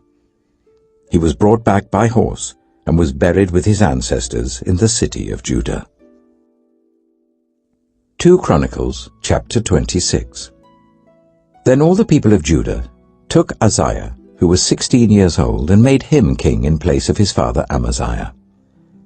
He was the one who rebuilt Elath, and restored it to Judah after Amaziah rested with his ancestors. Uzziah was 16 years old when he became king, and he reigned in Jerusalem for 52 years. His mother's name was Jecholiah. She was from Jerusalem. He did what was right in the eyes of the Lord, just as his father Amaziah had done. He sought God during the days of Zechariah, who instructed him in the fear of God. As long as he sought the Lord, God gave him success. He went to war against the Philistines, and broke down the walls of Gath, Jabneh, and Ashdod. He then rebuilt towns near Ashdod and elsewhere among the Philistines. God helped him against the Philistines and against the Arabs who lived in Gur-Baal and against the Meunites. The Ammonites brought tribute to Uzziah, and his fame spread as far as the border of Egypt, because he had become very powerful. Uzziah built towers in Jerusalem at the corner gate, at the valley gate, and at the angle of the wall, and he fortified them. He also built towers in the wilderness and dug many cisterns, because he had much livestock in the foothills and in the plain. He had people working his fields and vineyards in the hills and in the fertile lands, for he loved the soil. Uzziah had a well-trained army, ready to go out by divisions according to their numbers, as mustered by Jeiel, the secretary, and Maaseiah, the officer, under the direction of Hananiah, one of the royal officials. The total number of family leaders over the fighting men was 2,600. Under their command was an army of 307,500 men trained for war, a powerful force to support the king against his enemies. Uzziah provided shields, spears, helmets, coats of armor, bows and slingstones for the entire army. In Jerusalem, he made devices invented for use on the towers and on the corner defenses, so that soldiers could shoot arrows and hurl large stones from the walls. His fame spread far and wide, for he was greatly helped until he became powerful. But after Uzziah became powerful, his pride led to his downfall. He was unfaithful to the Lord his God, and entered the temple of the Lord to burn incense on the altar of incense. Azariah the priest, with 80 other courageous priests of the Lord, followed him in. They confronted King Uzziah and said, "It is not right for you, Uzziah, to burn incense to the Lord. That is for the priests, the descendants of Aaron, who have been consecrated to burn incense. Leave the sanctuary, for you have been unfaithful, and you will not be honored by the Lord God." Uzziah, who had a censer in his hand ready to burn incense, became angry. While he was raging at the priests in their presence before the incense altar in the Lord's temple, leprosy broke out on his forehead. When Azariah the chief priest and all the other priests looked at him, they saw that he had leprosy on his forehead, so they hurried him out. Indeed, he himself was eager to leave, because the Lord had afflicted him. King Uzziah had leprosy until the day he died. He lived in a separate house, leprous and excluded from the temple of the Lord. Jotham his son had charge of the palace and governed the people of the land. The other events of Uzziah's reign from beginning to end are recorded by the prophet Isaiah, son of Amoz. Uzziah rested with his ancestors and was buried near them in a cemetery that belonged to the kings, for people said he had leprosy. And Jotham his son succeeded him as king. 2 Chronicles chapter 27. Jotham was 25 years old when he became king, and he reigned in Jerusalem for 16 years. His mother's name was Jerusha, daughter of Zadok. He did what was right in the eyes of the Lord, just as his father Uzziah had done. But unlike him, he did not enter the temple of the Lord. The people, however, continued their corrupt practices. Jotham rebuilt the upper gate of the temple of the Lord and did extensive work on the wall at the hill of Ophel. He built towns in the hill country of Judah and forts and towers in the wooded areas. Jotham waged war against the king of the Ammonites and conquered them. That year, the Ammonites paid him 100 talents of silver, 10,000 cors of wheat, and 10,000 cors of barley. The Ammonites brought him the same amount also in the second and third years. Jotham grew powerful because he walked steadfastly before the Lord his God. The other events in Jotham's reign, including all his wars and the other things he did, are written in the book of the kings of Israel and Judah. He was 25 years old when he became king, and he reigned in Jerusalem for 16 years. Jotham rested with his ancestors and was buried in the city of David, and Ahaz his son succeeded him as king. 2 Chronicles chapter 28. Ahaz was 20 years old when he became king, and he reigned in Jerusalem for 16 years. Unlike David his father, he did not do what was right in the eyes of the Lord. He followed the ways of the kings of Israel, and also made idols for worshipping the Baals. He burned sacrifices in the valley of Ben-Hinnom, and sacrificed his children in the fire, engaging in the detestable practices of the nations that the Lord had driven out before the Israelites. He offered sacrifices and burned incense at the high places, on the hilltops, and under every spreading tree. Therefore the Lord his God delivered him into the hands of the king of Aram. The Arameans defeated him and took many of his people as prisoners and brought them to Damascus. He was also given into the hands of the king of Israel, who inflicted heavy casualties on him.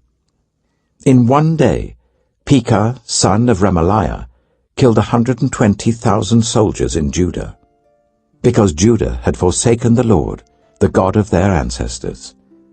Zichri, an Ephraimite warrior, killed Maaseiah, the king's son, Azrikam, the officer in charge of the palace, and Elkanah, second to the king. The men of Israel took captive from their fellow Israelites, who were from Judah, 200,000 wives, sons, and daughters. They also took a great deal of plunder which they carried back to Samaria. But a prophet of the Lord named Oded was there, and he went out to meet the army when it returned to Samaria. He said to them, "Because the Lord, the God of your ancestors, was angry with Judah, he gave them into your hand. But you have slaughtered them in a rage that reaches to heaven. And now you intend to make the men and women of Judah and Jerusalem your slaves. But aren't you also guilty of sins against the Lord your God? Now listen to me. Send back your fellow Israelites that you have taken as prisoners, for the Lord's fierce anger rests on you." Then some of the leaders in Ephraim, Azariah son of Jehohanan, Berechiah son of Meshillemoth, Jehizkiah son of Shallum, and Amasa son of Hadlai, confronted those who were arriving from the war. "You must not bring those prisoners here," they said, "or we will be guilty before the Lord. Do you intend to add to our sin and guilt? For our guilt is already great, and his fierce anger rests on Israel." So the soldiers gave up the prisoners and plunder in the presence of the officials and all the assembly. The men designated by name took the prisoners, and from the plunder they clothed all who were naked. They provided them with clothes and sandals, food and drink, and healing balm. All those who were weak they put on donkeys. So they took them back to their fellow Israelites at Jericho, the city of palms, and returned to Samaria. At that time, King Ahaz sent to the kings of Assyria for help. The Edomites had again come and attacked Judah and carried away prisoners, while the Philistines had raided towns in the foothills and in the Negev of Judah. They captured and occupied Beth-Shemesh, Ajalon, and Gederoth, as well as Soko, Timnah, and Gimzo, with their surrounding villages. The Lord had humbled Judah because of Ahaz king of Israel, for he had promoted wickedness in Judah and had been most unfaithful to the Lord. Tiglath-Pileser, king of Assyria, came to him, but gave him trouble instead of help. Ahaz took some of the things from the temple of the Lord and from the royal palace and from the officials and presented them to the king of Assyria, but that did not help him. In his time of trouble, King Ahaz became even more unfaithful to the Lord. He offered sacrifices to the gods of Damascus who had defeated him, for he thought, "Since the gods of the kings of Aram have helped them, I will sacrifice to them so that they will help me." But they were his downfall, and the downfall of all Israel. Ahaz gathered together the furnishings from the temple of God and cut them in pieces. He shut the door of the Lord's temple and set up altars at every street corner in Jerusalem. In every town in Judah he built high places to burn sacrifices to other gods and aroused the anger of the Lord, the God of his ancestors. The other events of his reign and all his ways from beginning to end are written in the book of the kings of Judah and Israel. Ahaz rested with his ancestors and was buried in the city of Jerusalem, but he was not placed in the tombs of the kings of Israel. And Hezekiah his son succeeded him as king. 2 Chronicles chapter 29. Hezekiah was 25 years old when he became king, and he reigned in Jerusalem for 29 years. His mother's name was Abijah, daughter of Zechariah. He did what was right in the eyes of the Lord, just as his father David had done. In the first month of the first year of his reign, he opened the doors of the temple of the Lord and repaired them. He brought in the priests and Levites, assembled them in the square on the east side, and said, Listen to me, Levites. Consecrate yourselves now, and consecrate the temple of the Lord, the God of your ancestors. Remove all defilement from the sanctuary. Our parents were unfaithful. They did evil in the eyes of the Lord our God and forsook him. They turned their faces away from the Lord's dwelling place and turned their backs on him. They also shut the doors of the portico and put out the lamps. They did not burn incense or present any burnt offerings at the sanctuary to the God of Israel. Therefore, the anger of the Lord has fallen on Judah and Jerusalem. He has made them an object of dread and horror and scorn, as you can see with your own eyes. This is why our fathers have fallen by the sword, and why our sons and daughters and our wives are in captivity. Now I intend to make a covenant with the Lord, the God of Israel, so that his fierce anger will turn away from us. My sons, do not be negligent now, for the Lord has chosen you to stand before him and serve him, to minister before him and to burn incense. Then these Levites set to work. From the Kohathites, Mahath, son of Amasai, and Joel, son of Azariah. From the Merarites, Kish, son of Abdi, and Azariah, son of Jehalalel. From the Gershonites, Joah, son of Zimmah, and Eden, son of Joah. From the descendants of Elizaphan, Shimri and Jeiel. From the descendants of Asaph, Zechariah and Mattaniah. From the descendants of Heman, Jehiel and Shimei. From the descendants of Jeduthun, Shemaiah and Aziel. When they had assembled their fellow Levites and consecrated themselves, they went in to purify the temple of the Lord as the king had ordered, following the word of the Lord. The priests went into the sanctuary of the Lord to purify it. They brought out to the courtyard of the Lord's temple everything unclean that they found in the temple of the Lord. The Levites took it and carried it out to the Kidron Valley. They began the consecration on the first day of the first month, and by the 8th day of the month they reached the portico of the Lord. For 8 more days they consecrated the temple of the Lord itself, finishing on the 16th day of the first month. Then they went in to King Hezekiah and reported, "We have purified the entire temple of the Lord, the altar of burnt offering with all its utensils, and the table for setting out the consecrated bread with all its articles. We have prepared and consecrated all the articles that King Ahaz removed in his unfaithfulness while he was king. They are now in front of the Lord's altar." Early next morning, King Hezekiah gathered the city officials together and went up to the temple of the Lord. They brought 7 bulls, 7 rams, 7 male lambs, and 7 male goats as a sin offering for the kingdom, for the sanctuary, and for Judah. The king commanded the priests, the descendants of Aaron, to offer these on the altar of the Lord. So they slaughtered the bulls, and the priests took the blood and splashed it against the altar. Next, they slaughtered the rams, and splashed their blood against the altar. Then they slaughtered the lambs, and splashed their blood against the altar. The goats for the sin offering were brought before the king and the assembly, and they laid their hands on them. The priests then slaughtered the goats, and presented their blood on the altar, for a sin offering to atone for all Israel, because the king had ordered the burnt offering and the sin offering for all Israel. He stationed the Levites in the temple of the Lord with cymbals, harps, and lyres, in the way prescribed by David and Gad the king's seer, and Nathan the prophet. This was commanded by the Lord through his prophets. So the Levites stood ready with David's instruments, and the priests with their trumpets. Hezekiah gave the order to sacrifice the burnt offering on the altar. As the offering began, singing to the Lord began also, accompanied by trumpets and the instruments of David, king of Israel. The whole assembly bowed in worship, while the musicians played and the trumpets sounded. All this continued until the sacrifice of the burnt offering was completed.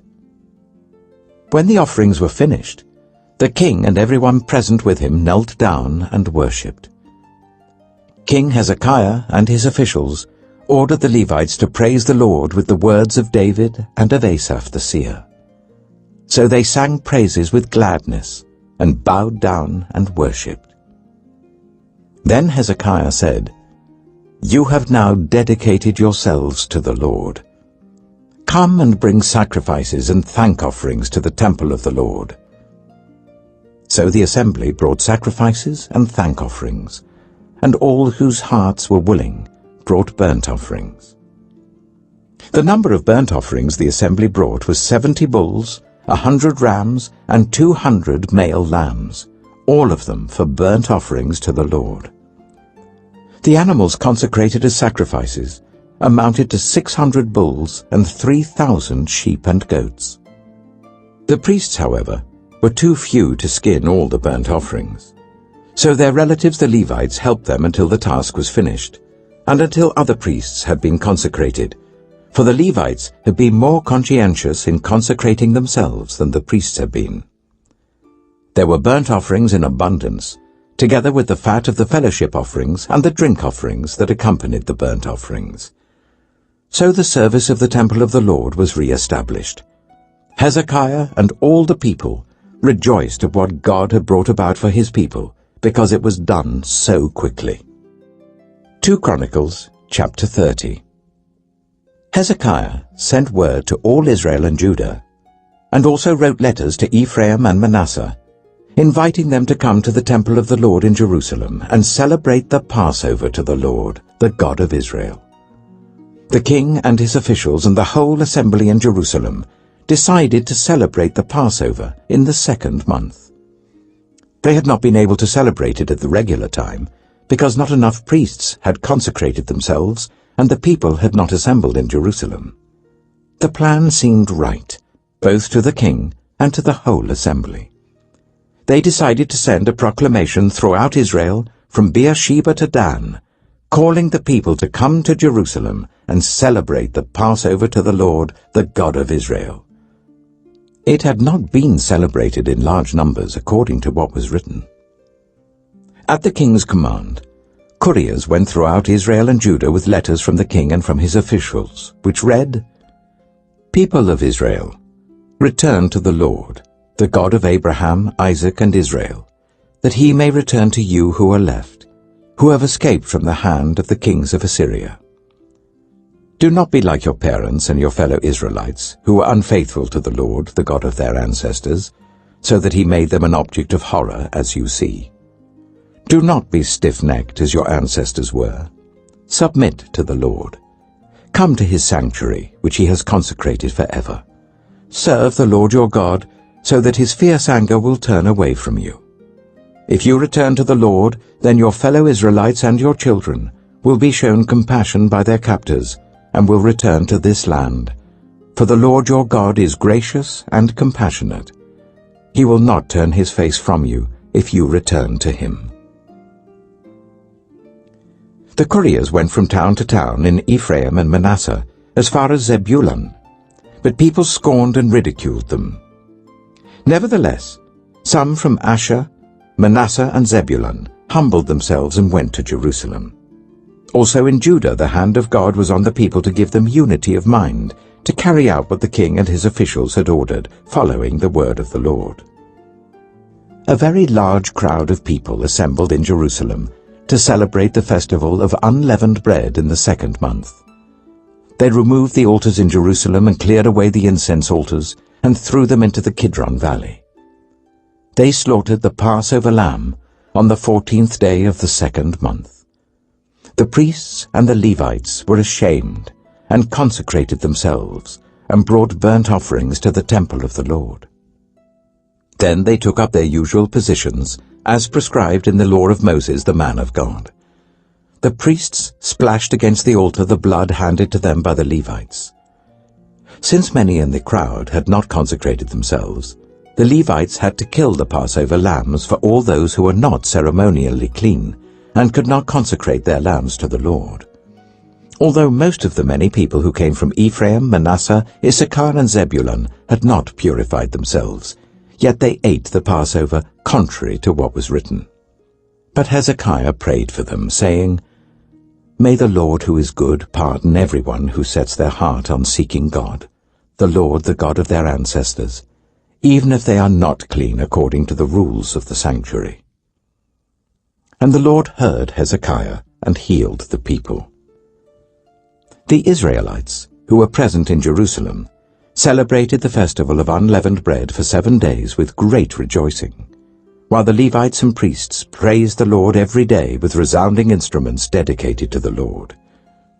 Hezekiah spoke encouragingly to all the Levites, who showed good understanding of the service of the Lord. For the 7 days they ate their assigned portion and offered fellowship offerings and praised the Lord, the God of their ancestors. The whole assembly then agreed to celebrate the festival 7 more days, so for another 7 days they celebrated joyfully. Hezekiah, king of Judah, provided 1,000 bulls and 7,000 sheep and goats for the assembly, and the officials provided them with 1,000 bulls and 10,000 sheep and goats.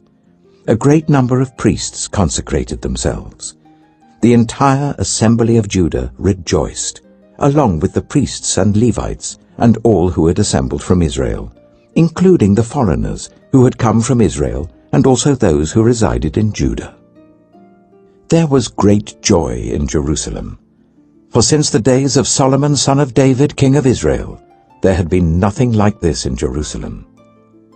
The priests and the Levites stood to bless the people, and God heard them, for their prayer reached heaven, his holy dwelling place. 2 Chronicles chapter 31. When all this had ended, the Israelites who were there went to the towns of Judah, smashed the sacred stones and cut down the Asherah poles. They destroyed the high places and the altars throughout Judah and Benjamin, and in Ephraim and Manasseh. After they had destroyed them all, the Israelites returned to their own towns and to their own property. Hezekiah assigned the priests and Levites to divisions, each of them according to their duties as priests or Levites, to offer burnt offerings and fellowship offerings, to minister, to give thanks and to sing praises at the gates of the Lord's dwelling. The king contributed from his own possessions for the morning and evening burnt offerings, and for the burnt offerings on the Sabbaths, at the new moons, and at the appointed festivals, as written in the law of the Lord. He ordered the people living in Jerusalem to give the portion due to the priests and Levites, so that they could devote themselves to the law of the Lord. As soon as the order went out, the Israelites generously gave the first fruits of their grain, new wine, olive oil and honey, and all that the fields produced. They brought a great amount, a tithe of everything. The people of Israel and Judah who lived in the towns of Judah also brought a tithe of their herds and flocks, and a tithe of the holy things dedicated to the Lord their God, and they piled them in heaps. They began doing this in the 3rd month, and finished in the 7th month. When Hezekiah and his officials came and saw the heaps, they praised the Lord and blessed his people Israel. Hezekiah asked the priests and Levites about the heaps, and Azariah the chief priest, from the family of Zadok, answered, "Since the people began to bring their contributions to the temple of the Lord, we have had enough to eat and plenty to spare, because the Lord has blessed his people, and this great amount is left over." Hezekiah gave orders to prepare storerooms in the temple of the Lord, and this was done. Then they faithfully brought in the contributions, tithes, and dedicated gifts.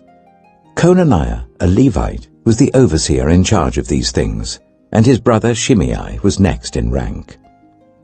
Jehiel, Azaziah, Nahath, Asahel, Jerimoth, Jozabad, Eliel, Ishmachiah, Mahath, and Benaiah were assistants of Conaniah, and Shimei his brother. All these served by appointment of King Hezekiah and Azariah the official in charge of the temple of God. Koreh, son of Imnah the Levite, keeper of the east gate, was in charge of the free will offerings given to God, distributing the contributions made to the Lord and also the consecrated gifts. Eden, Meniamin, Jeshua, Shemaiah, Amariah, and Shechaniah assisted him faithfully in the towns of the priests, distributing to their fellow priests according to their divisions, old and young alike. In addition, they distributed to the males 3 years old or more, whose names were in the genealogical records, all who would enter the temple of the Lord to perform the daily duties of their various tasks according to their responsibilities and their divisions. And they distributed to the priests enrolled by their families in the genealogical records, and likewise to the Levites 20 years old or more, according to their responsibilities and their divisions.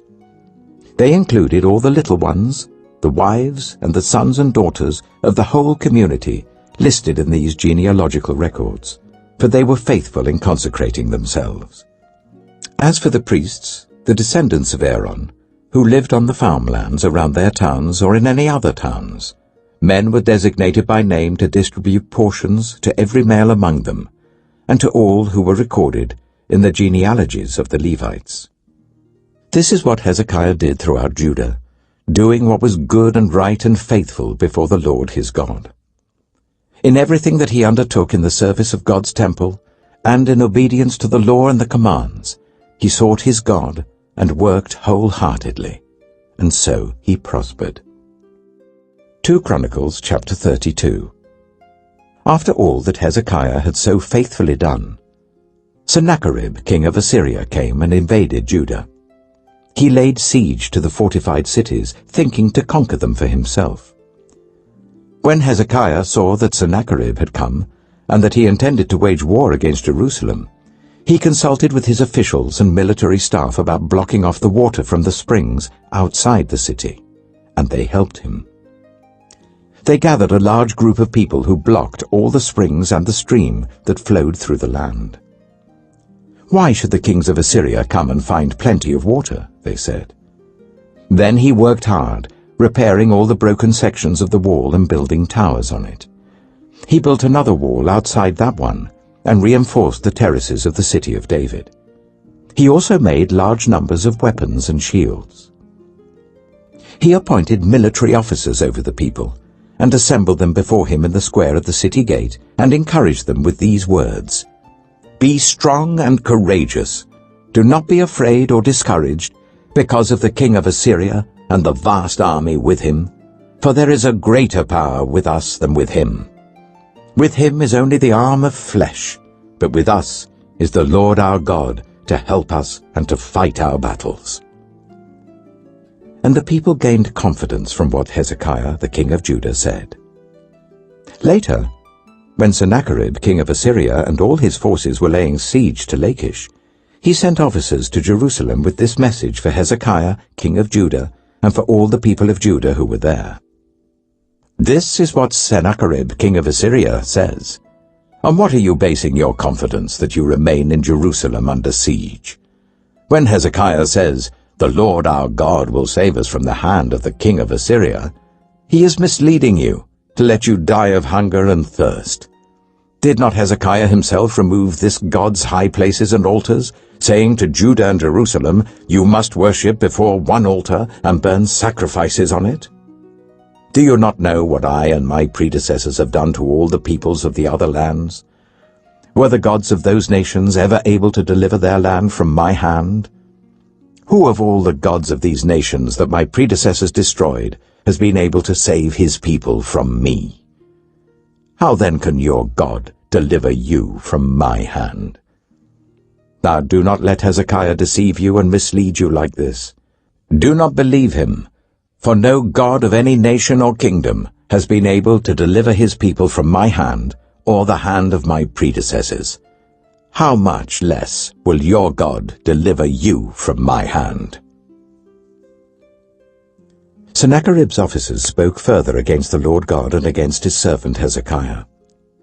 The king also wrote letters ridiculing the Lord, the God of Israel, and saying this against him, "Just as the gods of the peoples of the other lands did not rescue their people from my hand, so the God of Hezekiah will not rescue his people from my hand." Then they called out in Hebrew to the people of Jerusalem who were on the wall, to terrify them and make them afraid in order to capture the city.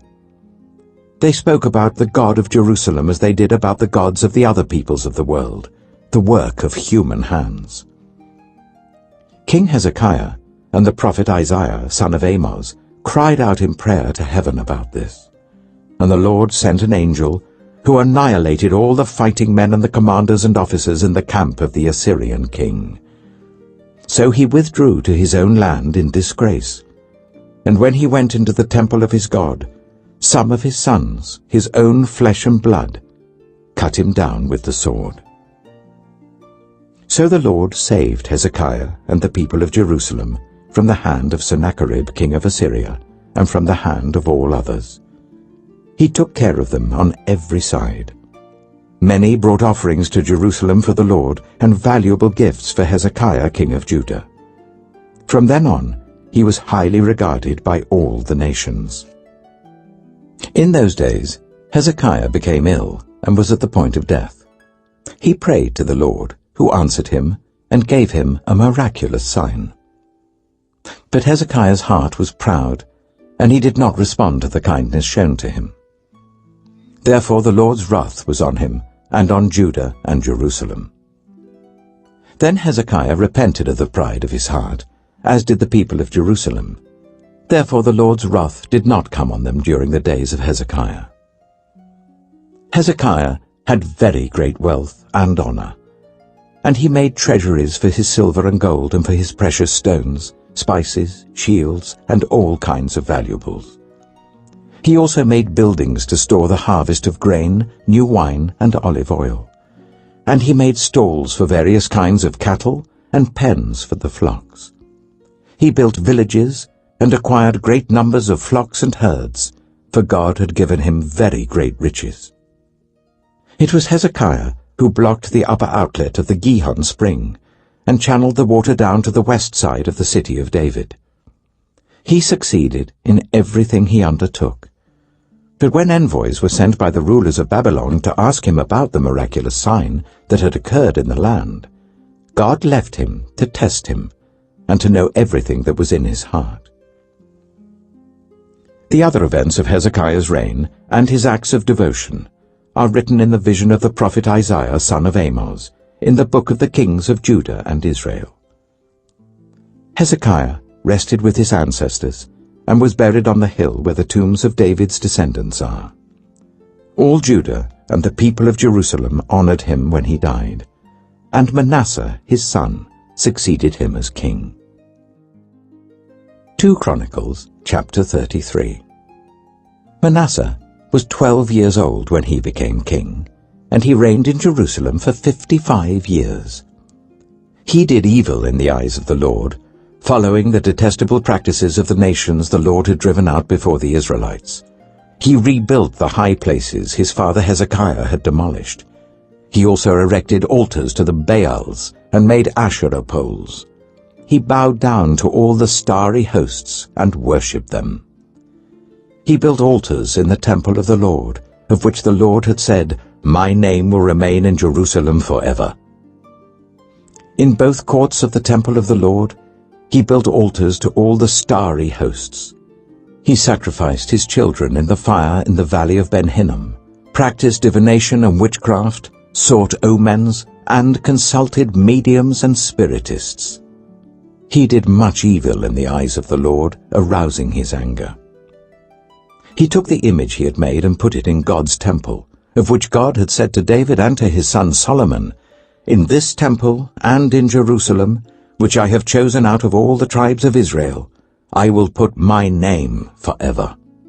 I will not again make the feet of the Israelites leave the land I assigned to your ancestors, if only they will be careful to do everything that I commanded them concerning all the laws, decrees, and regulations given through Moses." But Manasseh led Judah and the people of Jerusalem astray, so that they did more evil than the nations the Lord had destroyed before the Israelites. The Lord spoke to Manasseh and his people, but they paid no attention. So the Lord brought against them the army commanders of the king of Assyria, who took Manasseh prisoner, put a hook in his nose, bound him with bronze shackles, and took him to Babylon. In his distress, he sought the favor of the Lord his God, and humbled himself greatly before the God of his ancestors. And when he prayed to him, the Lord was moved by his entreaty, and listened to his plea. So he brought him back to Jerusalem and to his kingdom. Then Manasseh knew that the Lord is God. Afterwards, he rebuilt the outer wall of the city of David, west of the Gihon spring in the valley, as far as the entrance of the fish gate and encircling the hill of Ophel. He also made it much higher. He stationed military commanders in all the fortified cities in Judah. He got rid of the foreign gods and removed the image from the temple of the Lord, as well as all the altars he had built on the temple hill and in Jerusalem. And he threw them out of the city. Then he restored the altar of the Lord and sacrificed fellowship offerings and thank offerings on it, and told Judah to serve the Lord, the God of Israel. The people, however, continued to sacrifice at the high places, but only to the Lord their God. The other events of Manasseh's reign, including his prayer to his God and the words the seers spoke to him in the name of the Lord, the God of Israel, are written in the annals of the kings of Israel. His prayer, and how God was moved by his entreaty, as well as all his sins and unfaithfulness, and the sites where he built high places and set up Asherah poles and idols before he humbled himself, all these are written in the records of the seers. Manasseh rested with his ancestors and was buried in his palace, and Amon his son succeeded him as king. Amon was 22 years old when he became king, and he reigned in Jerusalem for 2 years. He did evil in the eyes of the Lord, as his father Manasseh had done. Amon worshipped and offered sacrifices to all the idols Manasseh had made. But unlike his father Manasseh, he did not humble himself before the Lord. Amon increased his guilt. Amon's officials conspired against him and assassinated him in his palace. Then the people of the land killed all who had plotted against King Amon, and they made Josiah his son king in his place. 2 Chronicles chapter 34. Josiah was 8 years old when he became king, and he reigned in Jerusalem for 31 years. He did what was right in the eyes of the Lord, and followed the ways of his father David, not turning aside to the right or to the left. In the 8th year of his reign, while he was still young, he began to seek the God of his father David. In his 12th year, he began to purge Judah and Jerusalem of high places, Asherah poles, and idols. Under his direction, the altars of the Baals were torn down. He cut to pieces the incense altars that were above them, and smashed the Asherah poles and the idols. These he broke to pieces and scattered over the graves of those who had sacrificed to them. He burned the bones of the priests on their altars, and so he purged Judah and Jerusalem. In the towns of Manasseh, Ephraim, and Simeon, as far as Naphtali, and in the ruins around them, he tore down the altars and the Asherah poles, and crushed the idols to powder, and cut to pieces all the incense altars throughout Israel. Then he went back to Jerusalem. In the 18th year of Josiah's reign, to purify the land and the temple, he sent Shaphan, son of Azaliah, and Maaseiah, the ruler of the city, with Joah, son of Joahaz, the recorder, to repair the temple of the Lord his God.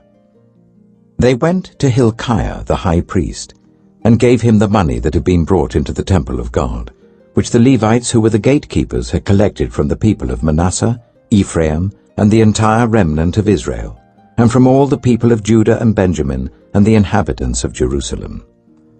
Then they entrusted it to the men appointed to supervise the work on the Lord's temple. These men paid the workers who repaired and restored the temple. They also gave money to the carpenters and builders to purchase dressed stone and timber for joists and beams for the buildings that the kings of Judah had allowed to fall into ruin. The workers labored faithfully. Over them to direct them were Jahath and Obadiah, Levites descended from Merari, and Zechariah and Meshullam, descended from Kohath. The Levites, all who were skilled in playing musical instruments, had charge of the laborers and supervised all the workers from job to job. Some of the Levites were secretaries, scribes, and gatekeepers. While they were bringing out the money that had been taken into the temple of the Lord, Hilkiah the priest found the book of the law of the Lord that had been given through Moses. Hilkiah said to Shaphan the secretary, "I have found the book of the law in the temple of the Lord." He gave it to Shaphan.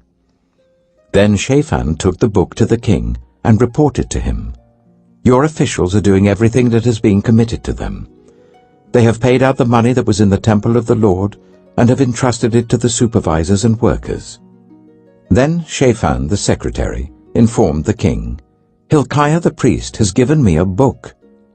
And Shaphan read from it in the presence of the king. When the king heard the words of the law, he tore his robes. He gave these orders to Hilkiah, Ahikam son of Shaphan, Abdon son of Micah, Shaphan the secretary, and Asaiah the king's attendant. "Go and inquire of the Lord for me, and for the remnant in Israel and Judah, about what is written in this book that has been found. Great is the Lord's anger that is poured out on us, because those who have gone before us have not kept the word of the Lord. They have not acted in accordance with all that is written in this book." Hilkiah, and those the king had sent with him, went to speak to the prophet Huldah, who was the wife of Shallum, son of Tokath, the son of Hazra, keeper of the wardrobe. She lived in Jerusalem, in the new quarter. She said to them, "This is what the Lord, the God of Israel, says. Tell the man who sent you to me, this is what the Lord says. I'm going to bring disaster on this place and its people, all the curses written in the book that has been read in the presence of the king of Judah. Because they have forsaken me and burned incense to other gods and aroused my anger by all that their hands have made, my anger will be poured out on this place and will not be quenched. Tell the king of Judah, who sent you to inquire of the Lord, this is what the Lord, the God of Israel, says concerning the words you heard. Because your heart was responsive, and you humbled yourself before God when you heard what he spoke against this place and its people, and because you humbled yourself before me and tore your robes and wept in my presence, I have heard you, declares the Lord. Now I will gather you to your ancestors, and you will be buried in peace. Your eyes will not see all the disaster I am going to bring on this place and on those who live here." So they took her answer back to the king. Then the king called together all the elders of Judah and Jerusalem. He went up to the temple of the Lord with the people of Judah, the inhabitants of Jerusalem, the priests and the Levites, all the people from the least to the greatest. He read in their hearing all the words of the book of the covenant, which had been found in the temple of the Lord. The king stood by his pillar and renewed the covenant in the presence of the Lord, to follow the Lord and keep his commands, statutes, and decrees with all his heart and all his soul, and to obey the words of the covenant written in this book. Then he made everyone in Jerusalem and Benjamin pledge themselves to it. The people of Jerusalem did this in accordance with the covenant of God, the God of their ancestors. Josiah removed all the detestable idols from all the territory belonging to the Israelites, and he made all who were present in Israel serve the Lord their God. As long as he lived, they did not fail to follow the Lord, the God of their ancestors. 2 Chronicles chapter 35. Josiah celebrated the Passover to the Lord in Jerusalem, and the Passover lamb was slaughtered on the 14th day of the first month. He appointed the priests to their duties and encouraged them in the service of the Lord's temple. He said to the Levites who instructed all Israel and who had been consecrated to the Lord, "Put the sacred ark in the temple that Solomon son of David, king of Israel, built. It is not to be carried about on your shoulders. Now serve the Lord your God and his people Israel. Prepare yourselves by families in your divisions, according to the instructions written by David, king of Israel, and by his son Solomon. Stand in the holy place with a group of Levites for each subdivision of the families of your fellow Israelites, the lay people. Slaughter the Passover lambs, consecrate yourselves, and prepare the lambs for your fellow Israelites, doing what the Lord commanded through Moses." Josiah provided for all the lay people who were there a total of 30,000 lambs and goats for the Passover offerings, and also 3,000 cattle, all from the king's own possessions. His officials also contributed voluntarily to the people and the priests and Levites. Hilkiah, Zechariah, and Jehiel, the officials in charge of God's temple, gave the priests 2,600 Passover offerings and 300 cattle. Also, Conaniah, along with Shemaiah and Nathanael his brothers, and Hashabiah, Jeiel, and Jozabad, the leaders of the Levites, provided 5,000 Passover offerings and 500 head of cattle for the Levites. The service was arranged, and the priests stood in their places with the Levites in their divisions as the king had ordered.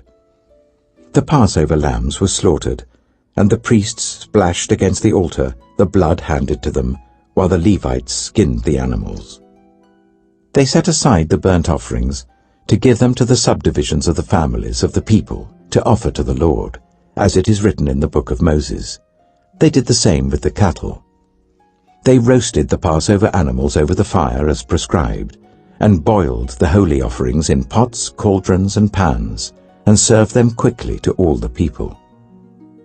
After this, they made preparations for themselves and for the priests, because the priests, the descendants of Aaron, were sacrificing the burnt offerings and the fat portions until nightfall.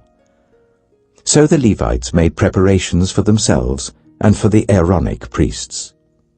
The musicians, the descendants of Asaph, were in the places prescribed by David, Asaph, Heman, and Jeduthun, the king's seer.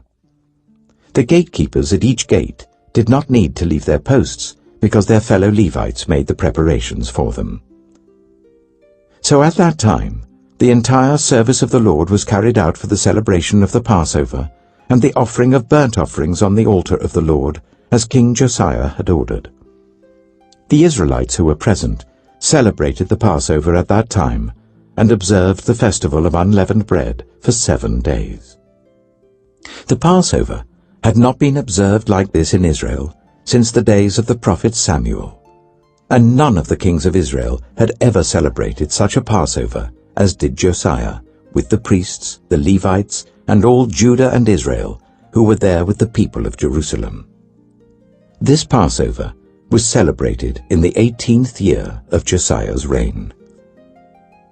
After all this, when Josiah had set the temple in order, Necho, king of Egypt, went up to fight at Carchemish on the Euphrates, and Josiah marched out to meet him in battle.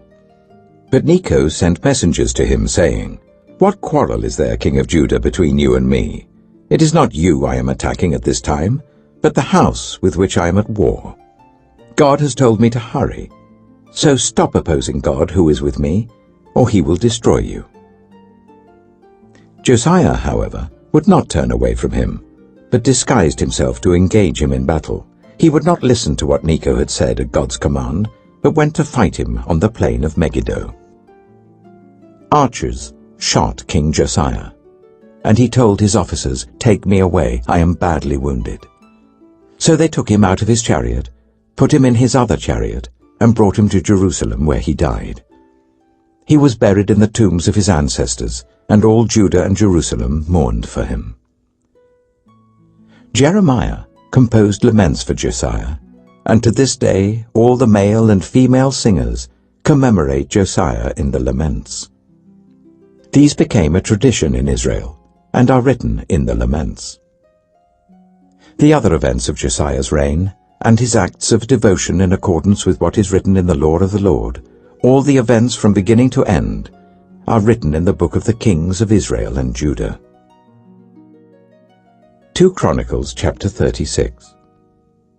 And the people of the land took Jehoahaz son of Josiah, and made him king in Jerusalem in place of his father.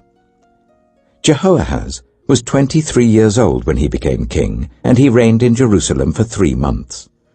The king of Egypt dethroned him in Jerusalem, and imposed on Judah a levy of 100 talents of silver and a talent of gold.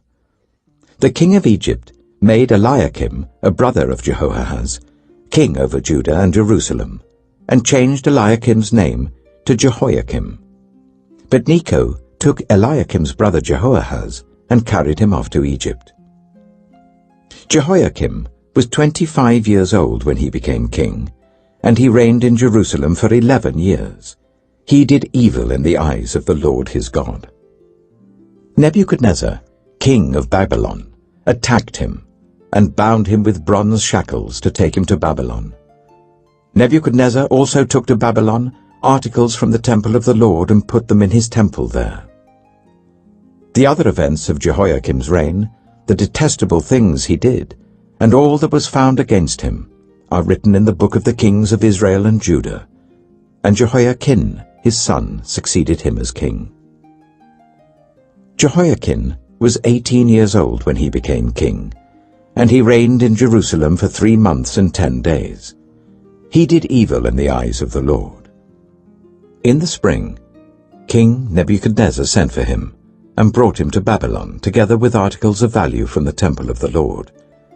And he made Jehoiakim's uncle Zedekiah king over Judah and Jerusalem.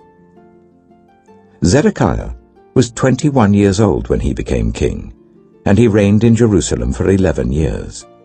He did evil in the eyes of the Lord his God, and did not humble himself before Jeremiah the prophet, who spoke the word of the Lord. He also rebelled against King Nebuchadnezzar, who had made him take an oath in God's name. He became stiff-necked and hardened his heart, and would not turn to the Lord, the God of Israel.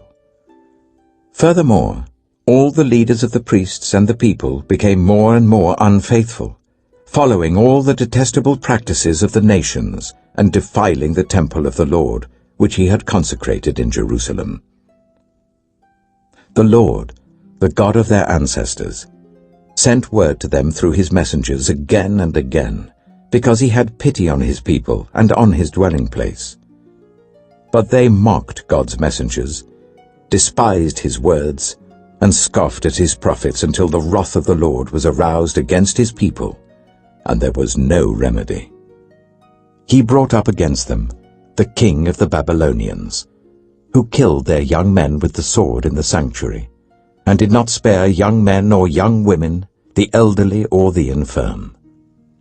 God gave them all into the hands of Nebuchadnezzar. He carried to Babylon all the articles from the temple of God, both large and small, and the treasures of the Lord's temple and the treasures of the king and his officials.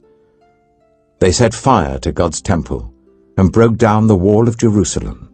They burned all the palaces and destroyed everything of value there. He carried into exile to Babylon the remnant who escaped from the sword, and they became servants to him and his successors until the kingdom of Persia came to power. The land enjoyed its Sabbath rests. All the time of its desolation it rested, until the 70 years were completed in fulfillment of the word of the Lord spoken by Jeremiah. In the first year of Cyrus, king of Persia, in order to fulfill the word of the Lord spoken by Jeremiah, the Lord moved the heart of Cyrus, king of Persia, to make a proclamation throughout his realm, and also to put it in writing. This is what Cyrus, king of Persia, says: "The Lord, the God of heaven, has given me all the kingdoms of the earth, and he has appointed me to build a temple for him at Jerusalem in Judah. Any of his people among you may go up, and may the Lord their God be with them."